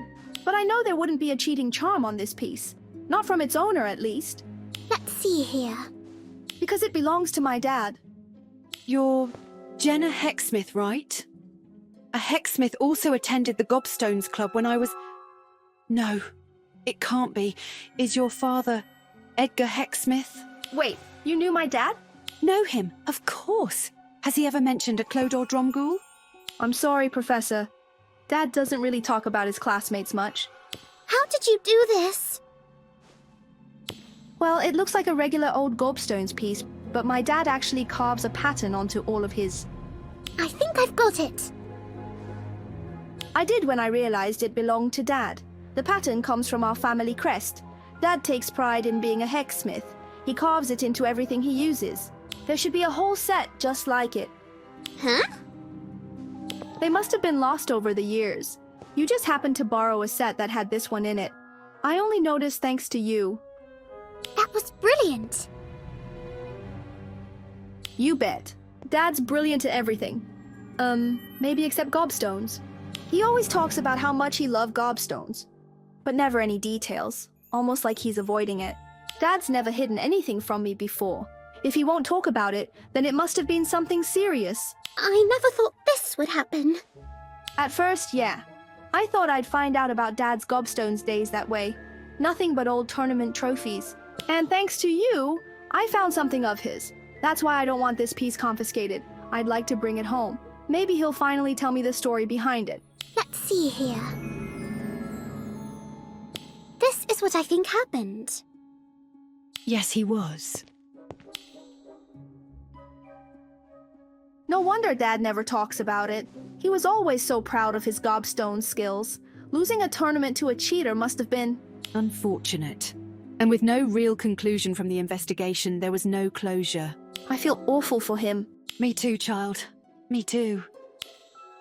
Miss Hogsmeade, I actually have something for your father.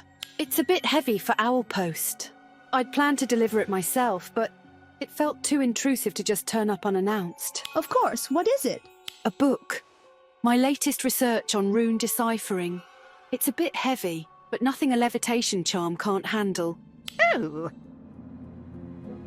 Well, I did dedicate it to Mr. Hogsmeade. He was the reason I pursued ancient runes in the first place. Huh? I don't know. It's because Mr. Hogsmeade hit me on the head with his Gobstones piece. He was the one who explained the rune's meaning to me.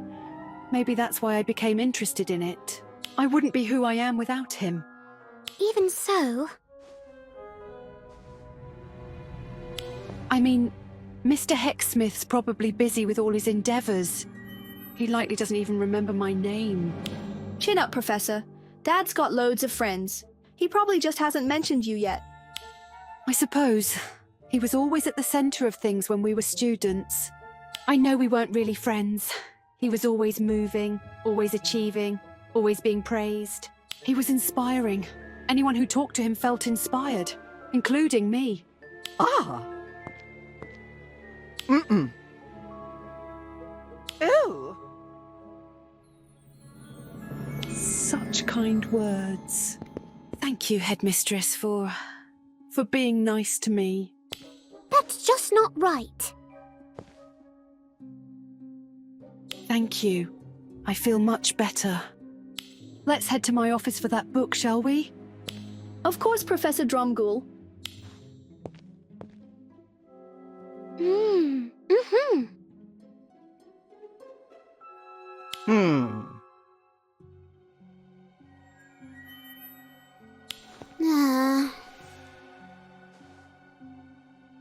Let's see here. That's just not right.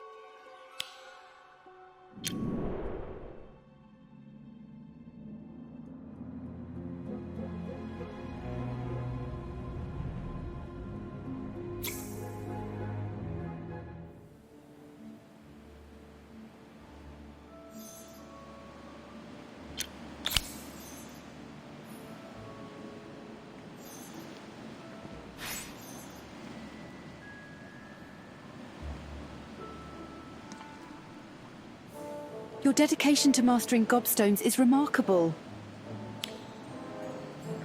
Let's give it a try then. And you won't. You have natural talent. I can see it in the way your pieces move.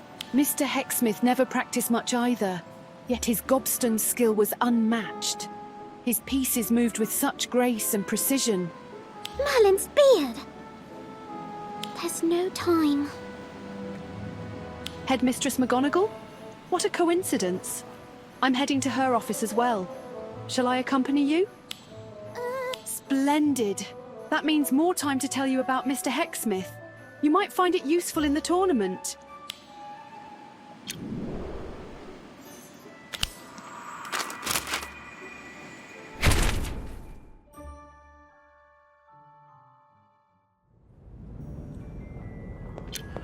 Mr. Hogsmeade was the very image of a model student, a beacon of light during his time at Hogwarts. He excelled at everything. Academics, Quidditch, club activities. It all seemed effortless to him. That applied to Gobstones as well. Every student in his year looked up to him, including me. Not just for his abilities, but for his humility too. In fact, he even offered to withdraw from the tournament, likely to give others a fairer He probably would have become a great Gobstones player. If he hadn't been drawn to so many other pursuits, that is. But to lose the championship title like that?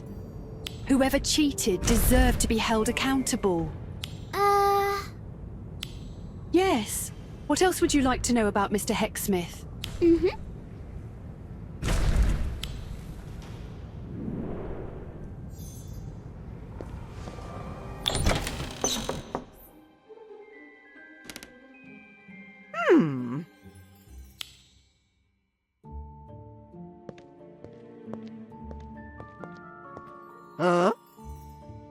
I never thought this would happen.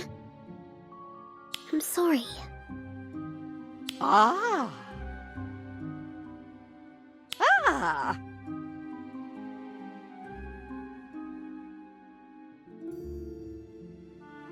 That was brilliant. Ah.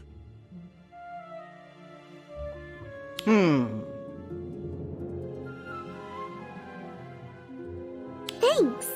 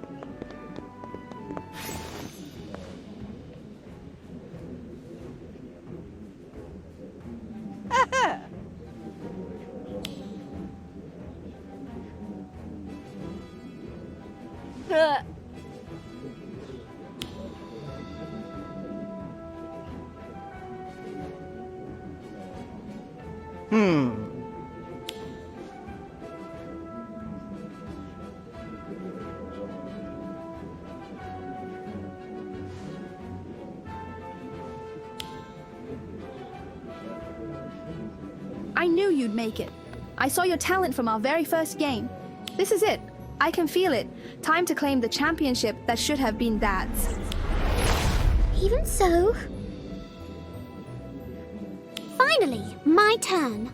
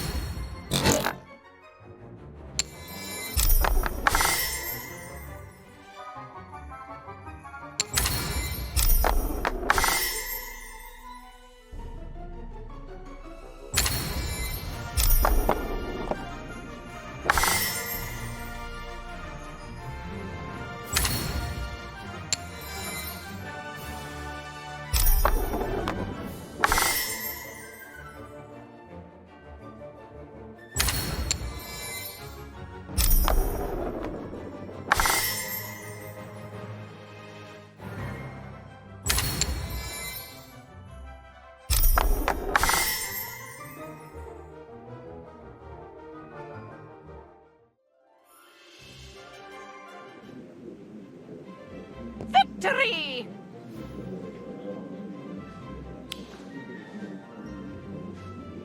Congratulations! I knew you had it in you the moment I saw your gobstones move that day.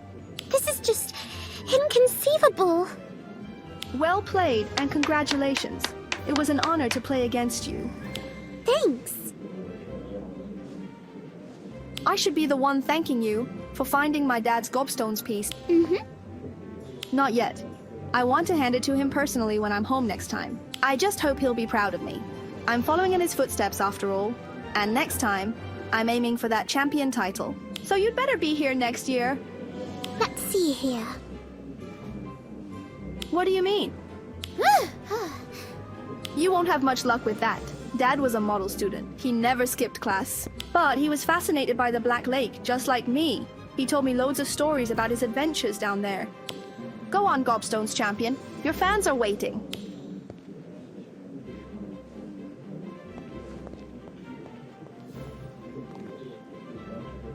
Let's see here.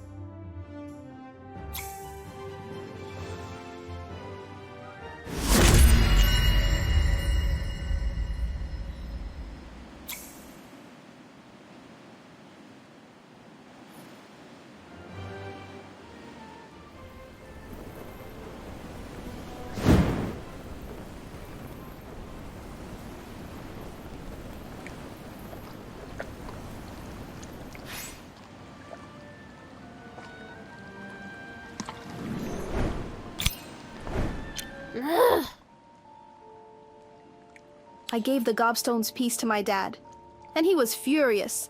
I've never seen him like that before. He asked if someone made me give it to him, told me to stop picking up trash at Hogwarts, like he's a completely different person. I don't think I'll ever play Gobstones again.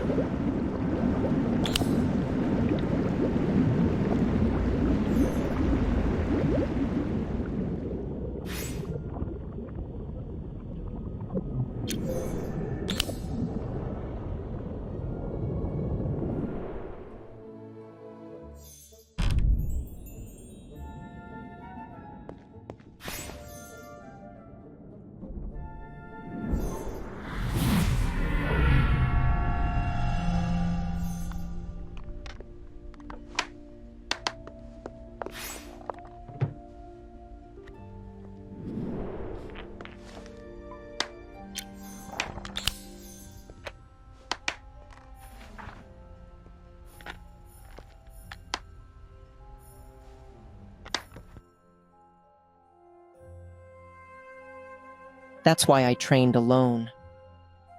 I wasn't seeking victory for its own sake.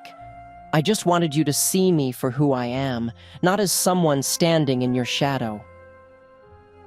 I ask only one thing. Please don't believe the rumors. I wanted to share my victory with you, not let it drive us apart.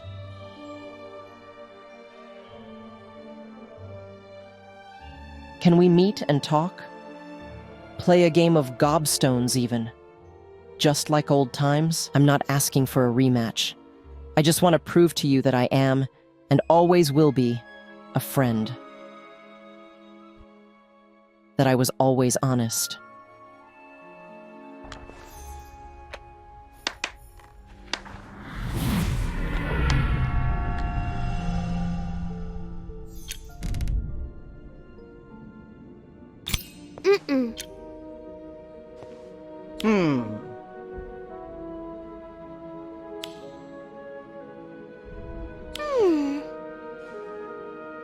Mm-mm.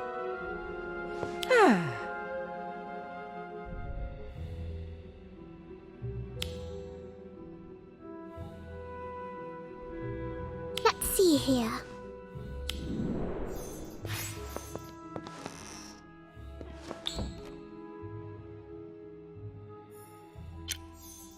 This is what I think happened.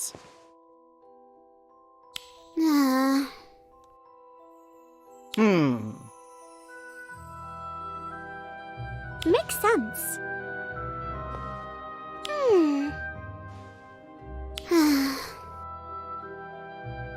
I think I've got it. Ugh. This is bonkers.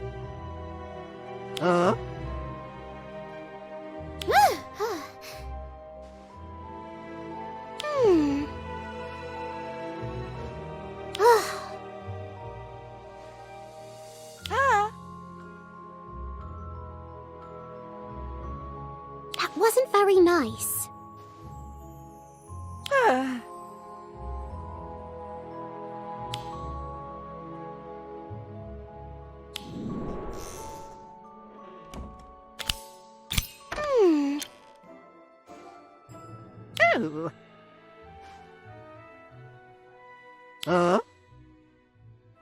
That's just not right. That was terrible.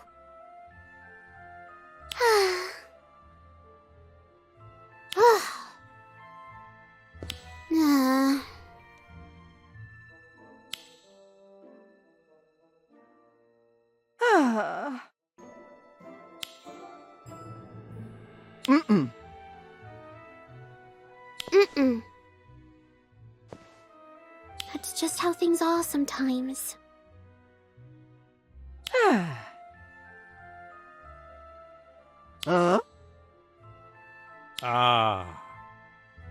There's no time.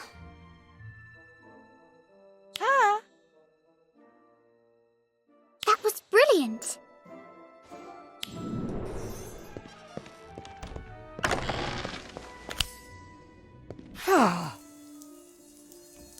Wow.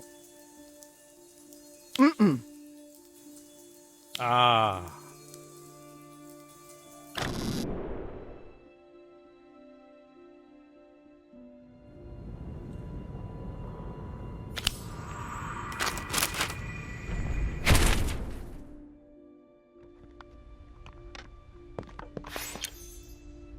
This sentence doesn't make sense. This word has to have another meaning. Wait, this isn't a stroke of the rune. It's just a scratch on the rubbing. That changes everything. The entire paragraph. Oh, what a breakthrough. Oh, how long have you been standing there? Yes. I do tend to get carried away. These runes are just so fascinating. Mm-mm. You're flattering me. I just work hard because I have to. I've never been naturally gifted like some of my peers. So now you're quoting two headmasters at me? All right. I'll take the compliment. But you didn't come here just to tell me that, did you? Let's see here. The champion? You mean the one accused of cheating? It's not like that.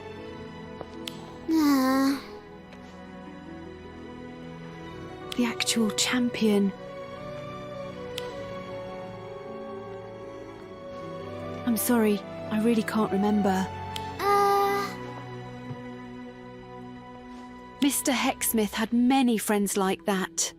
They all blurred together after a while. The same eager expressions, hoping to impress him, to stay in his orbit just a little longer. But I don't recall Mr. Hogsmeade being particularly close to any of them. Perhaps it's just been too long. You're not interrupting. You know, every time you visit, I seem to stumble upon a new discovery.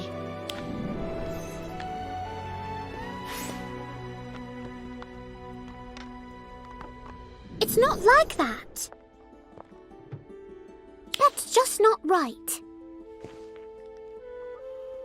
Woo! Oh.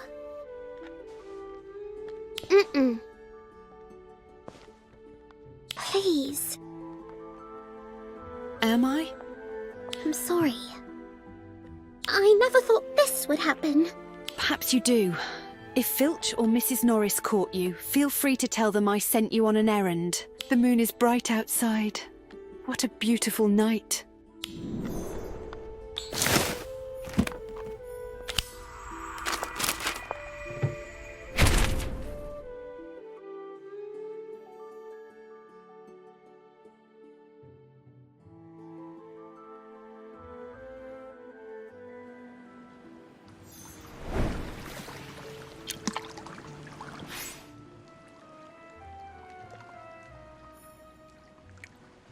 I've been avoiding you since last time. Sorry. Thought no one would be by the Black Lake after curfew, but here we both are. I'm not in a great mood.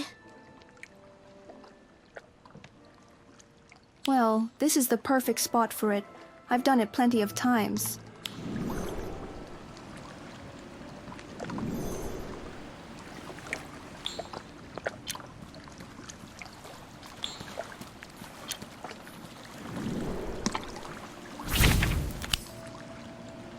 Dad used to tell me so many things about Hogwarts. Death Day parties, secret passages, his favorite classes and professors. I used to hang on to every word when I was little. I still do. My two favorite stories were always about the Black Lake and the Mirror of Erised. Huh? Maybe I've just got a thing for reflections. Nah, it's the way my dad told those stories. He's got away with words. The Black Lake keeps its treasures well hidden, but only those with the courage to dive will ever find them. That's another one of his sayings. Very Gryffindor, isn't it? As for the Mirror of Erised, maybe because my dad always said he was the only one he knew who looked into it and saw himself, exactly as he was. Let's see here. That's what he told me. I wonder what I'd see in it now. Huh? Right now? Let's give it a try then. Wait, what are you talking about? I'd like to think I already know that.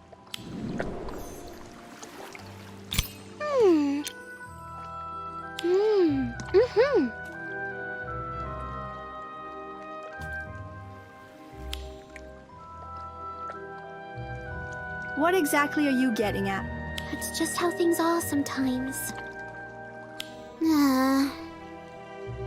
I don't like where this is going. I believe in my dad.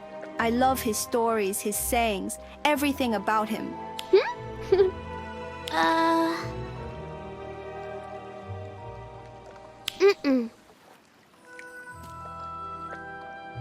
For myself? I'm telling you the truth. Uh-oh. I should probably do some thinking on my own. It might take some time, but I think you have a point. You might actually be smart or something.